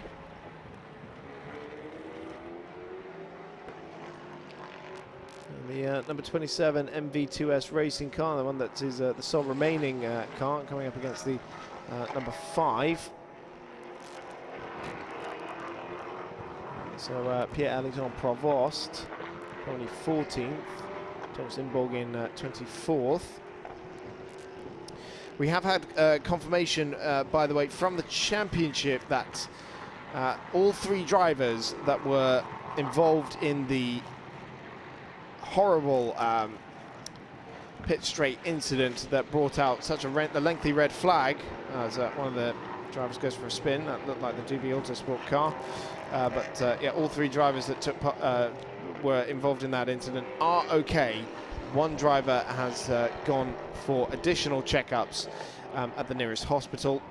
And obviously we'll provide further updates as we get them. Right, so that looked like the DB Autosport car going for a spin out of turn 5. David Delasinge currently at the wheel of that car in 25th position. But, one of the 3 bronze drivers aboard that car. It's taking rather minimal balance penalty. It's at 17 seconds per.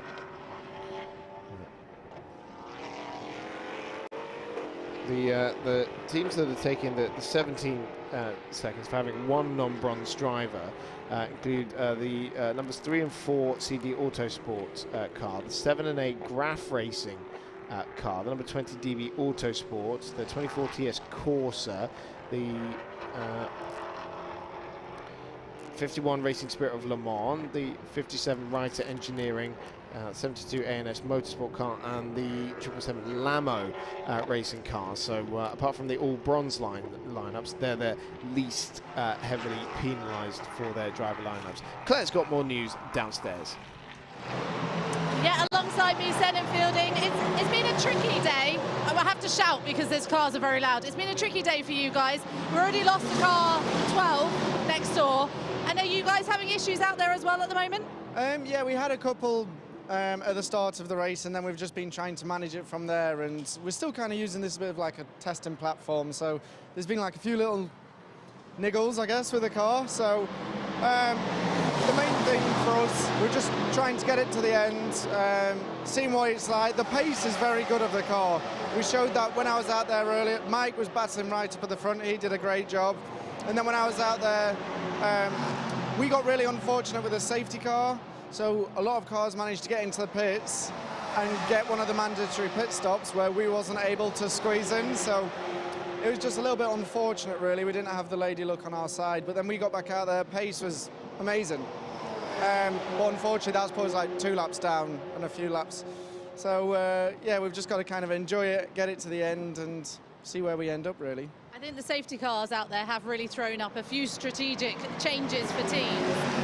For yourself, you're about to get in the car, back in the car. What was this track like? Was it good out there? Is it very warm? I mean, the cars have been sitting. They were sitting for a good hour. And it must have been warm getting back into that car. Yeah, no, it was. I kind of got back in the car, but then we had we had an issue with the start motor. So Andrews jumped back in straight after the restart. His pace has been awesome. He's matching everybody out there, to be fair. So, yeah, I think we've just kind of got to go with the flow at the moment. I think the chance for good results slipped away from us, but we're still showing the pace of the car. Because that's the thing, Mike had a really good stint, didn't he, at the beginning, and it was showing the incredible pace that Ginetta has.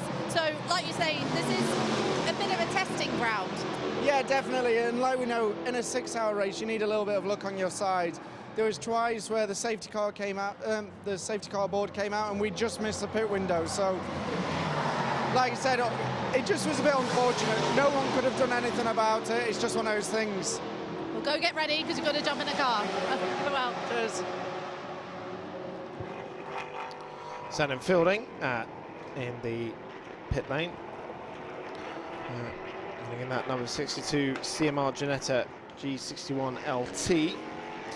It's the British GT4 champion from a couple of years ago, and that was a GT3 race winner in Le Mans Cup last year, and now switching his attention to LMP3 machinery. Well, of course, familiar with the Ginetta brand, having raced in Ginetta Juniors, finished second in the championship there in 2012 before moving into the British F4 Championship, and then eventually into British GT.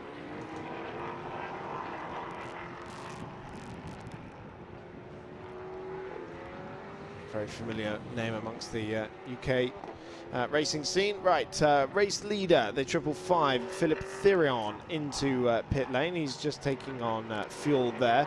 2 mandatory pit stops left to serve. And Niels Koolen also in pit lane, the number 34 into Europol competition, Ligier.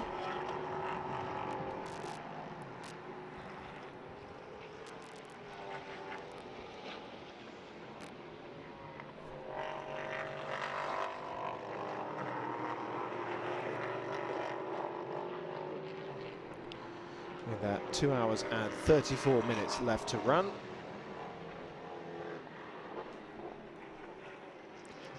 And Axel Noss should take the lead of the race. In fact, he does. So, actually, well, I might have another tour left to take there, actually. Oh, we've got a spin for the number 17 Lamo Racing car. Frederic Morel in 10th position there at a turn 14. Not the first time we've seen one of the cars loop round at that particular corner.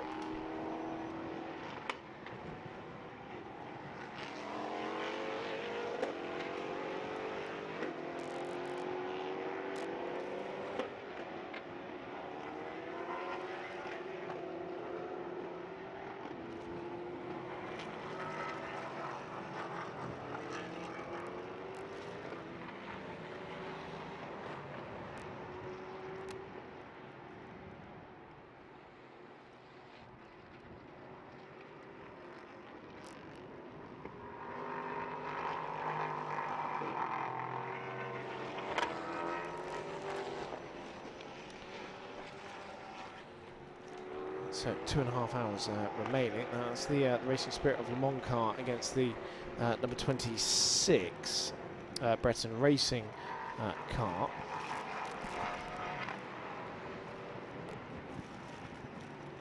That has just gone through. And that was for position. That was for 16th. So Marius Fossard making his way past Sebastian Schmidt. Silver driver versus a bronze driver for 16th position. Off the road, the BHK Motorsport Duqueine. And that car has had a few adventures so far today. Francesco Giacone coming a cropper up at turn number 1.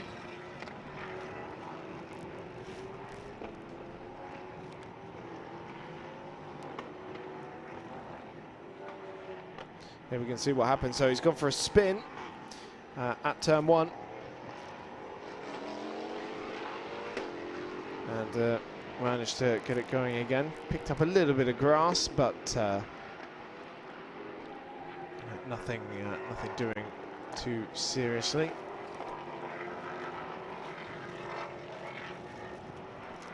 Although that gaffer tape really is starting to give way now, isn't it?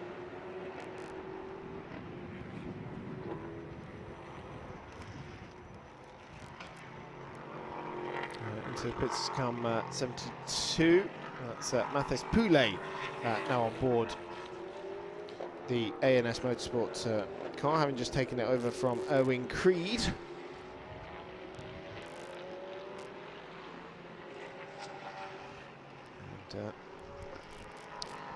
And, confirmation on the timing screen now that Axel Noss is our new race leader. 2 mandatory stops left to serve. The next car that has that many is the 55 Philippe Thirion, the 555 Philippe Thirion, that has just rejoined the racetrack. So Team Virage looking in a very good position here as the Swiss-French driver leads by 8.8 seconds to Ian Aguilera's number 3 CD Sport Nova in terms of the overall lead, but both leaders in their class.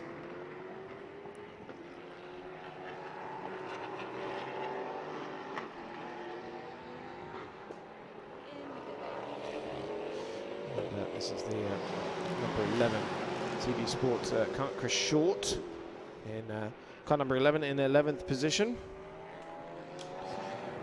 Chris Short, another driver to move over from the Radicals scene that competed with Inter Europol last year in the Le Mans Cup, and then made a couple of appearances with DKR in the Prototype Winter Series, but now doing Le Mans Cup in the CD Sport team, getting some additional mileage on his car at the moment in the pits still the number 72, but also now joined by the 88 as the 72 pulls out at the 88. So you can see that car back in the race at the very least.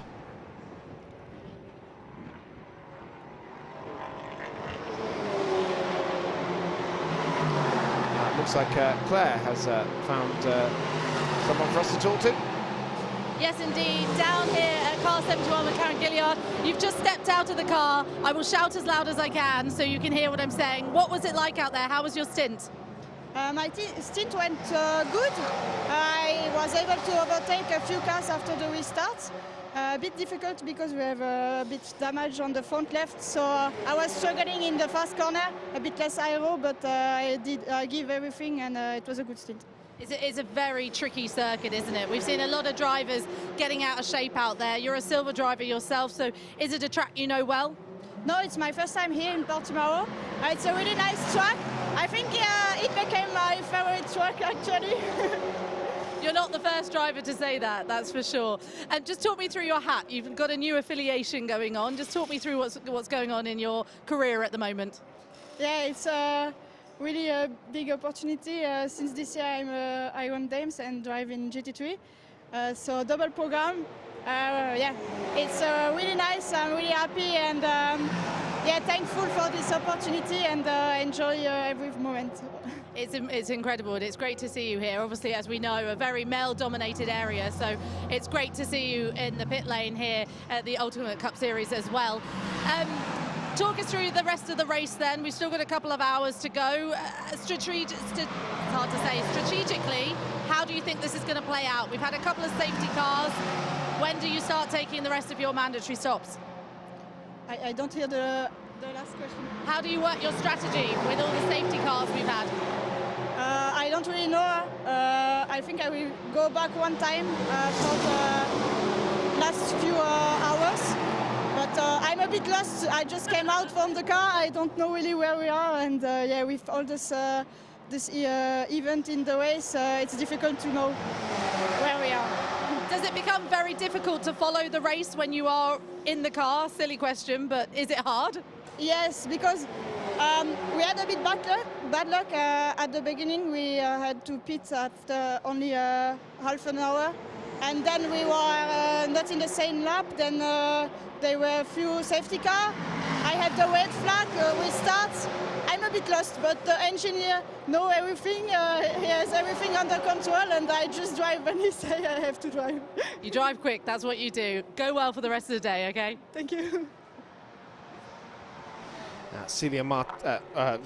Karen Gaillard. I was reading Karen's teammate for the Iron Dames car.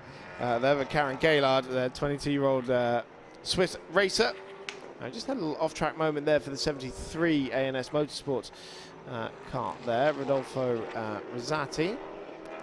Looks to be carrying on his way, but yeah, great to see Karen back out in the Ultimate Cup Championship. Her second year in the Ultimate Cup Endurance Prototype Cup, racing in the MPO2.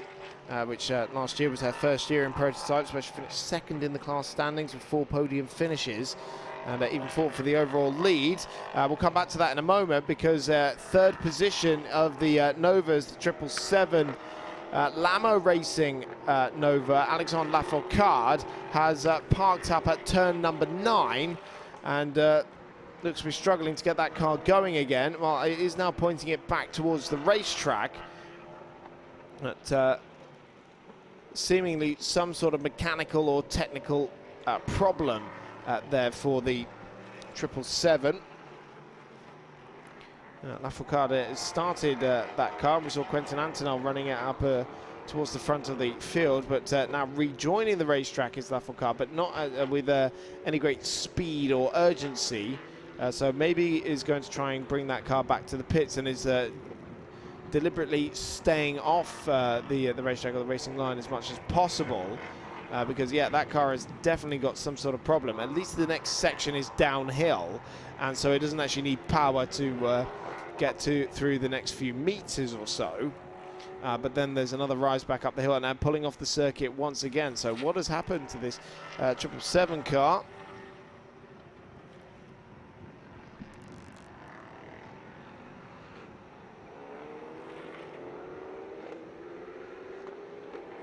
It's now fully parked up this time.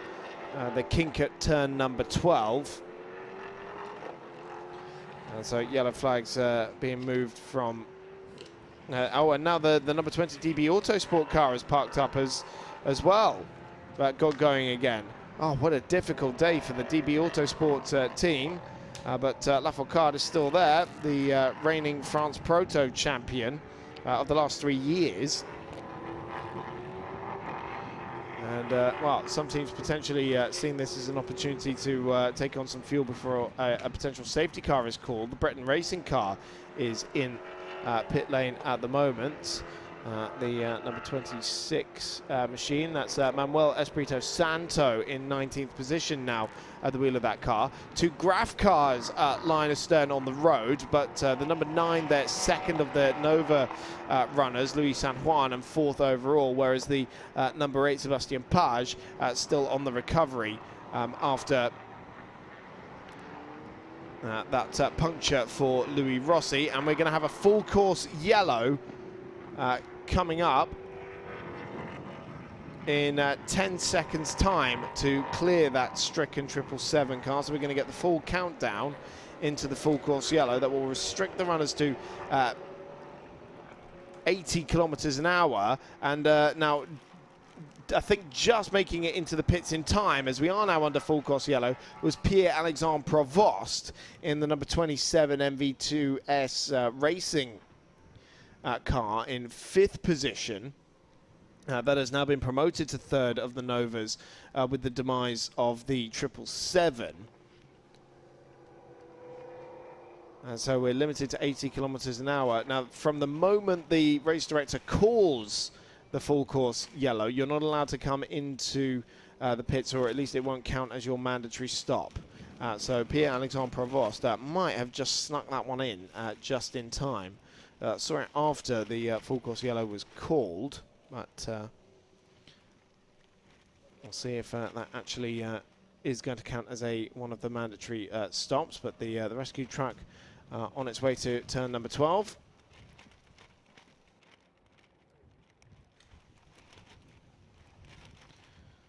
And so limited to 80 kilometers an hour. You can see the 3rd place TS course car, the green car that just went through shot, the Duqueine. Right now we've got 3 different manufacturers inside the top 3, Ligier, Nova, Duqueine. And then our race leader just behind him on track, leads by a lap at the moment. Ian Aguilera does... not by a lap, sorry, by 22 seconds, but that's the gap as it is under full course yellow. So we'll see what it is again when we go back to green.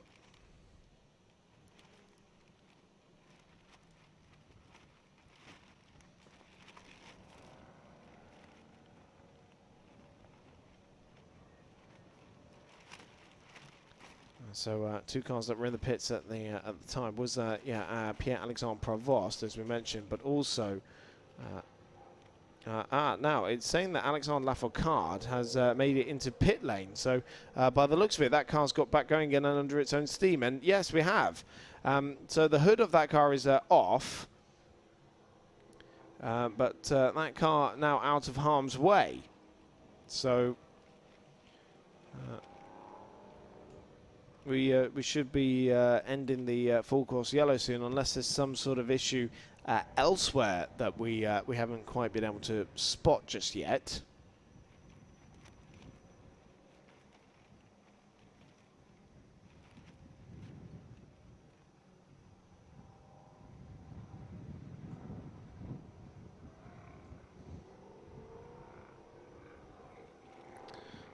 Being told that there was some issue on the 62 Ginetta when it came into pits. The mechanics working on the front right corner there while it was up on the jacks. No specific details on that just yet, but the car is back going again. And also the 35 BHK motorsport car was pushed into the garage. So I wonder if they've decided to properly retire the car.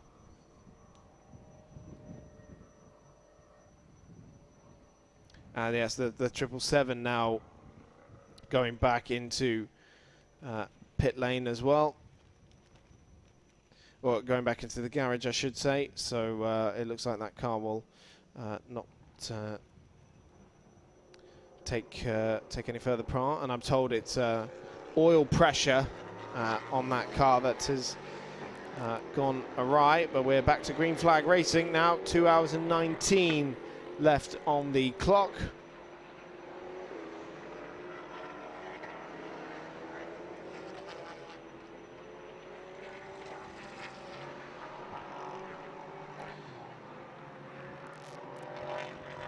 The Chris Short CD Sport car makes its way through, just behind the Inter-Europol competition car, Niels Kuhlen.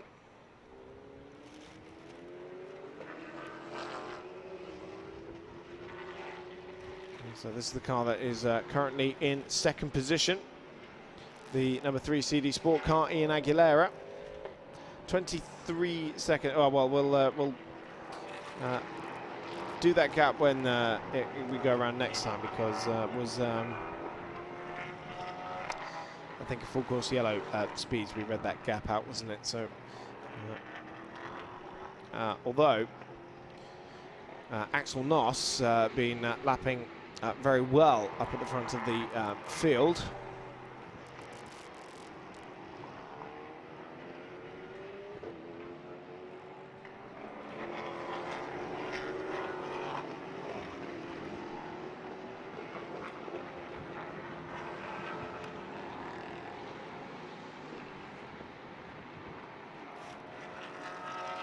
And yeah, just seeing confirmation as well that that pit stop for the MV2S car, Pierre-Alexandre Provost, did count as a mandatory stop. They were already in the box when the full course yellow was called, so that car in 9th position, now looking in a very good place now, because it joins Philippe Thiron in 5th position, and our race leader Axel Noss as being one of very few cars that only has 2 mandatory stops left to make, as well as Frederic Morel, though, in the number 17 car, only 6 seconds behind them. So that is definitely one to watch. I'll be looking over their shoulder for that Lamo Racing Nova for potentially a spot on their class podium.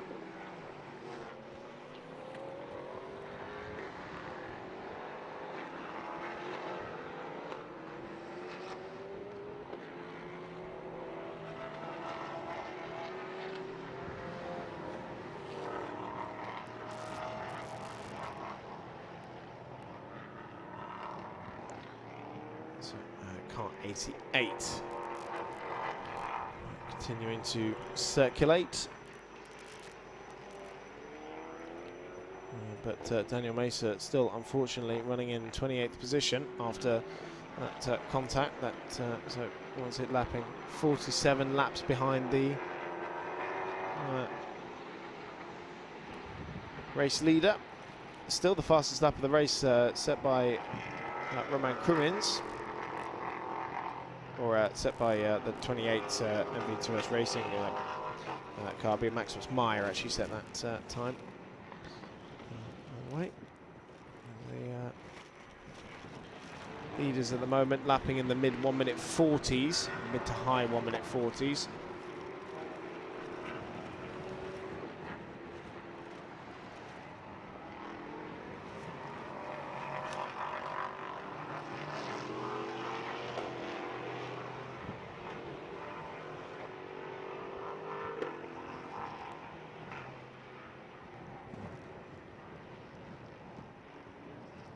Gianluca Giraldi,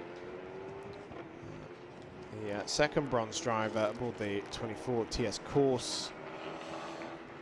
Duqueine,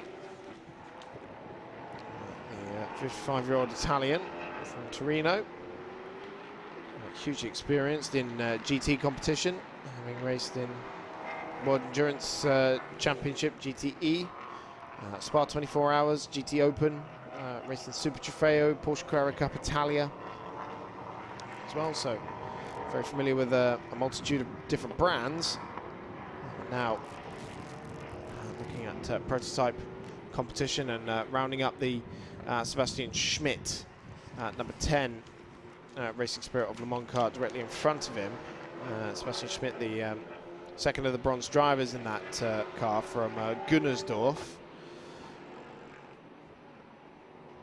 It's 2 silvers and 2 bronze in that Swiss entered car.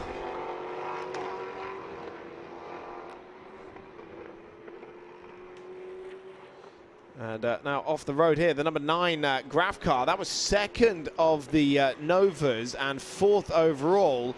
So through go quite a few cars. I'm sure John Corbett will be closing up on that car now. It was 57 seconds back from Luis San Juan.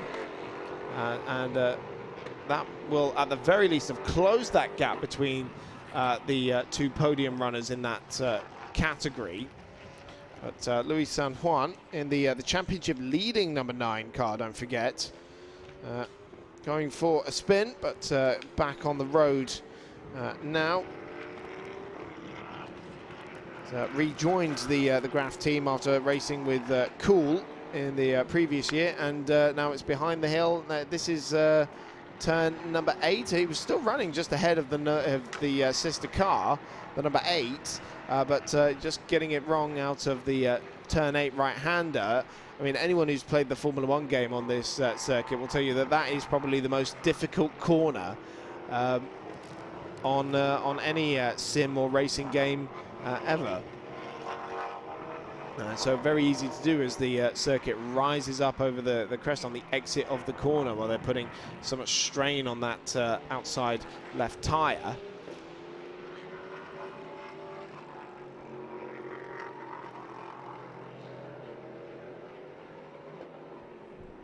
And Luis San Juan bringing it into the pits, as is our race leader, Axel Noss.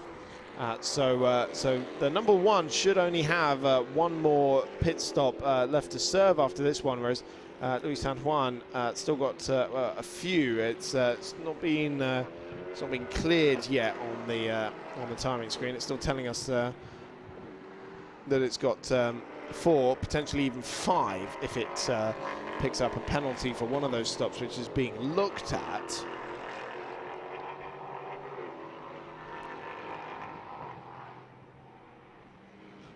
So our overall race leader in second in the prototype cars. That puts Ian Aguilera now at the head of the field on his 115th lap now in the number 3 CD Sport Nova.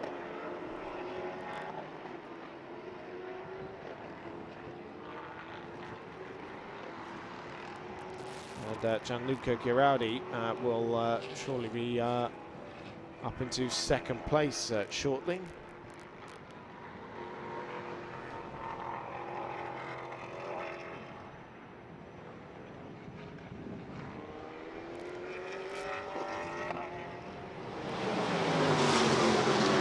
Very short stop for Luis San Juan. He's already back out onto the racetrack, so I can only assume that that was for a very quick changeover. But Claire's downstairs in the TS Course Garage. I am indeed. Alongside me is Ayrton Simmons. You've been out there. It's quite a tricky circuit. It's very hot as well. What was your stint like? Yes, as you say, very hot today. And as an Englishman, we struggle a bit more than most people. But yeah, it's good out there. It's an amazing track, up and down, lots of action. So yeah, our stint went really well. Put in some good lap times, got up the field, and that's all I wanted to do. So happy with it. Is it a bit of a case of consistency is key at the moment? Because we've had a couple of safety cars, we've had the red flag, so a lot of strategies have kind of been thrown out the window. Yeah, I feel like at the moment everyone's just going to have to focus on what they're doing, because no one really knows where they're at until the last sort of hour or so. So yeah, that's what we were doing. We just went out and done my hour stint as I was meant to, and got out of the car. I was like, okay, we're sort of there or thereabouts. So yeah, we'll see.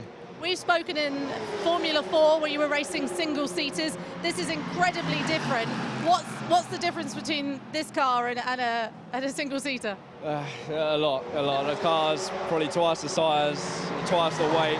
And this category is more of a team sport, you know. You're sharing a car with another 2 drivers, so it's not, you can't be as selfish as what you are in single seaters. You can't always have the car as you like it, but I prefer it. I think it's good to, you know, it's a lot more rewarding when it all comes together, because it's not just yourself, it's the effort of so many people and other drivers as well. So yeah, it's good. So has that been a learning curve for you as well, to kind of think away from the one person, though you should be thinking about your teammate also, but and also adapting to other people's driving styles and having the car in their, you know, sharing it? Yeah, for sure. I mean, last year was only my first year in prototype, so that was one of the main things that we had to learn. And yeah, can't always have the setup changes that you want, which at first is a bit of a shock, because obviously you're used to having whatever you want changed. But yeah, got used to that, and yeah, you got to learn different techniques. And as you said, you know, learn how to drive how other people would prefer the car. So yeah, it's been an interesting learning curve. First time at Portimão?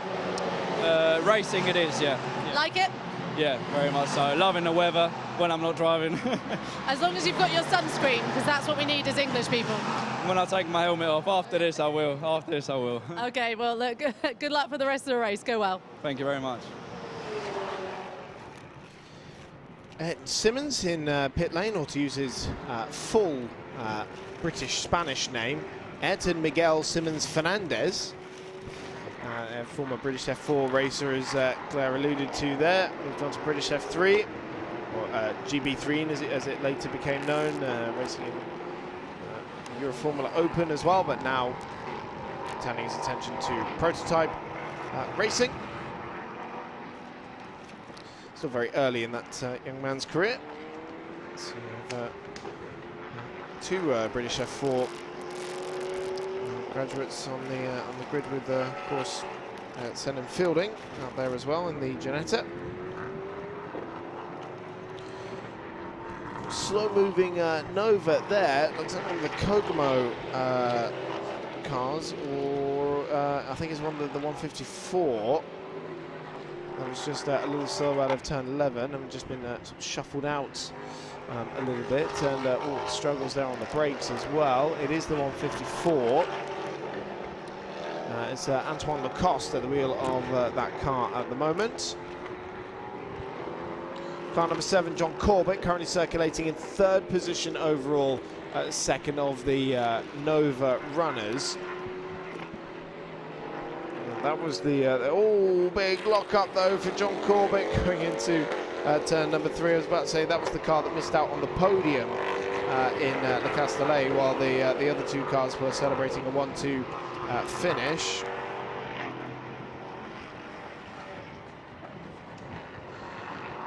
John Corbett, the Australian racer that we were talking about earlier.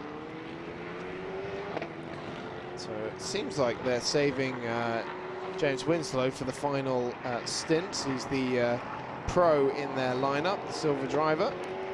And the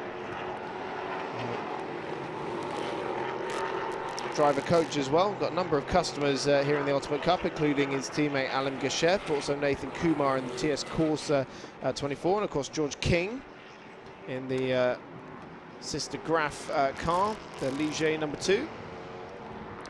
All right, race leader Ian Aguilera now into pit lane for the CD Sports team at the end of lap 117.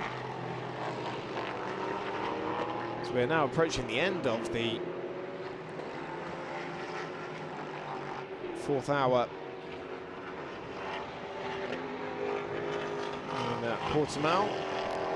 Just gone past 3 o'clock local time here in the south of the Algarve.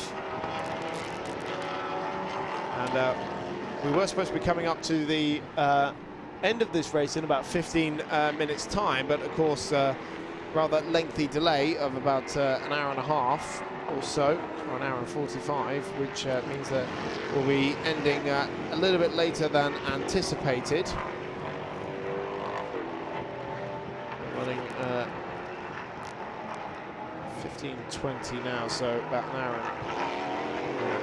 and 50, I thought, afterwards. So should be just off 5 o'clock local time. We end up finishing, so quite a bit later than we initially anticipated.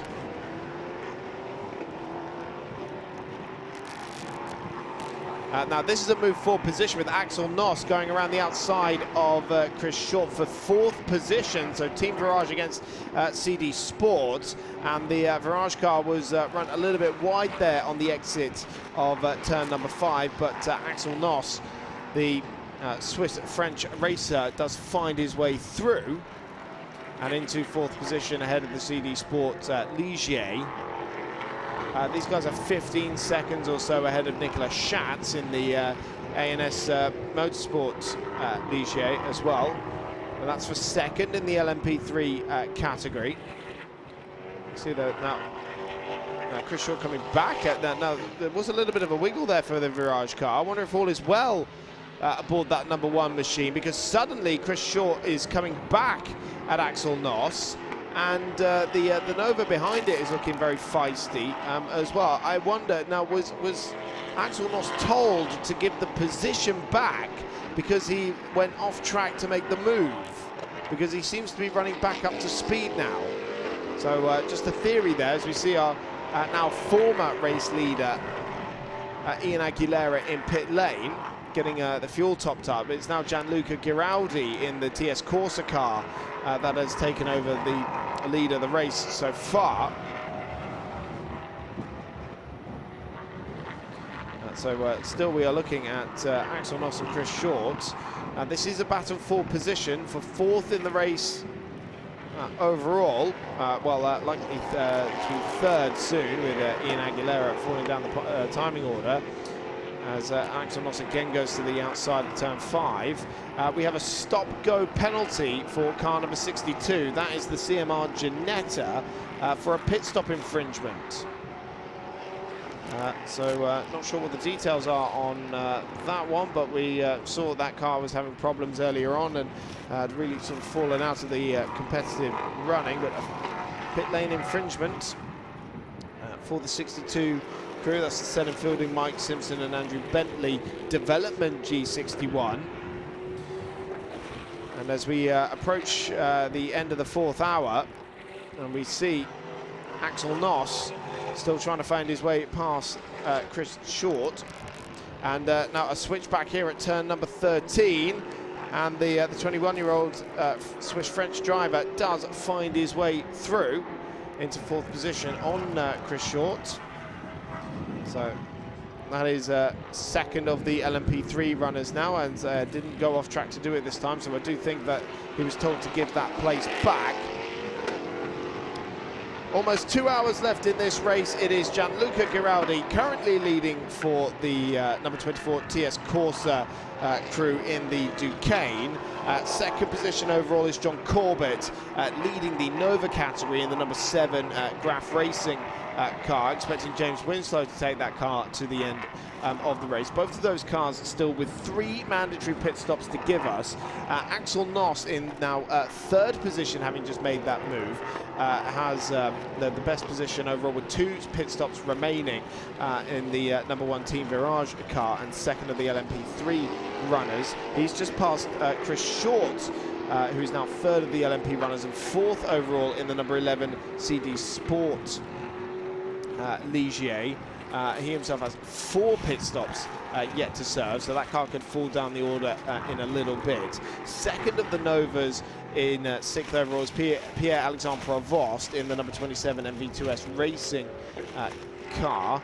That car has picked up 5 seconds penalty, but is looking in a good position as well with 2 stops left to serve. And then 3rd in the Novas is the number 9 Graf Racing car, which is Luis San Juan. We saw that car go for a spin a few minutes ago. That car has 1 pit stop under investigation, and it's telling us 4 pit stops left to serve. That is the way things stand as we enter 2 hours remaining. Let's look back at what's happened so far.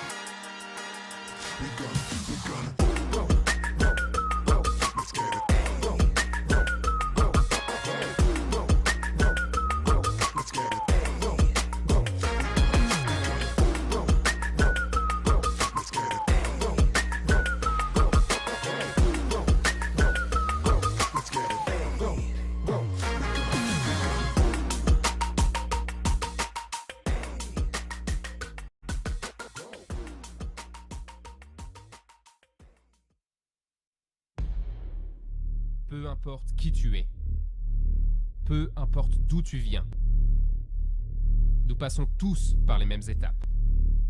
Décision. Travail. Concentration. Objectif. Peu importe ce qui se passe, reste concentré. Dans la difficulté, ne lâche rien. Crois en toi et crois en ce que tu peux accomplir. Ne te décourage pas. Il y a toujours moyen de réussir. Il y a toujours une solution. Tu peux le faire. Tu peux atteindre ta cible. Il n'y a pas de raccourci. Juste la volonté, le travail et un peu d'aide. 9 mm. Atteins ta cible.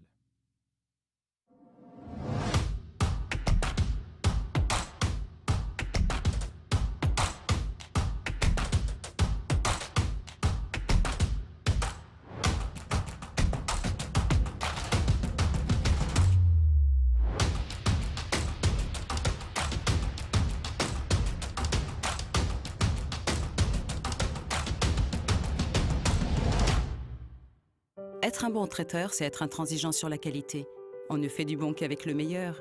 C'est être impitoyable sur les recettes. Quand c'est bon, il n'y a rien à ajouter, rien à enlever.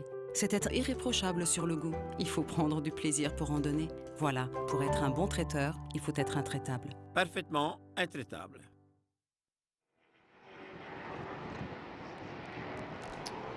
Now into the penultimate hour of this second race of the season for the European Endurance Prototype Cup. The jewel in the crown, so to speak, the 6-hour endurance, longest race of the season, the longest race of any Ultimate Cup Championship season. And also the longest race for the Novas as well in their history. Still Gianluca Giraldi leading the field in the number 24 Duqueine from TS Corsa. The car directly behind him is Nils Kuhlen in 10th position, 2 laps back from the race leader.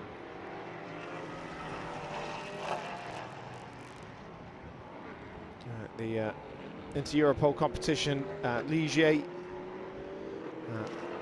getting up behind because they've got one of their quick drivers in the car, whereas Giraldi is one of the bronze drivers. Still action in the pit lane with the number 5 CD Sport car in pit lane, as well as the number 17 Lamo entry, both Novas.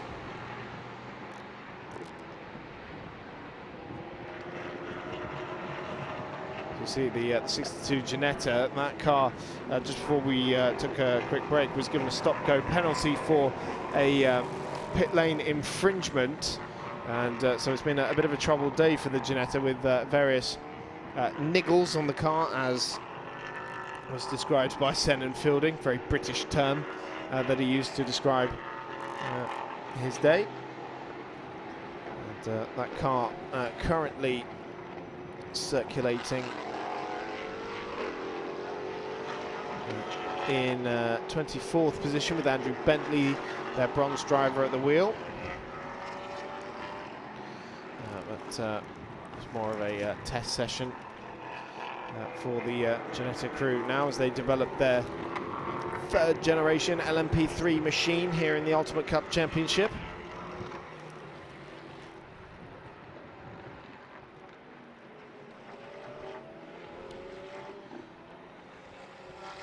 John Corbett still leading the way for the Novas in second position. The 72 here of Mathis Poulet. There is John Corbett. That black and yellow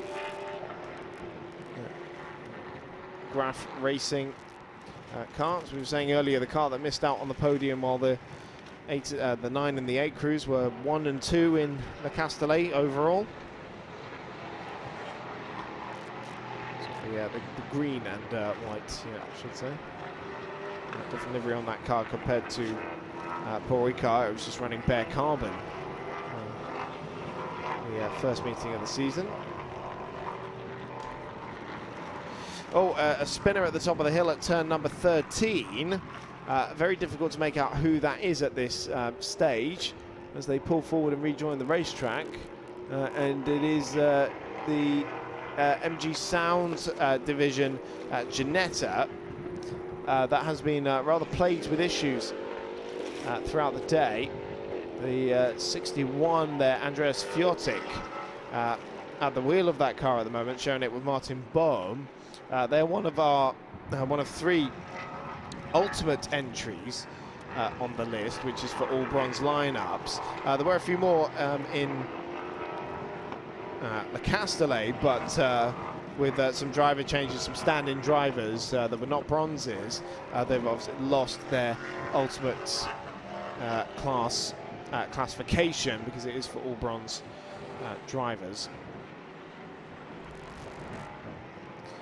Whereas all the other entries running at least one quote-unquote pro driver in one of their cars.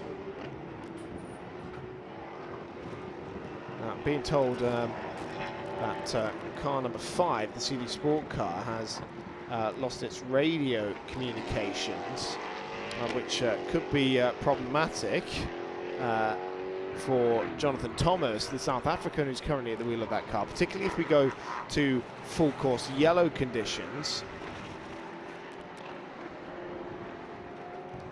So Jonathan Thomas driving blind effectively in 23rd position at 17 seconds behind David Delusinge in the DB Autosport Nova.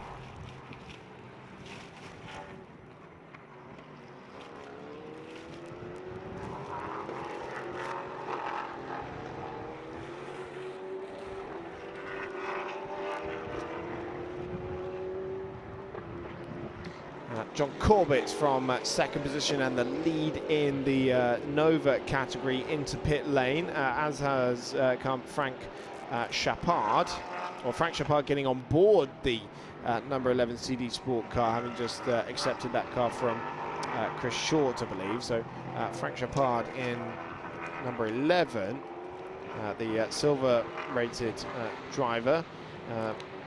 Who has raced with the Lamo team here as well, winning the TT Formula Renault Cup a couple of years ago, but joined the CD Sports crew last year, where he made his LMP3 debut in Le Mans Cup and has scored a podium finish right here in Portimão.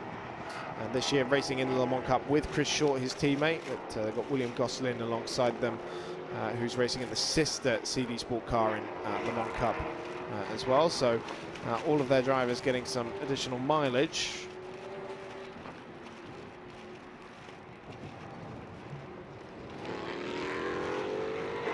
So that number 11 car coming in from 8th position and 4th of the LMP3 runners. Still a very big question mark over who's going to be joining the Nova podium, because we've got quite a few entries line astern. We're starting to see the first few drivers only have one pit stop remaining. The leader of them at the moment is Sebastian Morales in the 555 Kokomo Nova in 6th position. The next one is a little bit further down, and it's the 72 Mathis Poulet ANS Motorsport Nova, and Danny Bunchu in the Lamo Racing Nova. So all Novas at the moment, but they're the first 3 cars that only owe us one more pit stop. The next best placed car in that sense would be the Team Virage number 1 Axel Noss at Ligier. And so we'll see where it comes out in relation to the 555. But worth remembering that the 555 car is one of the Ultimate Cup entries for all bronze drivers, so does not take any additional handicap at each of the pit stops, whereas the number 34 Team Virage car, for having 2 silvers on board, will take 34 seconds in its 2 remaining pit stops. And so that means that 68 seconds that car is going to have to make up over the course of the next hour and 48 minutes or so. So that's the to and fro really that has to be dealt with when we are dealing with the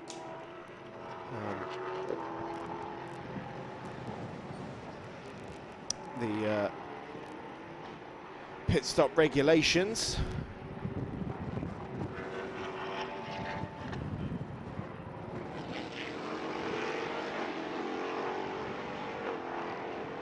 So number 7 there, James Winslow now aboard that car. He's just pulled out of pit lane. James Winslow, as we were talking about earlier, the 40-year-old from Essex in the UK, the driver coach for quite a few drivers on this grid, the reigning Asian Le Mans Series champion with Cool Racing, but also a few Le Mans 24-hour appearances in LMP2 under his name as well. He has represented Team GB in A1 Grand Prix in 2009 and 10. Writer Engineering there, getting past the MG Sound studio car. That Stefan Rupp at Ligier is currently lapping in 15th position. Claire's downstairs with some news for us. Got out the car 10 minutes ago. I mean, it's a bit of a roller coaster, so it is a bit like you got off a ride. What was it like out there? It was really nice. Like I had quite some clean laps. Quite hot also in here, like for almost 2 hours. And so now Jonathan is in the car, and we are trying to catch back as much as we can after a mechanical issue earlier in the race. And so yeah, we are pushing as hard as we can. And I think we were hearing there maybe was some problems with the radio, but you didn't hear anything about that, so I won't ask you about that because you don't know. So essentially, it was a very busy stint out there for you, wasn't it? Yeah, we had an issue at the end of the stint with the radio, but my engineer told me how many laps left I had to do, so I counted them, and hopefully I pitted at the right time. And now, I don't know, I hope it works, but there was quite some issue this week with the radio, like sometimes working, sometimes not, so was quite inconsistent. So when you were in the car, the radio was not working sometimes? In the last 4 laps, yeah, something like that, last 4 laps. And you were counting the laps to know when you had to pit? Yeah, my engineer told me like 4 or 5 laps before the end, and I knew I had to pit at that time, so. That's a lot to do while you're trying to race a car at the same time, doing maths on. I mean, it's only to 4, but at the same time, it's a lot to think about. It's okay, like you know around which fuel you have, at what time you need to pit, so it's okay. It's our job. So you were out there for a very long time, very hot. Was it quite punishing on the body? It was quite long. Even like we have no water in it, so it's made it quite hard. But yeah, the car is feeling nice, so it's helping a lot. But yeah, it's quite hot in it. Will you go back out for the final stint? I think so, yeah. So you've got to go back out, so I'll let you get on because I'm sure you want to go watch the screen and see how your teammate's doing. Good luck. Thank you. Thank you, Claire. Top 3 overall, all in pit lane at the moment. Ayrton Simmons now getting aboard the number 24 TS Course Duqueine.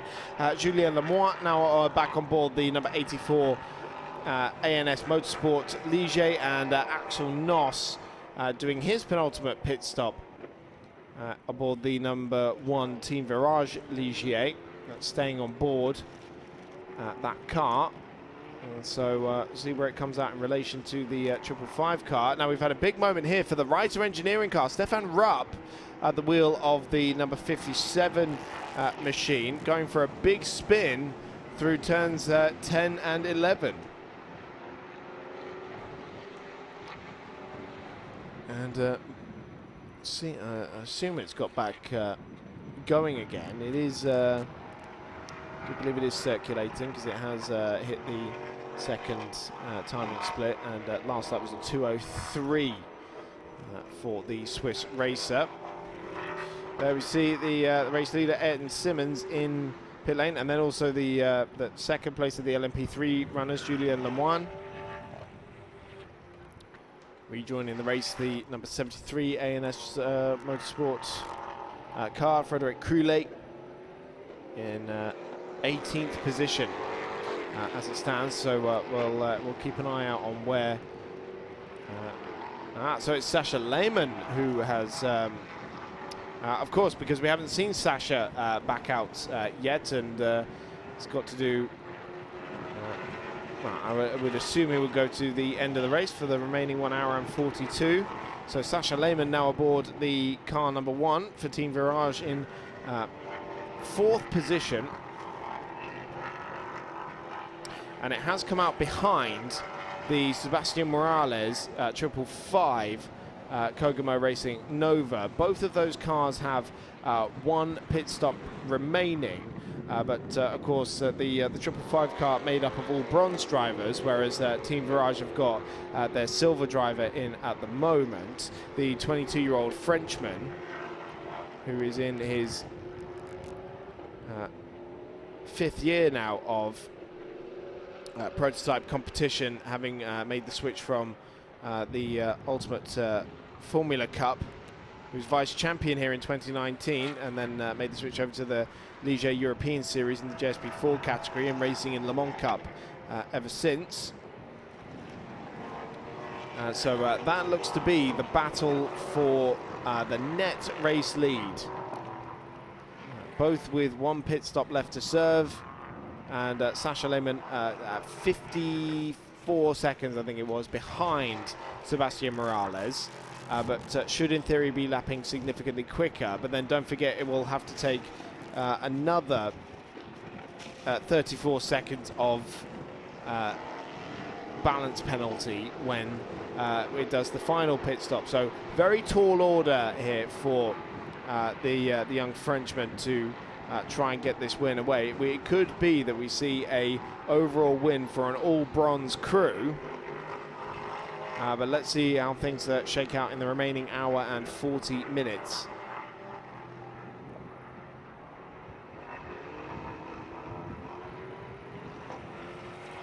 So, yeah. 27. Pierre-Alexandre Provost, that is our new race leader, but owes us an additional pit stop compared to the cars behind. So the MV2S racing team currently at the head of the field. You see the 777 Lamo car is back circulating once again. Anton Lafourcade. We saw that car with the oil pressure issue that saw it park up at the side of the road and then limp its way back.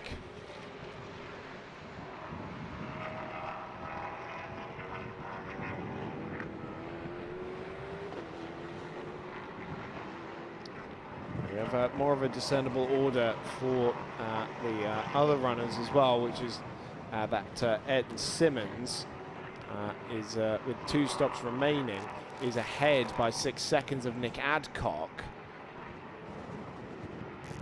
in the number 3 car, and both taking 17 seconds of balance penalty in the next stop, so they're pretty even Stevens, and Simmons being the silver driver ahead of Adcock for bronze. That would put the TS Corsa Duqueine in quite a good position. In fact, he's only 8 seconds behind Mark Fagianato, who still owes an additional pit stop compared to Simmons anyway. They've still got 3 left to serve in these remaining 100 minutes, just under, of the race.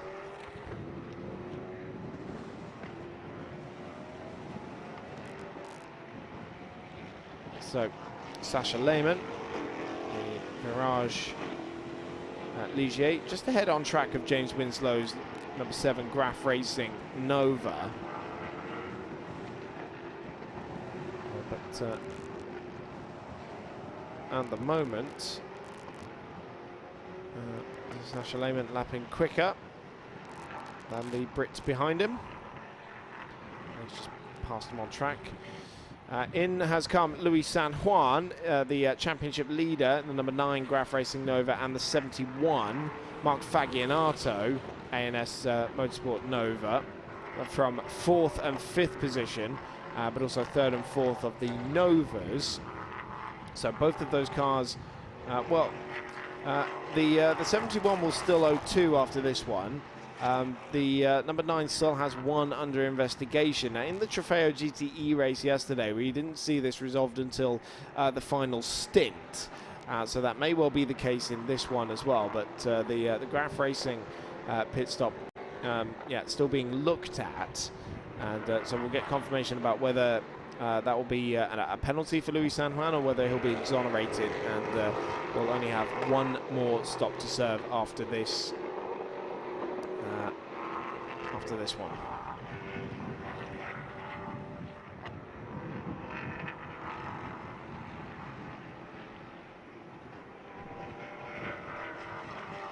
Antoine Lacoste as well in 154. We can see in pit lane as well. There he goes, pulling in, and we saw the Graf car just drop from its jacks there as well. The black and red machine.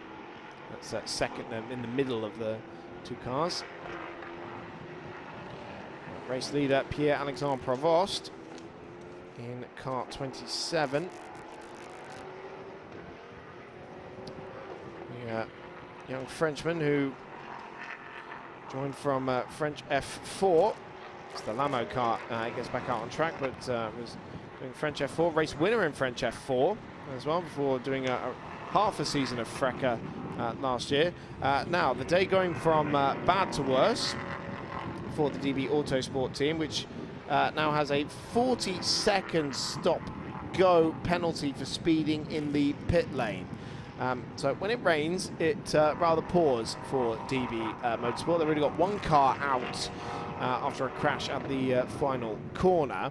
And now David Delusinge has got to drive through pit lane, hold for 40 agonizing seconds from 24th position, and he's just headed into pit lane now to serve that penalty.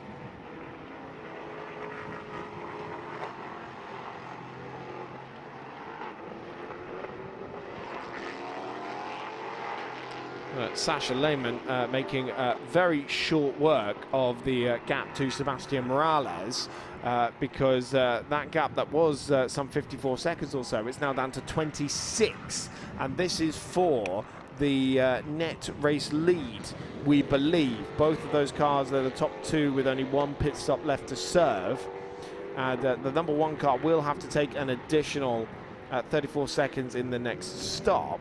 But currently, Sébastien Morales in the 555 car, the bronze driver, well, his last lap was a 1 minute 50, whereas Sasha Lehmann was a 1:41. So he's raking in time over that Kokomo car, hand over fist.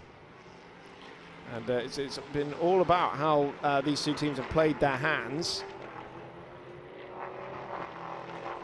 As Virage opted to have their bronze driver, Georgios Kolovos, do the first stint, whereas the all bronze lineup of the Kokomo team, they've played to their strengths and also haven't had to take penalties at each of the stops, remember.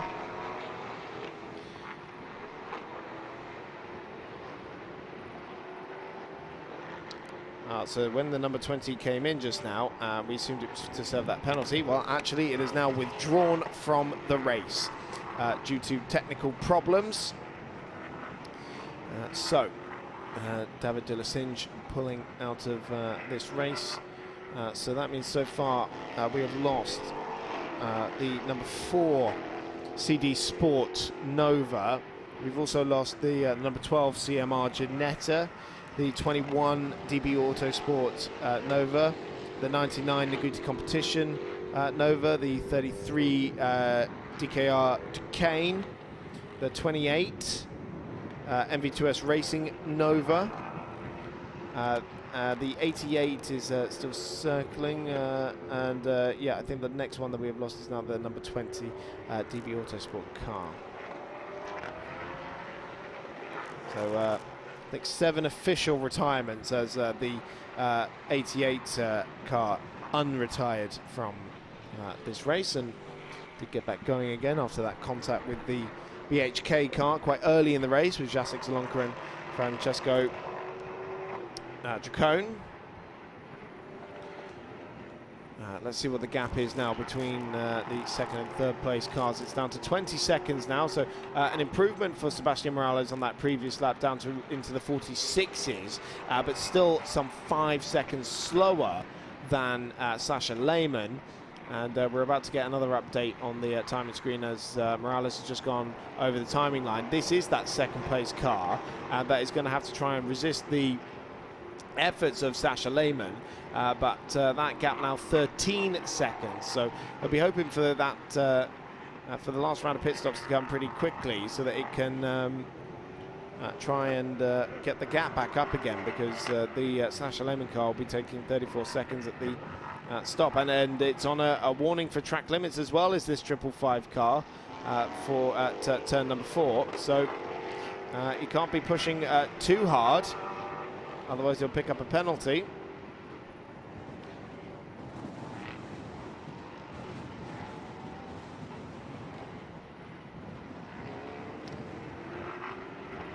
These cars a lap behind the Pierre-Alexandre Provost MV2 Racing, MVS2 Racing, I should say, Nova, but with one less pit stop left to serve.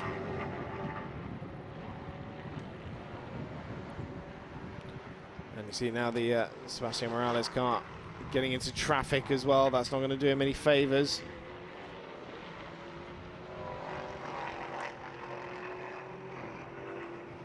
So yeah, Frank Chapard there aboard the CD Sport number 11 car, but this is the second place car, that black and orange Kokomo Racing Nova. So it's a 1:48 for Sébastien Morales last time around. I dare say it'll be a little bit slower. It's just been done by the Racing Spirit of Le Mans Ligier as well. Both, the Breton Racing Ligier, and there is the third place car, but net second, we believe.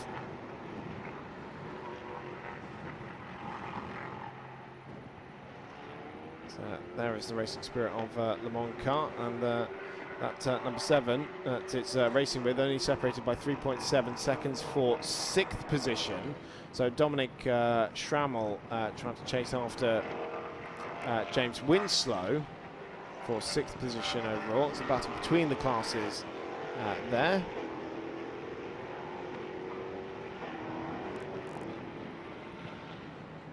Into the final 90 minutes now of this race.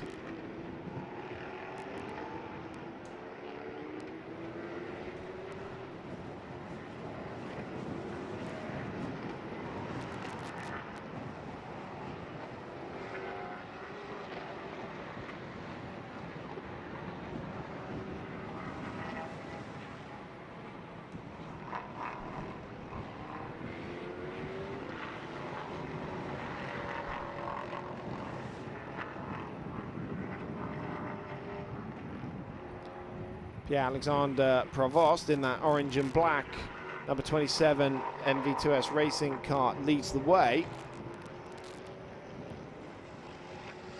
but does owe us an additional stop. Lapping slower than the third and fourth place cars at the moment as well, but is lapping quicker than the car in front. And Sasha Lehmann has taken second position overall, ahead of Sebastian Morales on that previous lap. So Sasha Lehmann now into the net lead of the race. Oh, now a moment here for that looked like the Graf Racing Ligier potentially. Yellow flags out in the first sector, and no, it's the MG Sound Division. Number 61, Ginetta.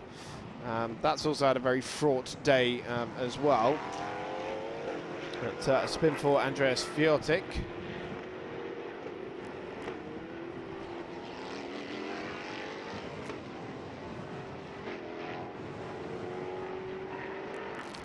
Incident at turn 1 has been noted, so I almost wonder if he was tipped into that spin, the Austrian. We're about to find out. No, it was already. Whoa! Now, a little bit of a close moment with the 154 of Thomas Laurent in the 154 Kokomo Racing Nova. Thomas Laurent standing in for Johan Russell, the rally driver for this weekend.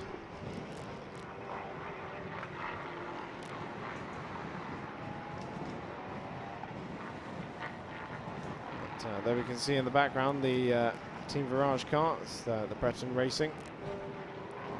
Racing Spirit of Le Mans in pit lane as well, Dominic Schrammel. The other silver driver in that car, 36-year-old, who was most recently racing in the GT Open Pro-Am category a couple of years ago. Joined in pit lane by the number 72 ANS Motorsport of Mathis Poulet.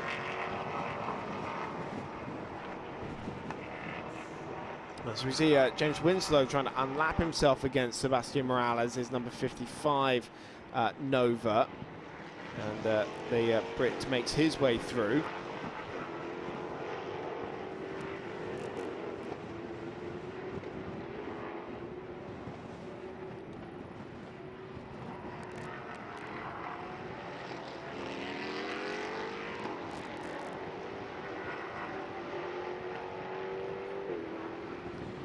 So Racing Spirit Le Mans taking on Fluids, as is the ANS number 72.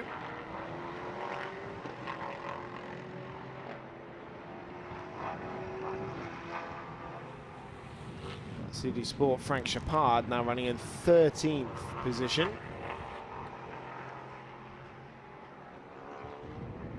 Five seconds or so behind Julien Lemoine in the ANS Motorsport Ligier.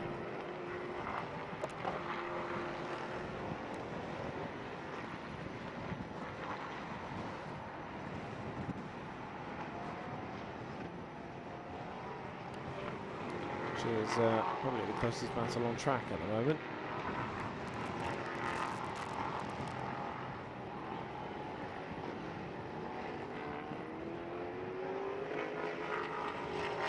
So our race leader, Pierre-Alexandre Provost. Question is, when's he going to come in? He's done An hour and 22 minutes behind the wheel so far.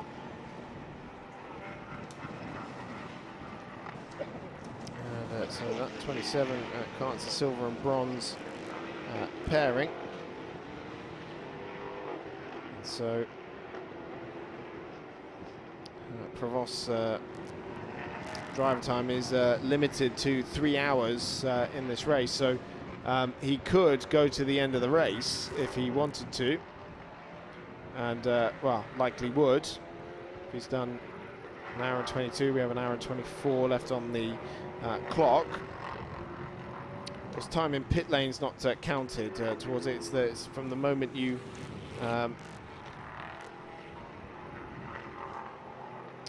drive out of pit lane to the moment you drive into pit lane or reach the checkered flag. So although that car owes us an additional stop, it could be Pierre-Alexandre Provost to the end of the race if they wanted to.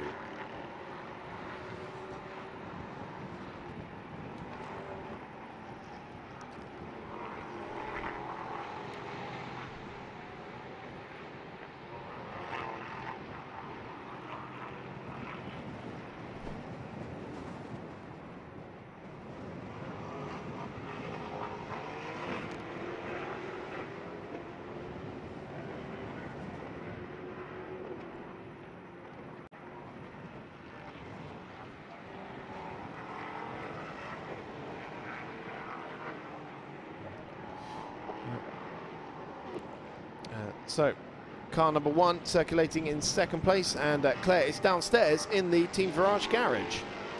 I am indeed. Alongside me is Axel North. Axel, you have a brilliant name, by the way. It sounds like a rock star. It's great. You've just got out the car. Really tricky out there, isn't it? Yeah, it's very, very sunny, very, very hot.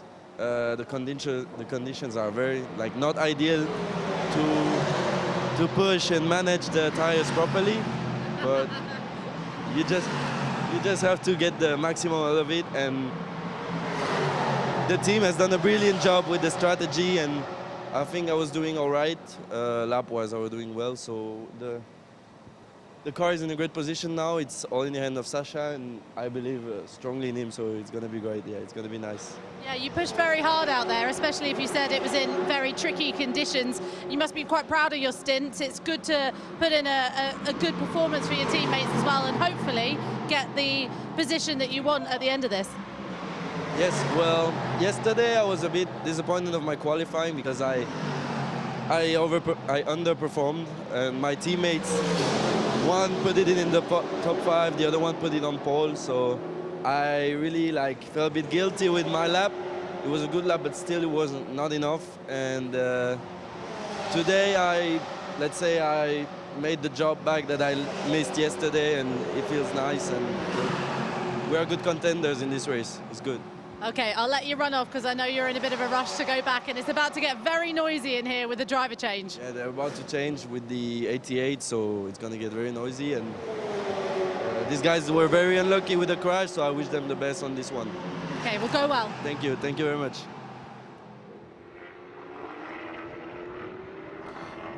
Claire Cottingham with Axel Noss in the Team Virage garage. Our race leader has come into the pits.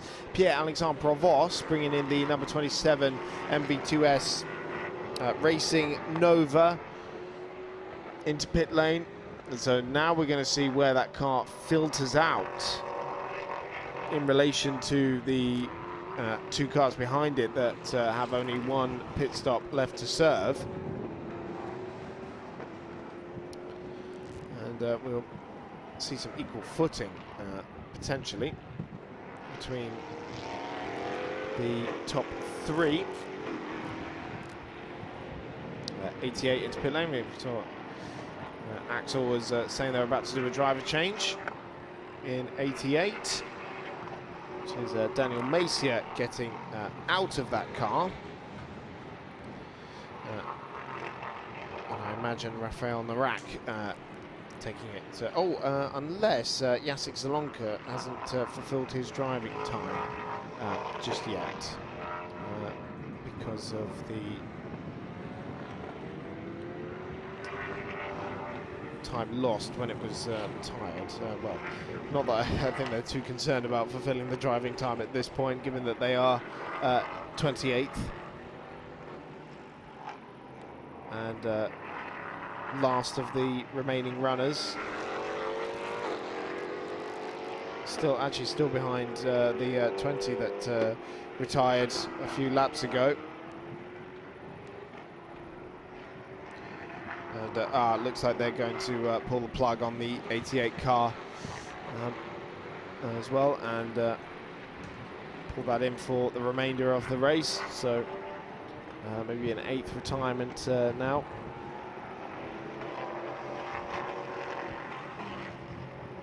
There is our race leader taking on the fuel, and is now Christophe Cresp at the wheel of the number 27. So their bronze driver getting on board, although a highly experienced and successful bronze driver, the 49-year-old Frenchman, who has won the Asian Le Mans Series LMP3 Championship in 2022 without winning a race. Actually, it was 4 podium finishes for him, and also part of MV2S's Le Mans Cup lineup for this year, as Frank Chapard is also into the pits. Now this is Manuel Espirito Santo doing another very rapid stop, and now they've been doing quite a few pit stops in quick succession, but that is the first car to do its final pit stop. So the Breton Racing car that started on pole position, remember, now with Manuel Espirito Santo in the car. The 20-year-old Portuguese driver racing on home soil. The first driver in 7th position at the moment to do all 6 of its mandatory stops. That car is now the benchmark for everyone else who still has stops to do. Top 3 have all done their stops, and Sasha Lehmann is now into the lead of the race for Team Virage, thanks to that 5th pit stop from the 27 crew. Christophe Cresp now aboard that car. So Sebastian Morales in 2nd position, 35 seconds back, and then Ed and Simmons about 29 seconds behind them, and lapping 4 seconds a lap quicker. But that car has 2 pit stops left to serve. The 24 TS Corsa Duqueine, that's 2nd of the LMP3 runners, and then Nicholas Adcock has just gone through into 4th position, is 2nd of the Nova runners as well, 30 seconds back from Ed Simmons, the bronze driver, but also with 2 pit stops left to serve.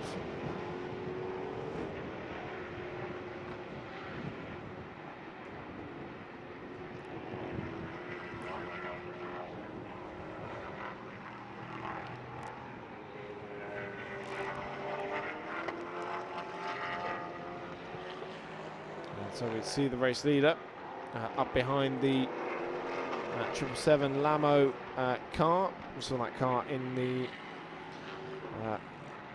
garage earlier on, that oil pressure issue that to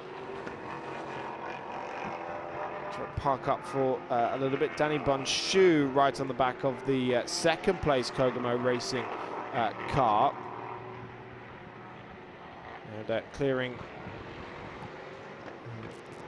Sebastian Morales to try and continue on his way.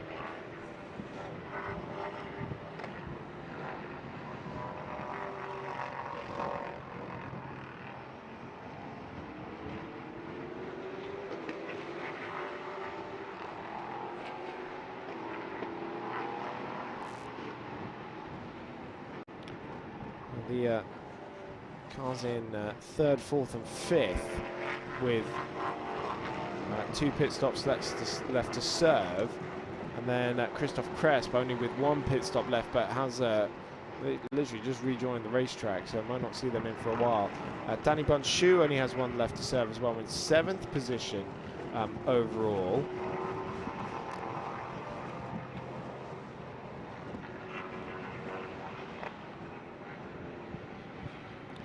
wait to see where Manuel Espirito Santo rejoins the racetrack, because it's currently showing him 4 laps down from the race leader. So even with that pit stop advantage, it might not necessarily be in a strong enough position to challenge for the win. Remember, that car is one of the most heavily penalised for having an all silver lineup. Marius Fossard and Espirito, Manuel Espirito Santo and Bernardo Pinheiro as well. 56 seconds that car is taking at each of the stops.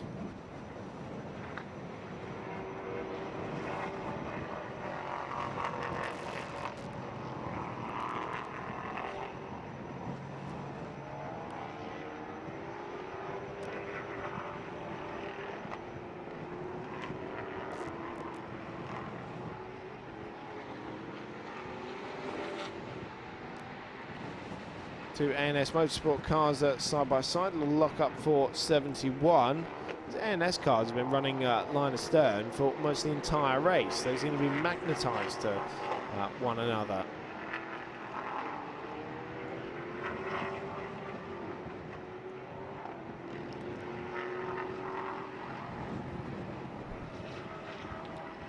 At 71, currently with Aiko Segret in the car.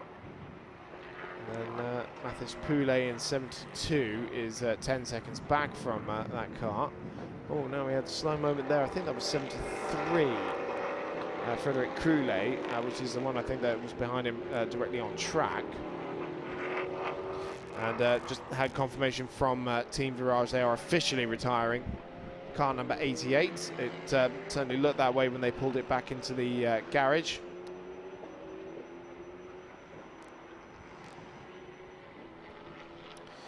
But official confirmation from the team.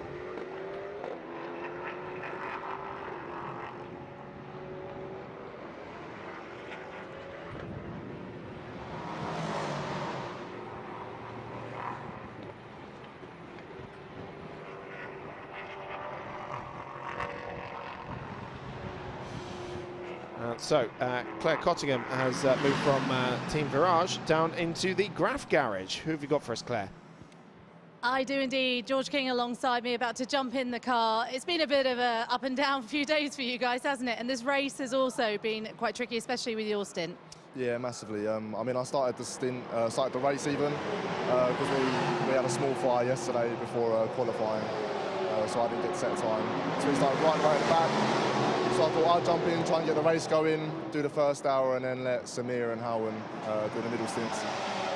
It was super clean stint, other than a couple of hits. Someone locked up and sideswiped me, and then when the Virage car had a spin at the first corner, I was trying to take avoiding action, and just someone clipped me from behind and ripped off the cheese wedge. So yeah, it's been a bit up and down. You kept it on the track at least, mostly, other than the issues that you've had. What can be done from this point in the race? I think I just checked and we're like 7 laps down from the lead, so not so much. I think we're just trying to see the car home now, try and get some quick laps. Looks like the track's dropped off a little bit, but it's just having fun, I suppose. Unlucky for you guys out there, but is it a track that you've been enjoying? You're about to jump back in. Have you enjoyed racing around here? Yeah, I mean, I always love racing with the Ultimate Cup around Portimão. Obviously, winning the championship last year was mega, and then Portimão is an incredible circuit. Graf been an amazing team, so yeah, I'm loving it. Okay, well, good luck. Let's hope you can make up the time. You can't, I'm sorry. But I'll try and be positive for you. But good luck anyway. Perfect, thank you. Thank you. Yeah, they're Luau, Howen Luau currently in their car in 20th position. The joining from Super Trofeo Asia and the World Final as well. Now, he made a wildcard appearance with Graf at the Road to Le Mans last year, and will do so again this year as well. Yeah, the Chinese driver getting some extra miles on his belt. We can see him in action there. Sharing the car with George King, who we just heard from, and Samir Ben.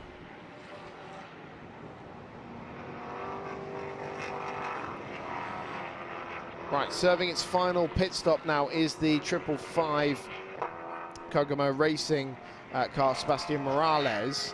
That will be its last pit stop, and will go for the final hour and 9 minutes of this race to the end now. So it's up to the move of Sasha Lehmann. Might have just pulled out enough of a gap to negate that additional 34 seconds that it will take during its last stop.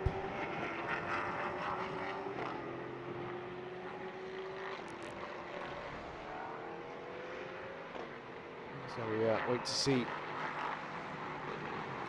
where he'll come out. So this car now, Ayrton Simmons in second position now. Well, very slow number 73 ANS Motorsport Nova there around turns 1 and 2. Rodolfo Rosati, that's having just come straight out of the pits, so Ayrton Simmons having to take some slight avoiding action, but the Brit is 1 minute and 3 seconds behind Sasha Lehmann in the lead of the race, and with an additional stop to serve as well, don't forget.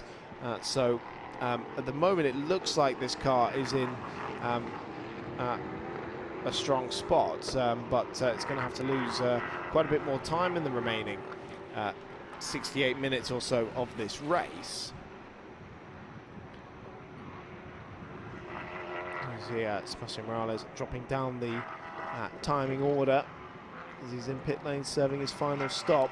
Remember the benchmark for that is Manuel Espirito Santo in the Breton Racing number 26 machine. He's the top car that has done all of its driver change, although one of the most heavily penalised in each of the stops, whereas the 555 takes none because it's an all bronze lineup. So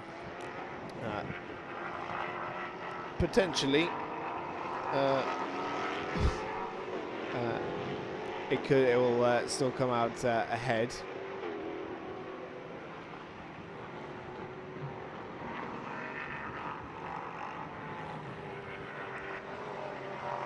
So last time around, Ayrton Simmons half a second slower than Sasha Lehmann at the head of the field. Here he is,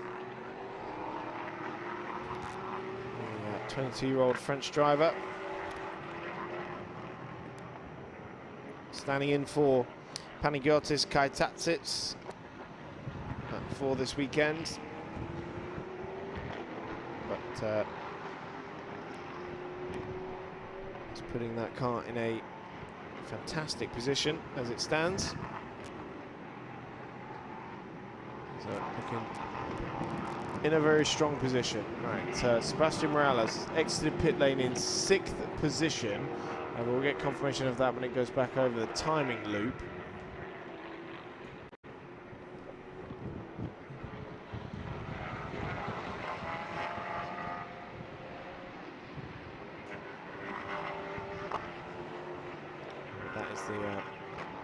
Car that the Team Virage will be looking over its shoulder at, so we'll make up 34 seconds in that next stop.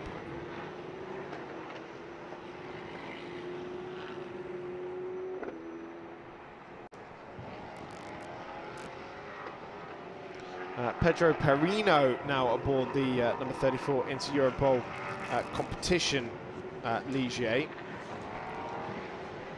It's the first time we've seen him, the Mozambican Portuguese driver, so a half-home race for him, but the 18-year-old, his birthday tomorrow actually, his 19th birthday. But, he's coming back to the scene of his rather nasty crash during the winter in the Prototype Winter Series earlier in the year, where he missed one of the races after that crash, but then finished second the next day. So bittersweet memories of this circuit, I'm sure, for Pedro Periono. Before that, made a couple of wildcard appearances in the European Le Mans Series with DKR Engineering, in the LMP3. Did 2 podiums in the last 2 rounds of the championship, having come over from the Italian F4 racing scene. Right, final pit stop for our race leader, Sascha Lehmann. Team Virage into pit lane. No need to do anything drastic. The tyres being swapped, a fresh set of boots going on the Ligier. Making sure Sascha is comfortable in there. It's 2 people on the tyre changes, 1 gunman, 1 wheelman.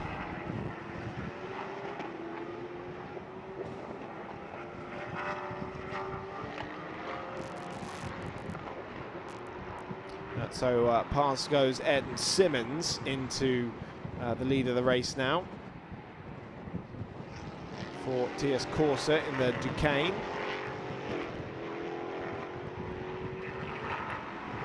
Clean the screen as well for Team Virage.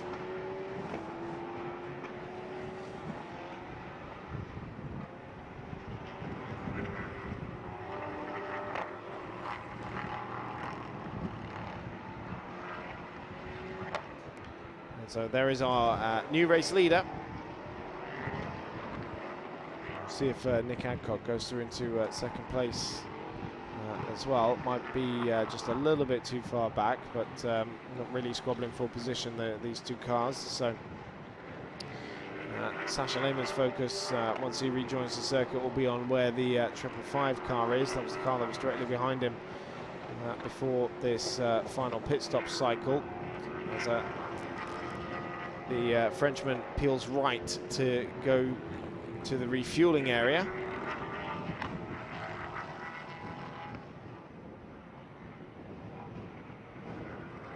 There he is, arriving on the scene.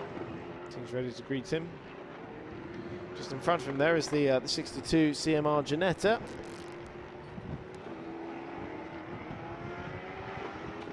Senan Fielding taking that car to the end of the race in 24th position.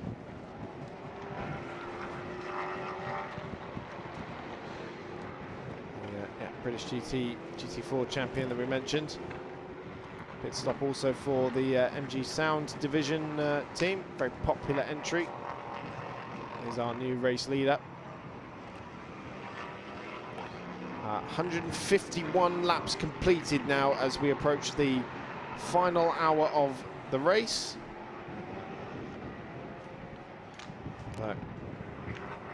Let's run you through the timing order then, as the TS Corsa car puts another lap on the Reiter Engineering car. Ed Simmons leads in the number 24 TS Corsa Duqueine, but still owes us 2 pit stops in that number 24 machine. In second place has just gone Nick Adcock in the number 3 CD Sport Nova. He's the leader in the MPO2 category and 41 seconds back from our race leader. Also still owes us 2 pit stops. James Winslow going through into 3rd position and second of the Novas in the number 7 Graf Racing MPO2. 16 seconds back from Nick Adcock and closing in on his countryman as well. Sascha Lehmann currently listed as 4th and 2nd of the LMP3 runners in that Team Virage number 1 car, but has done his final pit stop. Christoph Cresp owes us 1 more pit stop, 3rd of the MPO2 runners in the number 27 MV2S Racing Nova. And then finally, 3rd of the LMP3 runners is Pedro Perino in the Inter-Europol competition number 34 car, 28 seconds back from Christoph Cresp. Still has 1 pit stop left to serve and 1 also under investigation as well. So 1 to keep an eye out on before we go into the closing stages of the race. because we saw those penalties being dished out during the final stint of the Trofeo GTE race yesterday. That could well be the same again in this race, as we now approach the final hour of the 6-hour endurance race.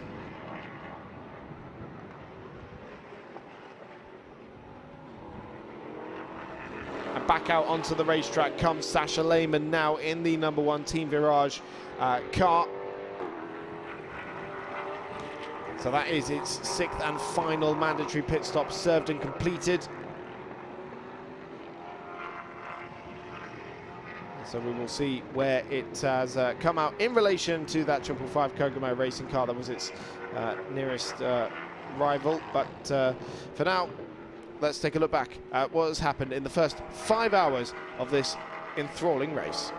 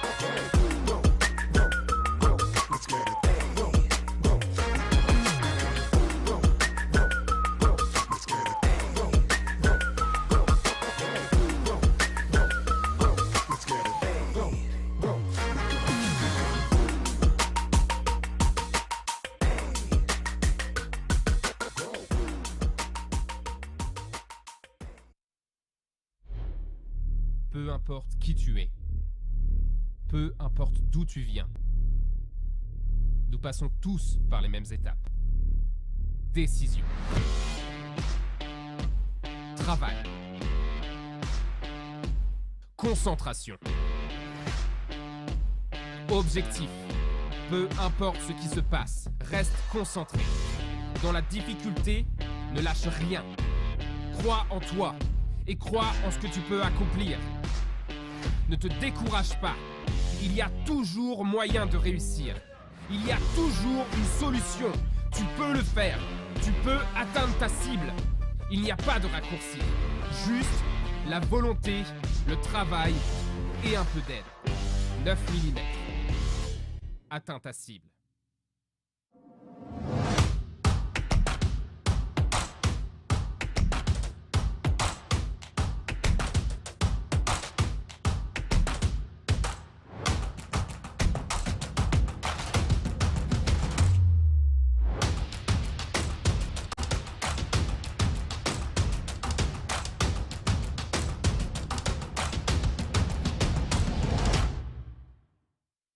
Être un bon traiteur, c'est être intransigeant sur la qualité.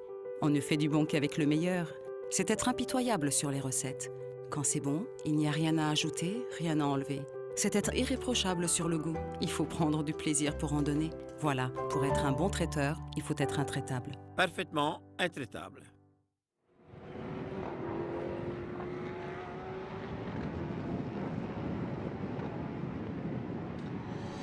Into the final 55 minutes or so of the longest race of the year for the European Endurance Prototype Cup. It's our first 6-hour race for these LMP3 and Nova machines. And I must say, the Novas have held up very well indeed for some of the reliability concerns that were had, particularly around the transmissions, but they've held up very well indeed. So we are into the final hour, and into the pits has come, firstly, the 24 TS Corsa car. Gianluca Giraldi going to take that car to the end, and Nick Adcock now also in pit lane.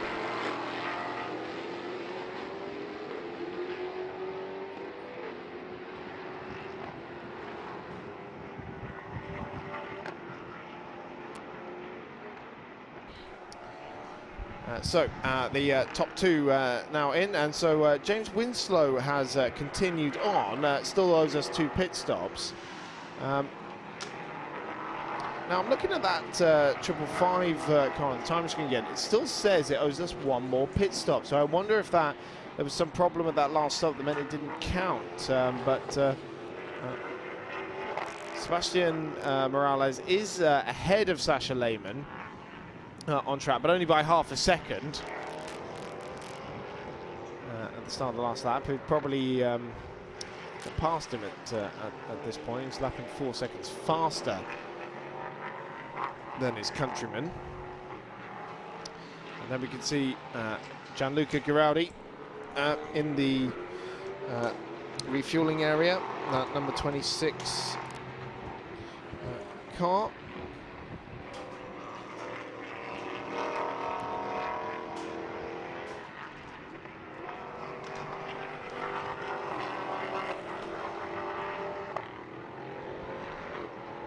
That should be its final pit stop for the number 24 TS Course Duqueine.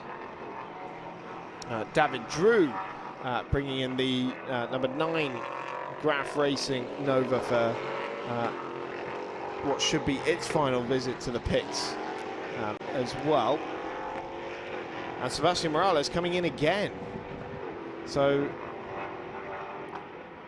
not sure what that previous pit stop was for then, but it wasn't one of the mandatory stops.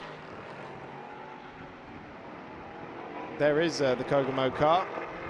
So we thought for a moment it might have been a car that could come into play for the overall race win, because it was on level pegging in terms of the pit stops with the Team Virage car and not taking penalties at the pit stops either. This, whatever additional stop it was, has rather undone that hope.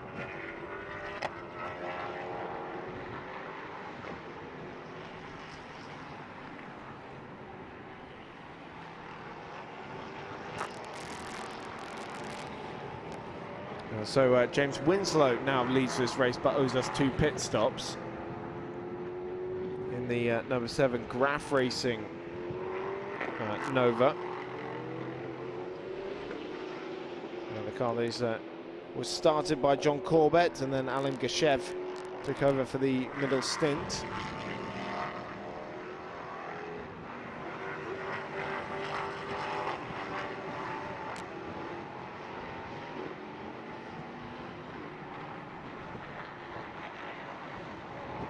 Let's see if he comes in this time round. Approaching an hour of drive time. Just done 56 minutes he's done in the car so far. And if I get my little table out, I'll tell you that for a silver bronze pairing, then his maximum drive time is 1 hour and 50. So he can go to the end of the race. Can James Winslow?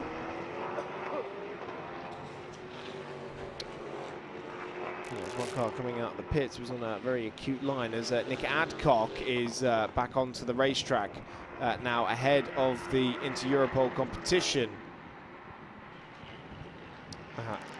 Ligier of Pedro Perino.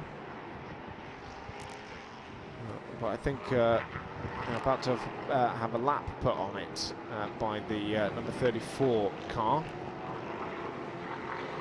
Because the Perino is third, Adcock is fourth. But yeah, the other way around on the road there.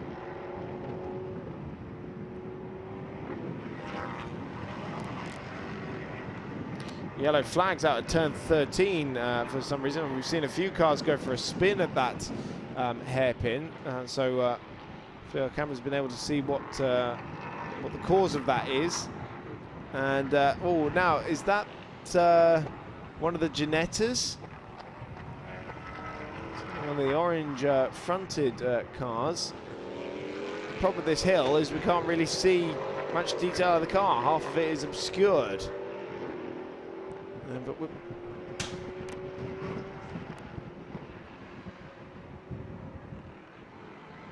green flags now waving in sector 3 as James Winslow brings in the number 7 Graf Racing car for its penultimate stop of the race. 49 minutes to go now.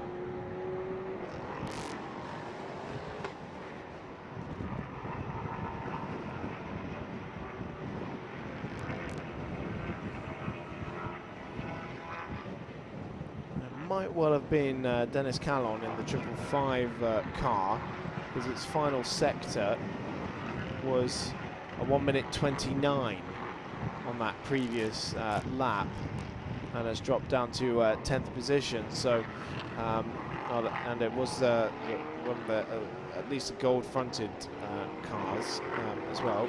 Didn't look like one of the Novas from that angle, but. Well, we'll assume it's Dennis Callon.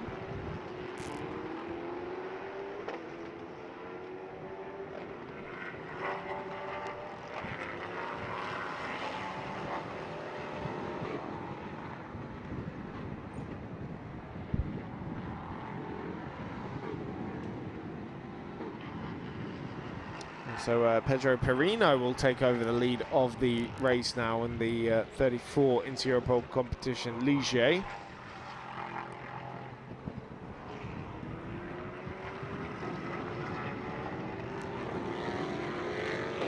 Half-home race for the Mozambican Portuguese driver.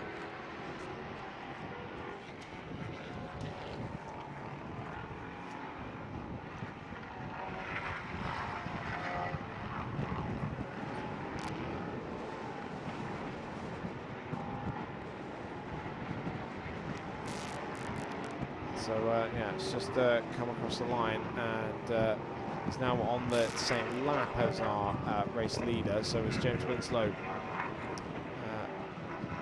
takes on the fuel, we'll be losing time to Perino.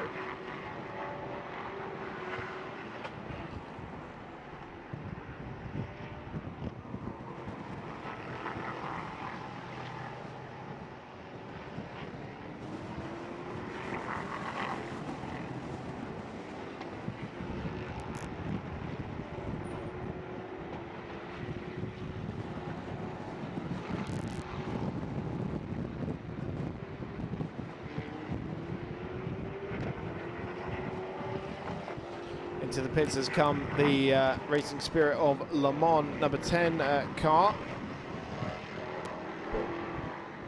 That is Dominic Schrammel in 18th position, currently at the wheel of that car. We were saying earlier that Dominic Schrammel, the second silver in that car, 36-year-old from Tirschenreuth in Germany. And the other silver being Ralph Kellener's. Saw out in that car earlier. And the two bronzes, Christian Gissi and Sebastian Schmidt. Small German lineup aboard that number 10 machine. And Pedro Perino now confirmed as our new race leader, but still with a pit stop to give us. And one under investigation as well, so we will keep an eye out on that. As Christophe Cresp goes through into second position as well, leading the Nova category in the MV2S Racing car, number 27. Cresp, the bronze driver of the bronze and silver pairing. Pierre-Alexandre Provost, the other driver in that car. 777 back into pit lane as well. Jean-Marc Alaphilippe in 20th position.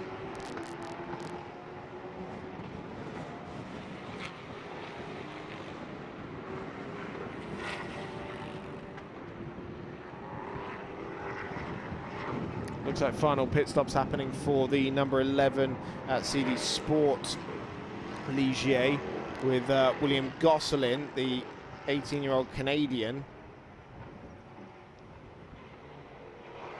but racing with a French license, getting on board that car. And then Loris Kybers in the number 8 Graf Racing Nova, the silver in their lineup. So far we've had Sébastien Page and Louis Rossi in that car, but Loris Kybers, the pro, the Swiss racer, the Ultimate Cup monoplace Formula Renault 2-litre champion in 2020, but also vice champion in the Formula 3 regional category from a couple of years ago as well.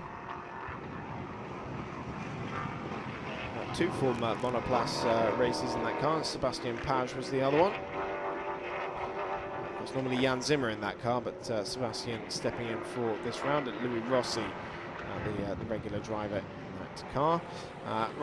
More pit stop action for Racing Spirit of Le Mans, this time with the 51 Nova.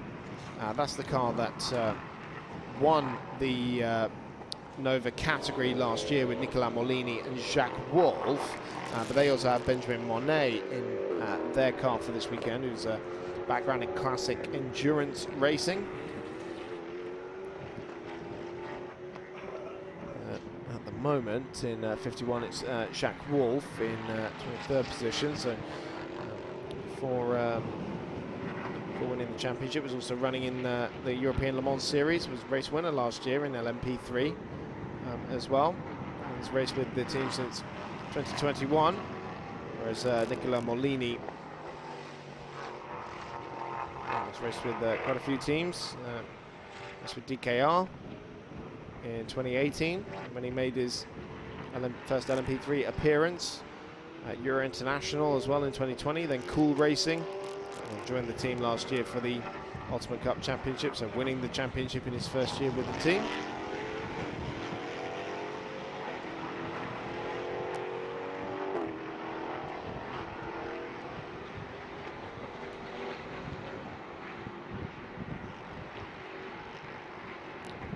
Looks like Gianluca Giraldi also giving us one more stop as well, but out of pit lane comes the number 11, Chris Short, now at the wheel of that car, coming out in around 15th position, right ahead of the 62 of Andrew Bentley, and then also the number 7 car, James Winslow, right behind them as well.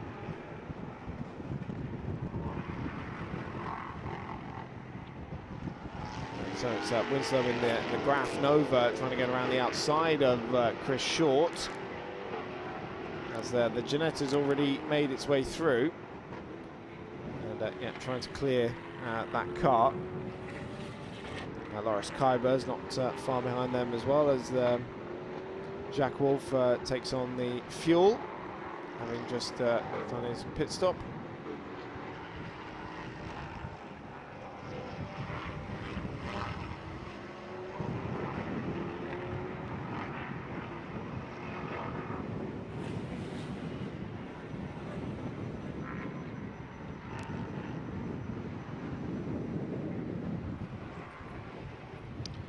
So this is the Nova race leader, Christophe Cresp, 14 seconds behind Pedro Perino, and lapping 1.8 seconds slower on the previous lap. But Pedro Perino just hit pit lane for what should be his final pit stop in this race. There is still one with an asterisk next to it, so we will keep an eye out on that.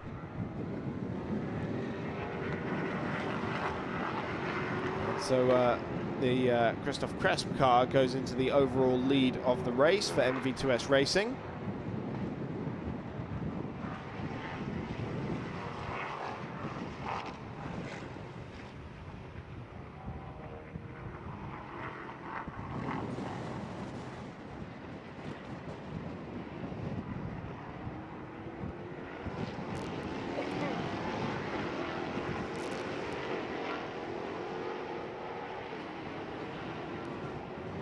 Three CD Sport car. It's just ahead of the Ginetta 62.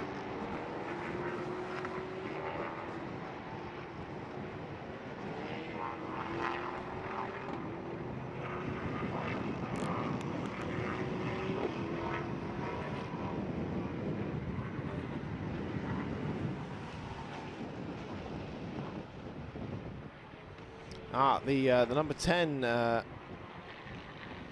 Racing Spirit of Le Mans car coming in, the Ligier, that has been officially retired from the race, sadly, so add another one to the list because that car is now out of contention, sadly. Right, back out into pit lane has come Pedro Perino, who will do one more refuel, so he swings into the refueling area.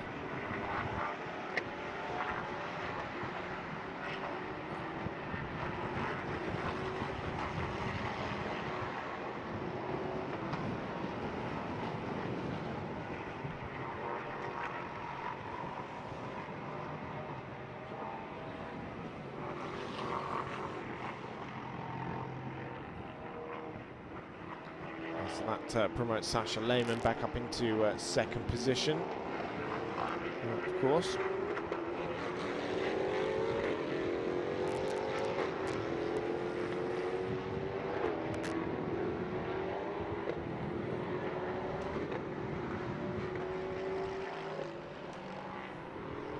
Confirmation on the timing screen now. Sasha Lehmann up into second position, just cleared the 71. Mark Fagianato, the Monegasque driver, put another lap on him. In 17th position at the moment.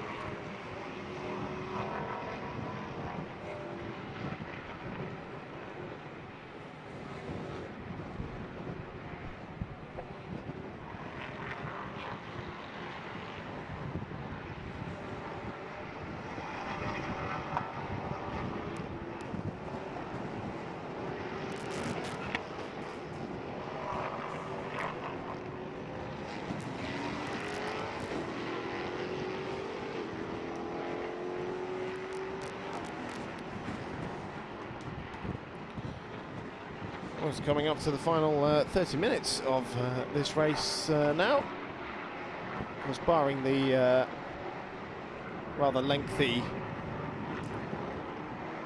red flag. It's rather flown by.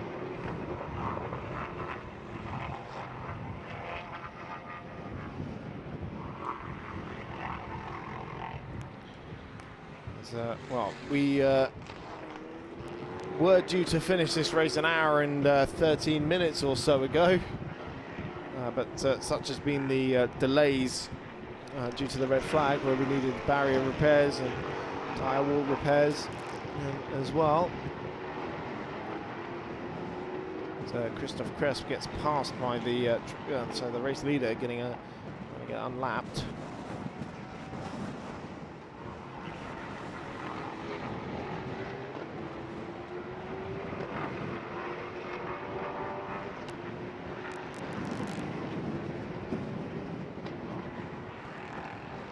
So we're racing in conditions that we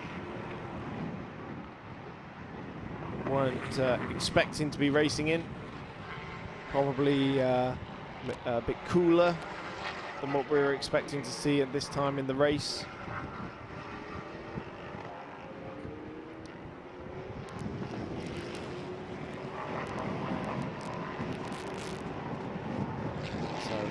ANS Motorsport. Indeed it is. 73 coming in.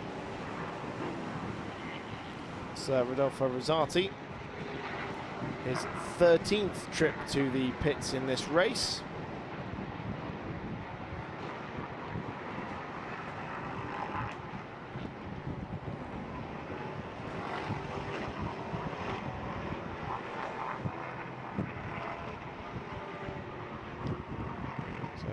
Cresp continues to circulate out in front.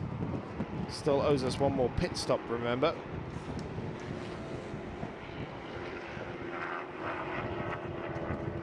It's not just prototypes, of course, that Cresp has raced in. He's in the Ultimate GT Cup as well, having also raced in the Midget Super Tourism category as well, but his career largely focused around prototype competition since joining the Le Mans Cup in 2020.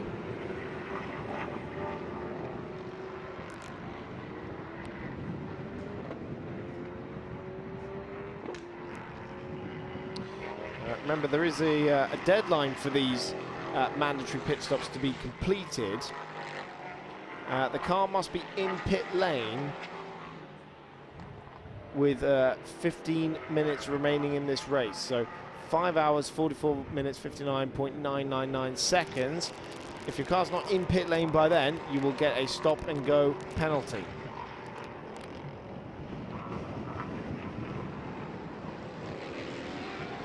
So in that sense, we have 18 minutes and 15 seconds left on the driver change window, or the pit stop window, I should say.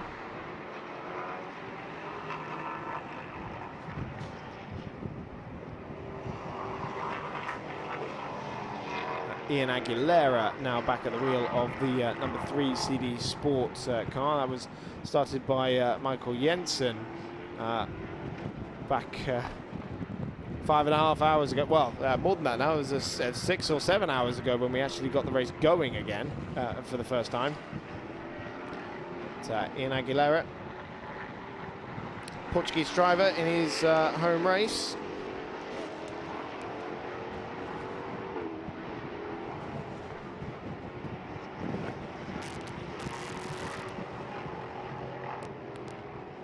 Oh, sorry, the Mexican, I should say. Sorry.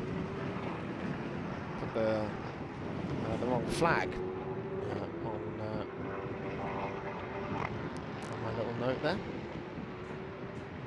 Yes, from Guadalajara. So very early in his racing career is Ian Aguilera. Currently 3rd of the Nova runners. Did Ginetta Juniors for 2 years before joining the Ligier European Series last year in the JSP4 category. He was a podium finisher there, and is still racing in that championship as well with RLR.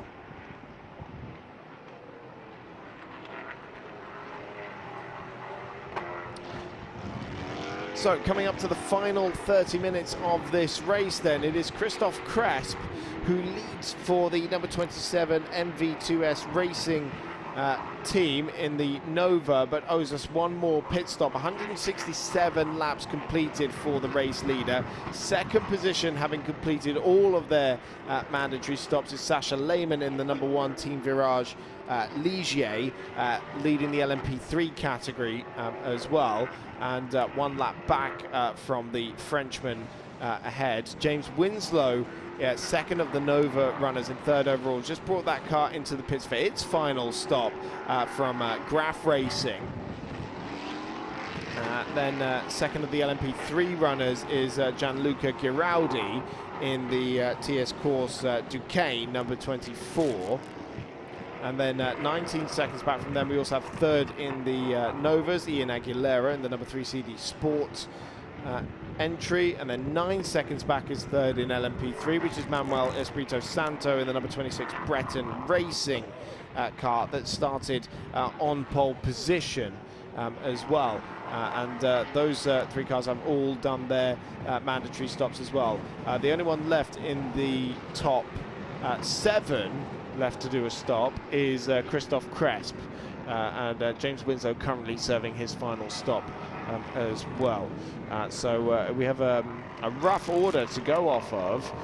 Team Virage looking in a very strong position as it stands, but Gianluca Giraldi running in second of the LMP3 runners at the moment.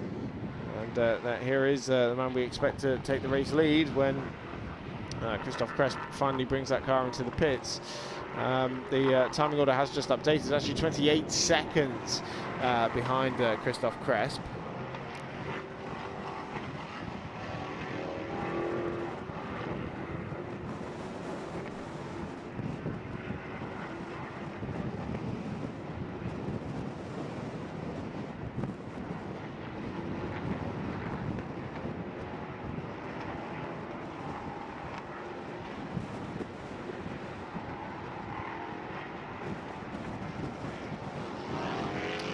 .29 minutes left of the second round of the European Endurance Prototype Cup Championship,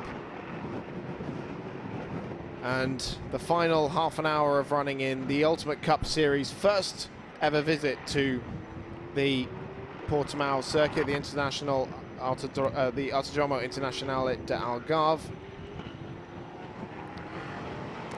where we have had racing in the Formula Cup, Trofeo GTE and Trofeo GTS, closing things out with the European Endurance Prototype Cup.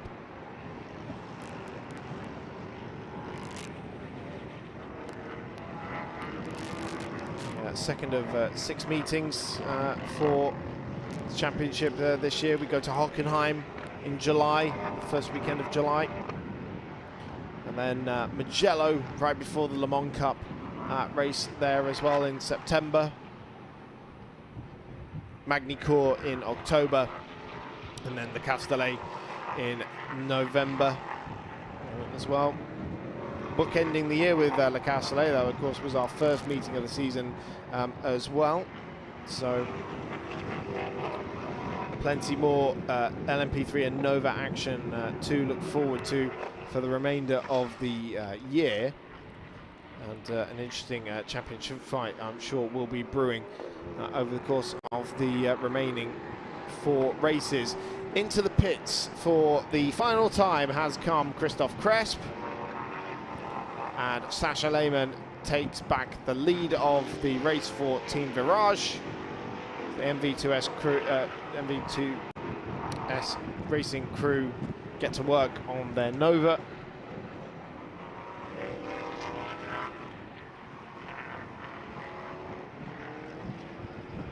So now the 22-year-old Frenchman can cruise home for the remaining 27 minutes of this race.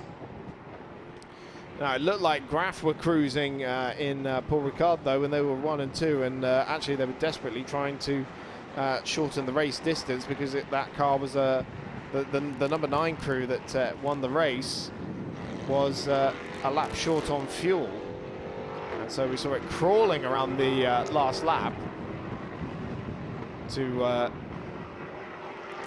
make sure that the timer ran out before it got to the start-finish line, otherwise it would have conked out. But doesn't seem to be any such issues for Team Virage on this occasion.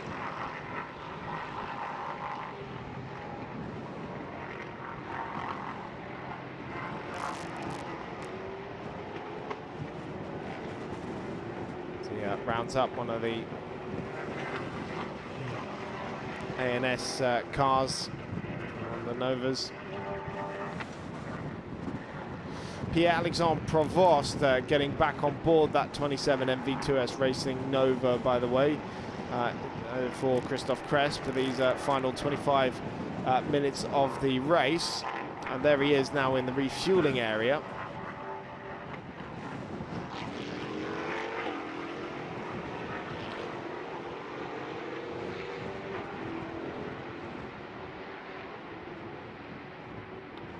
So we will get the official lead gap once Gianluca Giraldi makes his way past the timing loop.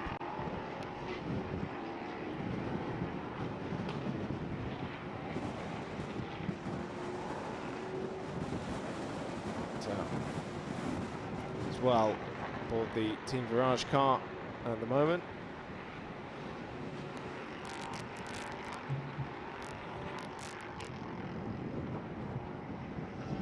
Oh, we've got a yellow flag out at turn 10, and that's exactly where our race leader is at the moment. And it looks like he's just come across the incident, which is the number 11 Chris Short CD Sport Ligier, which has had a little rotation at turn number 10 and is hesitant to get the car pointing in the right direction again, with traffic coming through as well. But looks like Chris Short did manage to get it pointing in the right direction again. Was from 15th position for the Brit.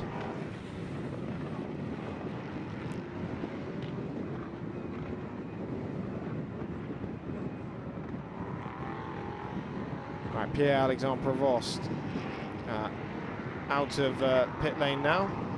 Incident at turn 10 has been noted, so I wonder if Chris Short was tipped into that spin.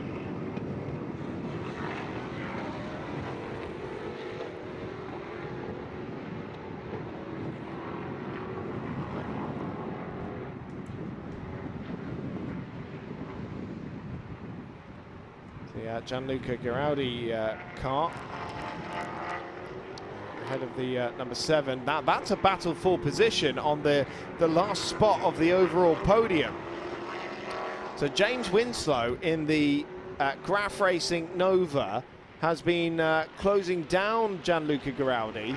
It's well, actually now is for second position, because they've cleared the Provost Nova as well, and we've got traffic coming into play here as well, and the DS Corsa Duqueine wasn't as confident. James Winslow goes to the inside, trying to take second position away from the Italian. They run side by side, but James Winslow decided that discretion is the better part of valor, going through turn 4.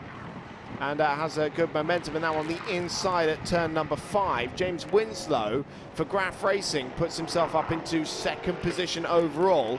He leads the Nova prototype category as well by some 10 seconds to Ian Aguilera, but he is also lapping about a second quicker than Winslow is. So it's all closing up right at the end of the race here between the Novas. And Claire is downstairs in the MV2S Racing Garage. I am indeed. Alongside me, Christoph, you've just jumped out the car. Very warm out there. Are you happy with how the race is going so far? Yeah, it was my third stint. It was difficult because we managed the tire and me. As I'm with a lot of silver driver, it was very difficult, but I tried to stay calm and to manage to have the car at the end. A lot of action out there. It's very, very busy with traffic. Yes, very busy with traffic. The track is not the same as the start of the race, so I try to do my best, and I hope we will do a podium. A lot of track evolution out there. The track is changing a lot. The evolution. Yeah, it changed a lot because there is a lot of part of tire on the track, and yes, it's a race, it's an endurance race, and we need to do that. Well, good luck for the end of the race. Thank you very much. It'll get very quiet in pit lane soon, I'm sure, because there's less than 6 minutes now left on the available pit stop window, and one car that still owes us a stop actually is the ANS Motorsport Ligier. Nicolas Schatz at the wheel. Still has one stop left to make. So that's got to come in relatively soon. Contact between cars 11 and car 2 under investigation. So there was contact that tipped Chris Short into that spin at turn 10 that we saw earlier, and it was with the number 2 Graf Racing car, the Ligier of George King, the reigning champion, on board that car at the moment. So yeah, shame we missed it on the live pictures, but that's how Chris Short ended up facing the wrong way at the top of the hill. 20 minutes left to run. Sasha Lehmann's advantage just under 2 laps now. But Gianluca Gherardi is not giving up on second place, I would say. He's, as I say, that was 4 seconds the gap increases to. But the gap between himself and Ian Aguilera for the last spot on the overall podium is decreasing rapidly. It's 3.4 seconds now, and Ian Aguilera lapping over 3 seconds quicker than Gianluca Gherardi. So the number 24 TS Corsa Duqueine at real risk of losing its spot on the podium, as we have no further investigation for that incident at turn number 10 between Chris Short and George King. So there's James Winslow in second position overall, but the car behind him is the one fighting for a spot on the podium, and Ian Aguilera is the one chasing it down as well. So it's the battle behind that we really need to be watching. He's 4.3 seconds clear of Gherardi, but Ian Aguilera is closing in.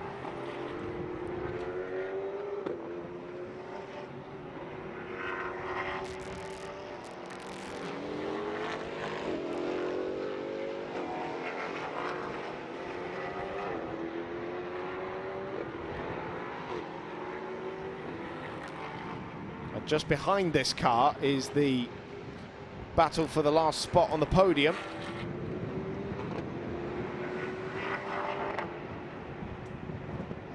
Ian Aguilera and Gianluca Gherardi. It's the Nova versus the LMP3. Aguilera second of the Nova cars, and that battle should be just coming into picture now. In fact, it is the number 3. Yep, Ian Aguilera going through. He's 2.2 seconds back now, so the car directly in front of him now is the Gianluca Gherardi car. They've just been making their way through some traffic. So the car that just went through the picture there, the green and yellow machine. Gianluca Gherardi, 2.2 seconds now separate the two cars, fighting for the last spot on the podium in the remaining 17 and a bit minutes of this race. It's not for class position, but it is for overall position, which still counts, because we have an overall championship and 2 individual class championships as well. And Manuel Espirito Santo is lapping quicker than both of them as well, and is 7.7 seconds back from them as well. So depending on how traffic plays out, he may well join the party as well in the Breton Racing Ligier. So it's still a fight to be had for the overall podium here in the closing stages of this race. And Gianluca Gherardi, he is the bronze driver in that number 24 TS Corsa Duqueine. One of 2 bronze drivers, Nathan Kumar as well, and Etten Simmons being their pro driver, whereas Ian Aguilera is the pro, amongst Michael Jensen and Nick Adcock, the 2 bronzes he shares that Nova number 3 car with. But this is what we talk about when we this is what we mean when we talk about playing your drivers at the right time, because CD Sport have put their quick driver in for the end of the race, and the Mexican is on a charge for the last spot on the podium. The gap now half a second. So they rise back up through the hill, and we have once again a battle between LMP3 machinery and the Nova. The Nova about 100 kilos lighter than the LMP3 machinery, but still very similar on pace, with more downforce on the LMP3 cars, and the Duqueine in front of it. Currently we have 3 different manufacturers in the top 3 overall, but Ian Aguilera could deny that fact and put 2 Novas on the overall podium. He is still second of the Nova runners. And then, of course, for Manuel Espirito Santo, that against the Duqueine, that would be for class position as well. Second of the LMP3 runners just behind them. He's finding his way through the traffic. He's still 6.8 seconds back. So they come through the penultimate corner once again, and Ian Aguilera's done it. So he must have done that at turn 13.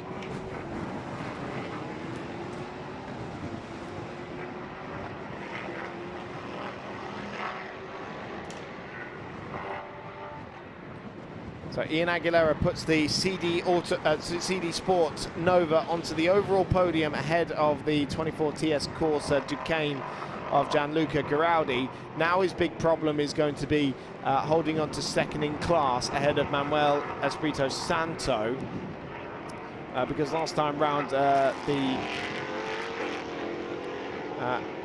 Breton racing car was nearly a second quicker, 6.5 seconds back. We have just ticked off lap number 176 for the race leader, or now 177 now for the race leader, who's just gone over the line, Sasha Lehmann.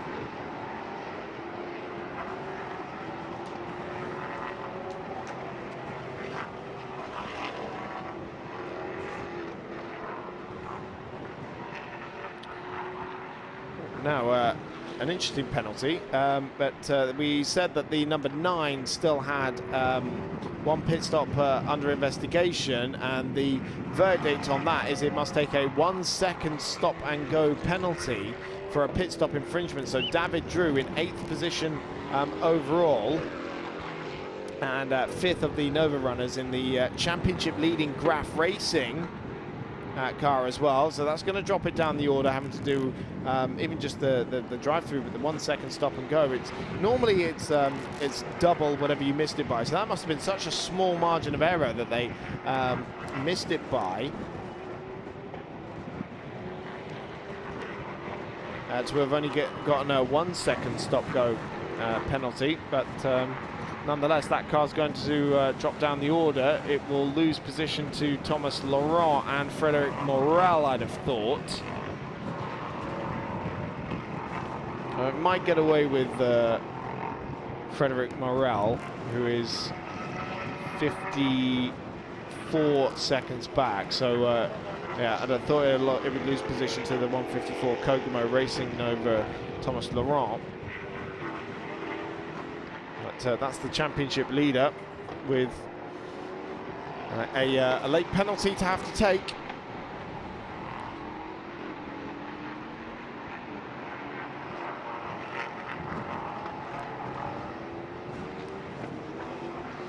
So Claire's got more news for us down in the pit lane. Yeah, alongside me is Michael Jensen. It's a bit of a nervy time for you. Is it nervous watching at the moment? Not nervous, it's just we'll see if we can catch the leader. I think we're about 8 seconds behind him right now with 6 laps to go. With such a busy race, how happy are you with the performance of your team? No, the team has done outstanding, but from my perspective, I really hope the major incident that everybody is fine and will recover quickly. It was nasty and something we don't like to see. We had a long red flag for that, but we did hear that all 3 drivers were okay off the back of that. After the red flag, obviously, we had a restart, and you guys have really impressed after the restart as well, and managed to really pull out a good speed to be competitive. Yeah, Nick and Ian have done a fantastic job today. They've been very quick, and obviously now we're just waiting to see if Ian can get James Winslow. I feel like you're very invested in getting back to watch the TV screen, so I'll let you go. Thank you so much. Good luck. Yes, in the remaining 10 minutes or so, the Nova race lead is still up for grabs, but Ian Aguilera 10.7 seconds back from James Winslow, and at the moment not really lapping fast enough to close that gap in the remaining time. In fact, last time around was actually 0.3 slower than the Graf Racing car, so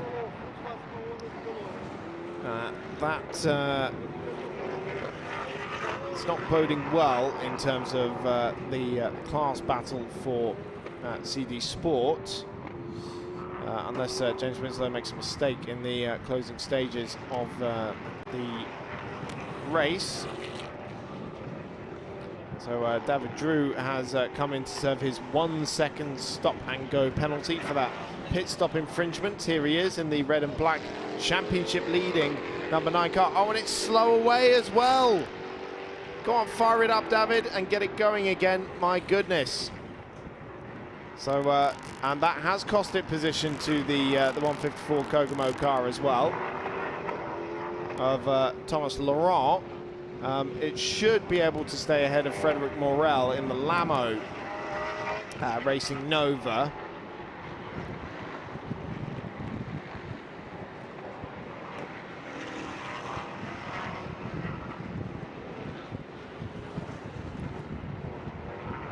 Thomas Laurent puts a lap on the ANS Motorsport car.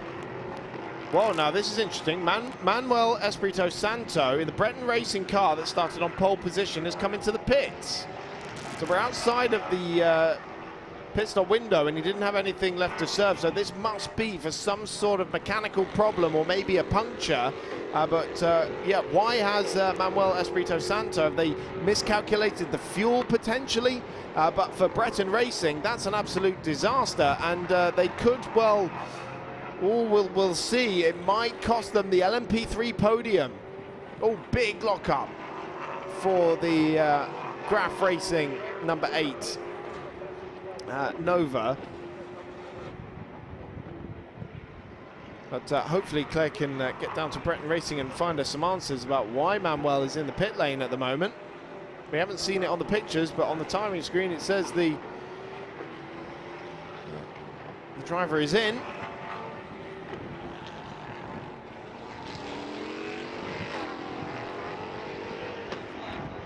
Well, Claire's down at the moment with the Graf Racing team. Let's hear from her. We'll go and find out what's going on at that team in a moment, but just alongside me is John Corbett. John, you just said that you're a bit nervous. A little bit nervous in these final minutes, yes. We won't take up a lot of your time because I'm sure you want to go and watch the end of the race. But how proud are you of how your two teammates have performed out there? It's a pretty amazing, actually. You know, we didn't do particularly well in qualifying, but just goes to show you we've got a very good long-distance race car. So everybody's done an amazing job, the mechanics, the team, and that's what it takes to win one of these guys. Not just the drivers, but the whole team. So, yeah, thanks, everybody. Go run back and go watch the end of the race. Yeah, I can see why he wants to watch the end of it. His teammate, James Winslow, currently leading the Nova category in 2nd position overall.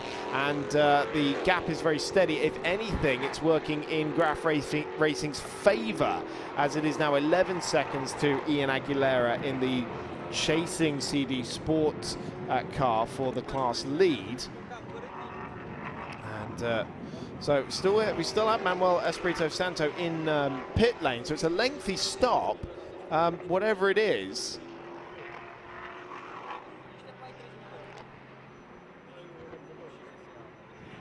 Just checking to see if we've had any news from race control about that car, but nothing just yet from the team, but nothing at the moment.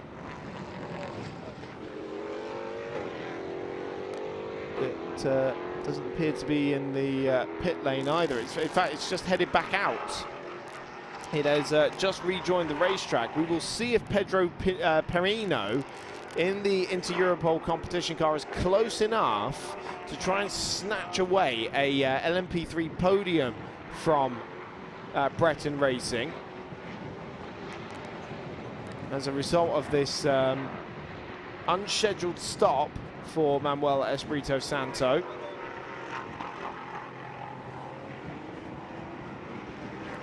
He's definitely lost overall position, that is for sure. So it's just dropped to 10th position on the timing screen. The next one will be Pedro Perino if it does lose position.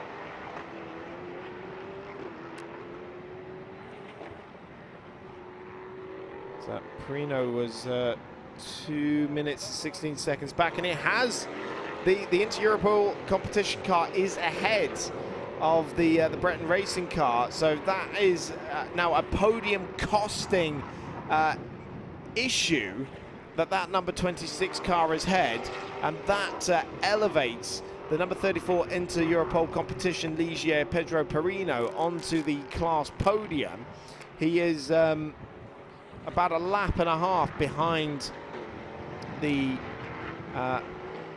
second position in his class, but in his class he is now third, and we also have a potential change for fourth position overall with Pierre-Alexandre Provost in the MV2 Racing Nova chasing down the TS Corsa car, so the Gianluca Giraldi machine. This is David Drew in the red and black Graf Racing Nova after serving its penalty. It has lost out to 8th position, 5.7 seconds back from Thomas Laurent. But yeah, here's that Breton Racing car of Manuel Espirito Santo that had some sort of issue. We didn't see what it was. We didn't say why it was in pit lane. But it has lost the class podium now and running 5th amongst the LMP3 runners in 13th position overall after that late unscheduled pit stop. And Pierre-Alexandre Provost has cleared Gianluca Giraldi as well for 4th position. So MV2S Racing, then Nova up into 4th position overall, still 3rd amongst the Nova runners. But now 4th and 13.6 seconds back from the podium.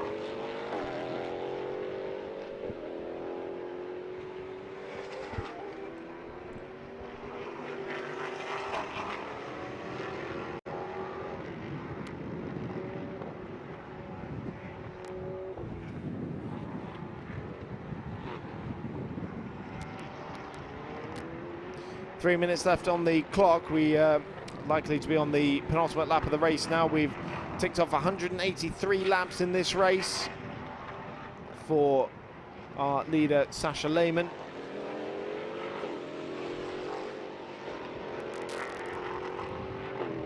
And there's a full lap ahead of the chasing pack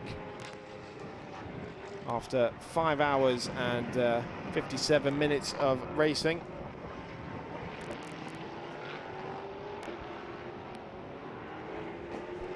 James Winslow in 2nd position, Ian Aguilera in 3rd. And there is a Pierre-Alexandre Provost. You can see him ahead now of the Gianluca Giraldi TS Corsa Duqueine, which is the green and yellow car in shot now.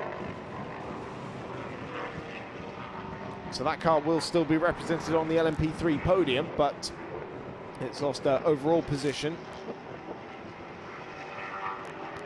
to Provost, who is currently lapping quicker than Ian Aguilera and James Winslow ahead of him, but doesn't have enough time to close down. He's too far back at 13 seconds.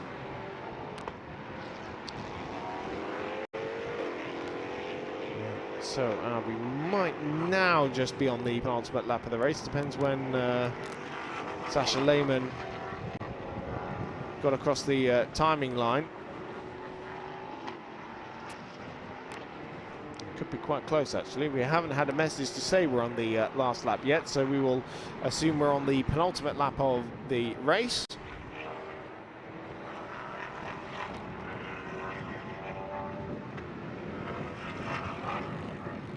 It's been a pretty impervious performance for this Team Virage entry. Georgios Kalovas doing a lot of the heavy lifting in the early stages of the race with Axel Noss, and also putting it up the order as well. Sasha Lehmann bringing it to the checkered flag.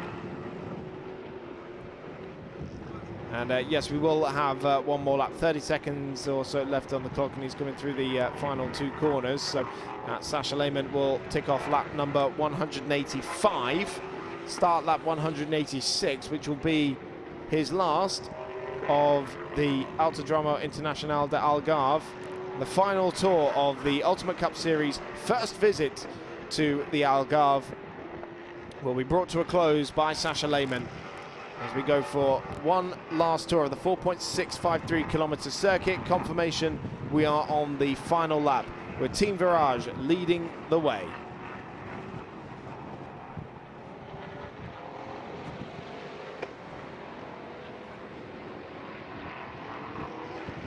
It's been a very dramatic race. Of course, we are very relieved to hear that the 3 drivers involved in a fairly horrific accident at the final corner and on the start-finish straight that brought out a red flag for over 90 minutes. Hence, we are ending at 5:15 rather than 20 minutes past 3 as was initially scheduled. But, relieved to hear those 3 drivers are okay. We've had, in addition to a red flag, 3 safety cars, 1 full course yellow as well. It's been an incident-heavy race. It's exactly what you would expect in a 6-hour. And the first time we've run a 6-hour in the Ultimate Cup. It's been a weekend of firsts, but everyone has absolutely loved being here. And the weekend will be drawn to a close here as Sasha Lehmann rounds the final corner. And round 2 of the 2024 European Endurance Prototype Cup goes to Team Virage and the #1 car with Sasha Lehmann, Georgios Kolovos and Axel Noss victorious in Portimão. Some burnouts from the 22-year-old Frenchman as he celebrates across the line. Second position will go to James Winslow, and the Nova victory as well for the #7 Graf Racing crew. It'll be back-to-back MPO2 victories for the Graf Racing team. It's the #9 crew in Paul Ricard, will be the #7 crew today.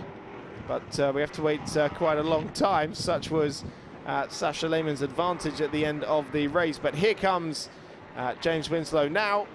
Back-to-back victories for Graf Racing in the Nova category. And he will be joined on the overall podium and the MPO2 podium by the CD Sports #3 crew. Michael Jensen, Nick Adcock and Ian Aguilera as well. Third amongst the MPO2 runners was the 27 MVS2S Racing, Christophe Cresp and Pierre-Alexandre Provost. Second in LMP3, Gianluca Giraldi and Nathan Kumar and Ed Simmons in the 24 TS Corsa Duqueine.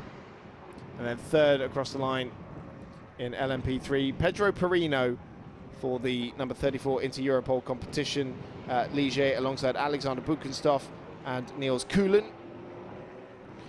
What a race it has been for Sasha Lehmann. And once Georgios handed over the car to his pros, it's been fairly untouchable.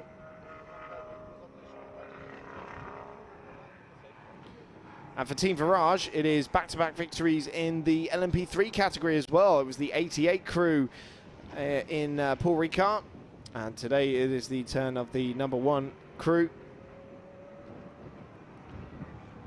So back-to-back victories for the teams, but different crews winning in both classes in the 2 races we've had so far this season, as Sasha Lehmann brings the #1 Team Virage Ligier JSP 320 into pit lane. He'll pull up in that P1 spot, and he'll be met by Georgios Kolovos and Axel Noss to celebrate victory in round 2 of the championship.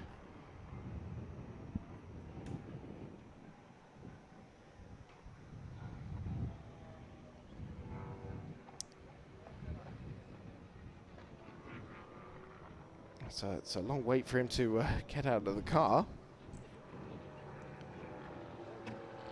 He's just taking it in.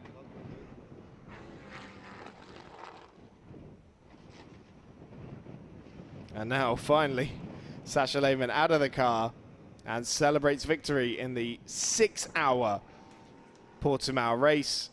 It's the biggest undertaking of the season for these teams and drivers this year. Our biggest ever race in the Ultimate Cup Series. It did not disappoint. Fantastic racing in the opening 90 minutes or so of that race. But, well, he's still all alone down there in Parc Fermé, maybe because he's just he's so much quicker than everyone else. Finally, James Winslow arrives on the scene to park his number 7 Nova up in second position, but it's victory again for Graf Racing amongst the Novas. Back-to-back class victories for both Virage and Graf. And they'll be joined on the overall podium. Well, sorry, for the number 7, alongside James Winslow, John Corbett and Alan Gashev as well. I'm sure for James will be very happy for his coaching customer Alan Gashev as well. And yes, there are celebrations for James Winslow. After a disappointing start to the season in Paul Ricard, this has more than made up for it. And now on the left-hand side there in the red, black and yellow machine, the CD Sports entry, Ian Aguilera out of the car. With Michael Jensen and Nick Adcock. Well, hopefully Claire's downstairs and can get Sasha Lehmann for a quick word. But just before she does, we will thank you all for watching. Thank you for your patience during the red flag as well. I hope it was worth it, because it was certainly an enjoyable race to watch. The championship continuing in Hockenheim on the 7th of July for round 3 of the championship. It's been a fantastic weekend here in Portimão. Yeah, weekend drawn to the draws to a close, and Claire is downstairs with our race winner. Wow, Sasha, congratulations. It was a roar as you got out the car then. It was a long old race. Congratulations, you are the winner. Thanks a lot. I mean, I was waiting for this one for like 5 years. Last time already in Ultimate Cup in single seaters.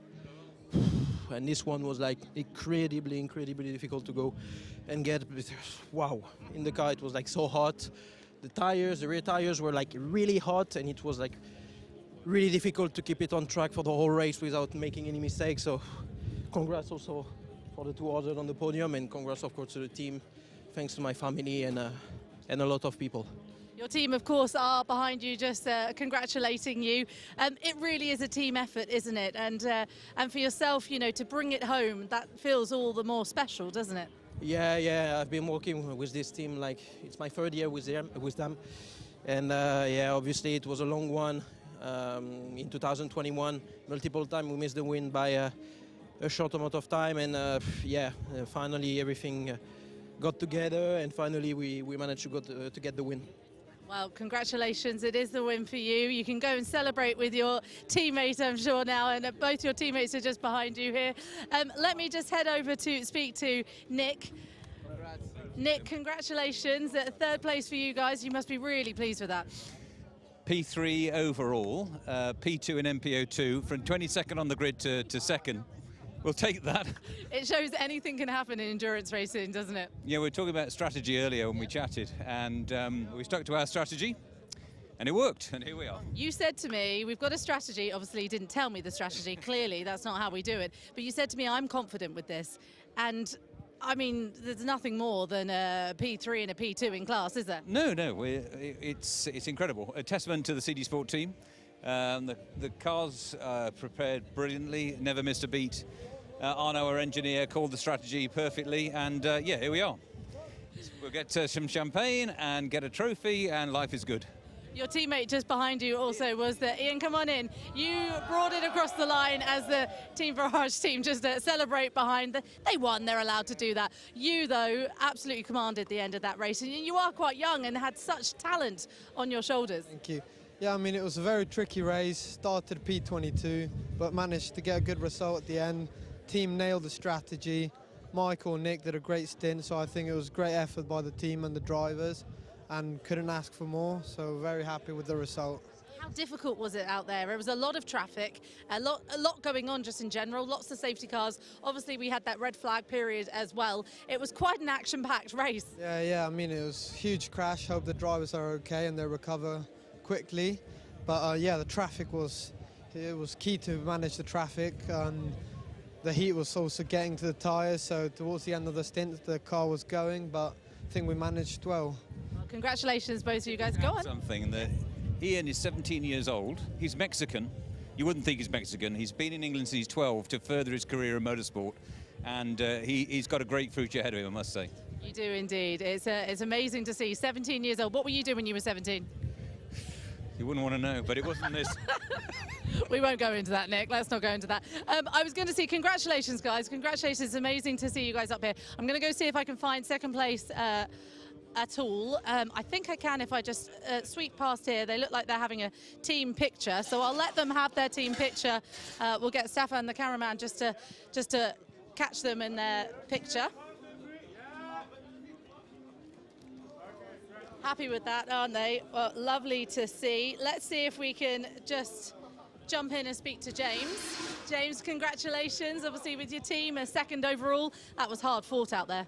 Yeah, I jumped in for the last 2 hours. Alim and John Corbett did the first 4 hours, so they did a fantastic job. They did a whole ELMS race before I even jumped in the car. So I only knew, because the radio wasn't so good, I only knew after the checkered flag that we'd actually won the race. All I could hear was push, push. So I just kept pushing, and we are P1 in class and second overall, so super happy. So you didn't know all of that time? You just kept your head down and thought, well, they're obviously telling me to push for a reason. I knew we were in a pretty serious position.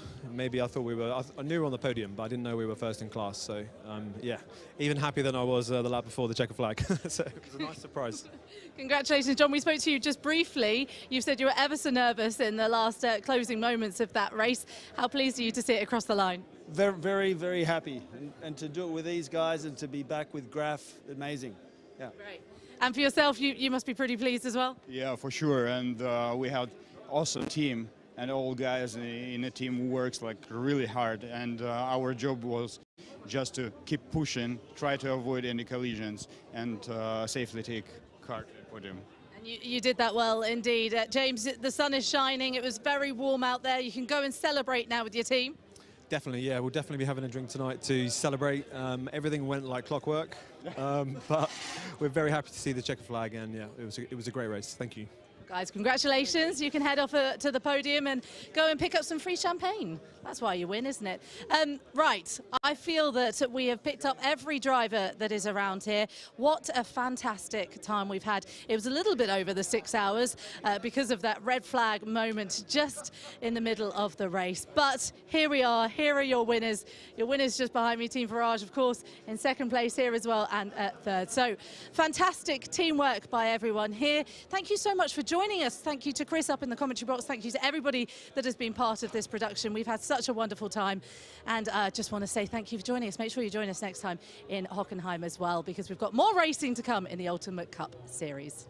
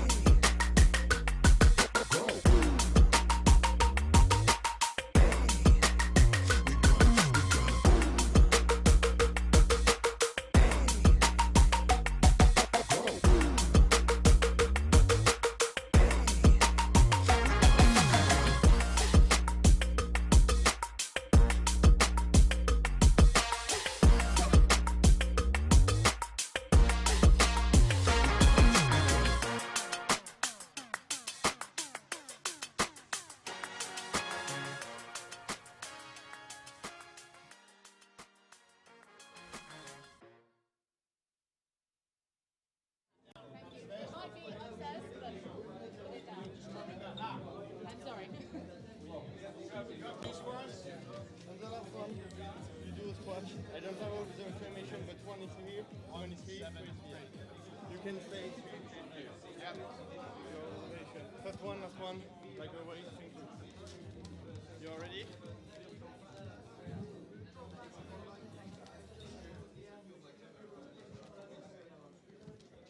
Okay. Okay. Let's go.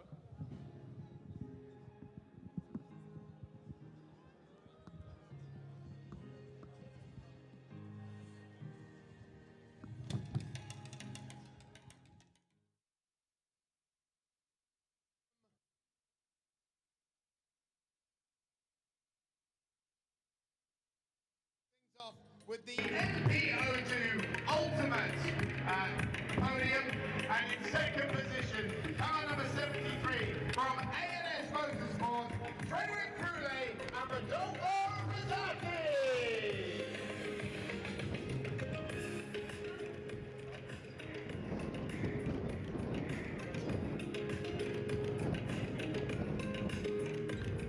The first podium's never ready, is it?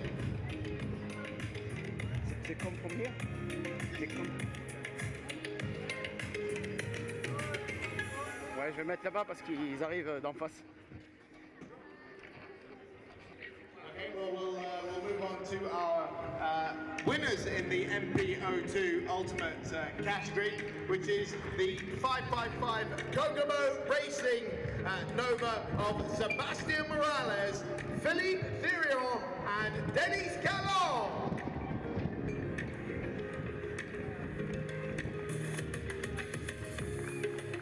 Congratulations to the Kokomo Racing trio. An absolutely superb performance, running right up at the front of the field at one point and bringing home the victory for the all bronze drivers.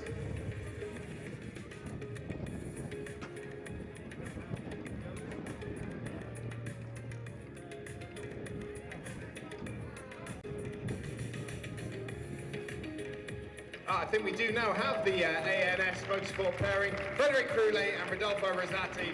Congratulations to them as well for second position as well in class. But for the winners, Kokomo Racing, we will have the French national anthem.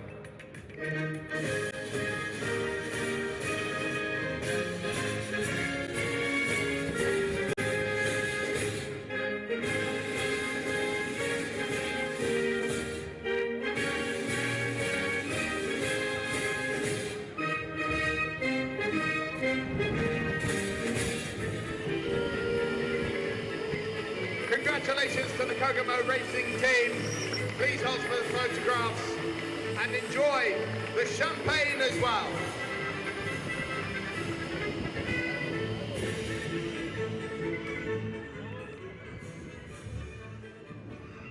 Thank you very much, gentlemen, and congratulations again on a hard-fought race.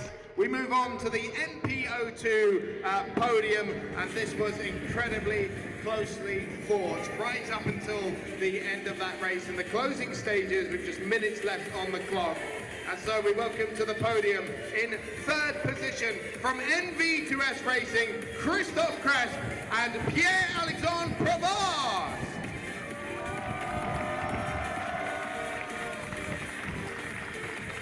A real yo-yo race for the NV2S Racing team. They're coming away with third position in the Nova category. It's a wonderful performance from the pairing. In second position, we have from CD Sport, Michael Jensen, Nick Adcock, and Ian Aguilera.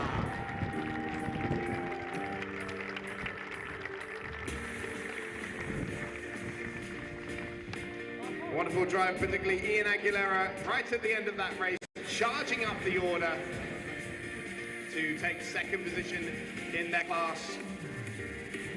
Chased after the race winners, but couldn't quite manage it. And so the race winners, for the second time this season in the MPO2 category, the number 7 Graf Racing crew of James Winslow, John Corbett, and Alain Gachel.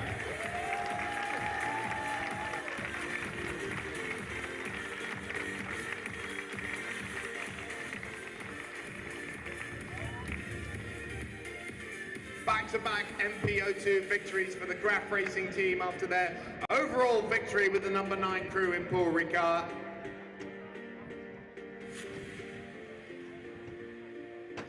And for the Graf Racing team, we will hear once again the French national anthem.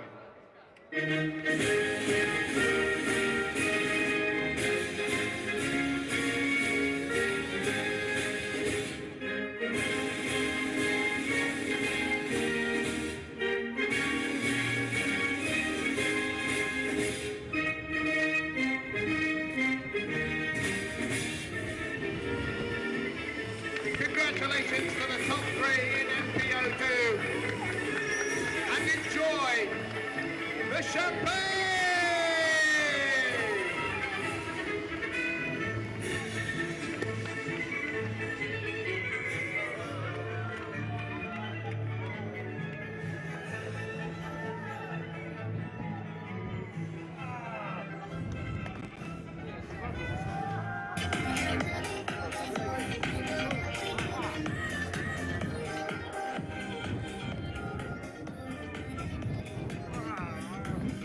Thank you very much, gentlemen, and congratulations once again to all of our podium finishers in the MPO2 category.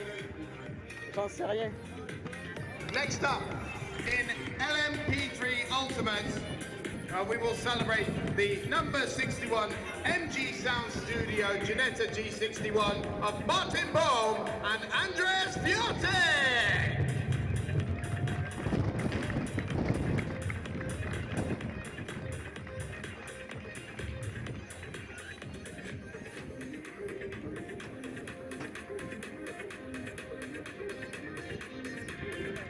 And for the MG Sound Studio team, we will hear the Austrian national anthem.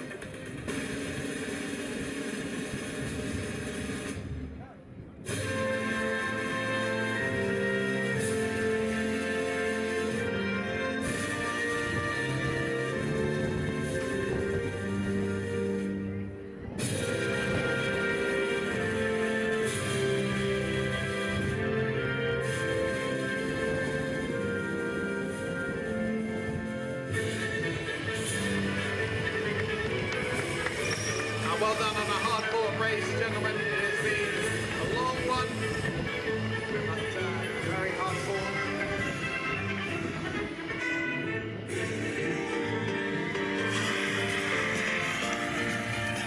We move on then to the LMP3 podium, and this one had drama right up until the end of the race, with late changes, late drama, late pit stops that changed the order.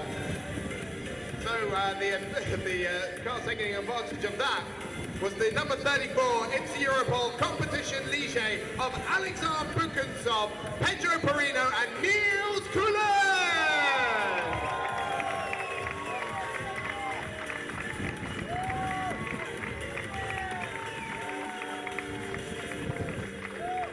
A fantastic speed once again shown by the Inter-Europol competition team. Always wonderful to have them with us in the Ultimate Cup Championship. In second position, aboard the TS Course Duqueine, Nathan Kumar, Ayrton Simmons, and Gianluca Girardi.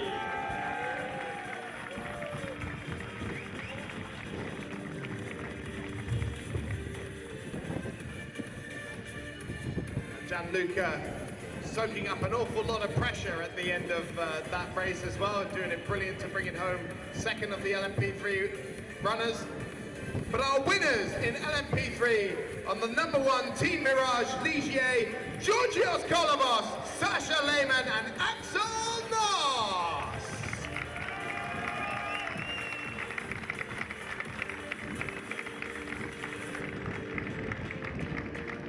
An absolutely superb drive.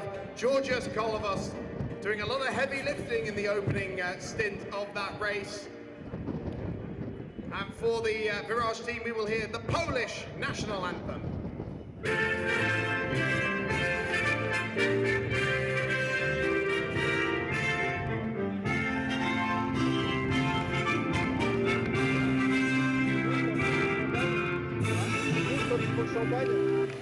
Thank you very much.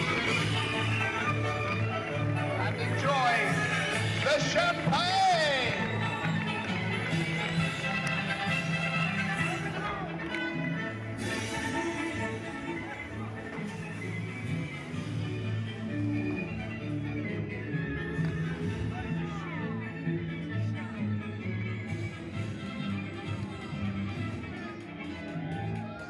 Thank you very much, gentlemen, and congratulations to our LMP3 podium finishers.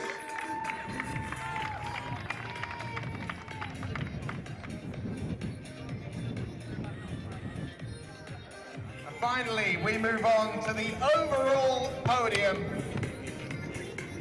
In third position, the #3 CD Sport Nova of Michael Jensen, Nicholas Adcock and Ian Aguilera.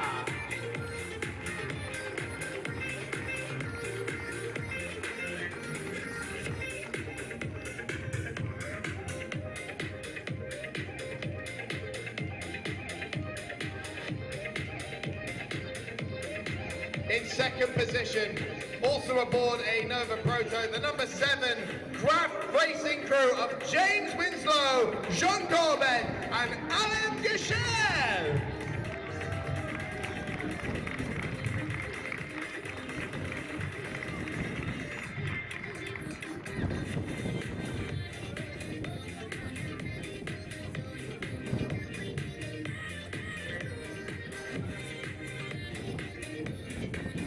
But our winners overall, the #1 Team Mirage Ligier of Georgios Kolovos, Sasha Lehmann and Axel Noss.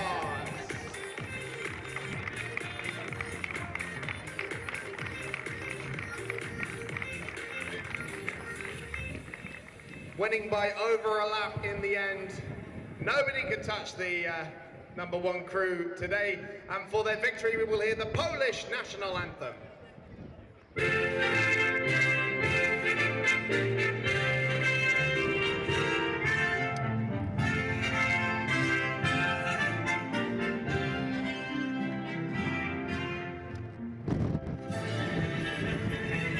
Thank you very much, gentlemen, and do enjoy the champagne as well.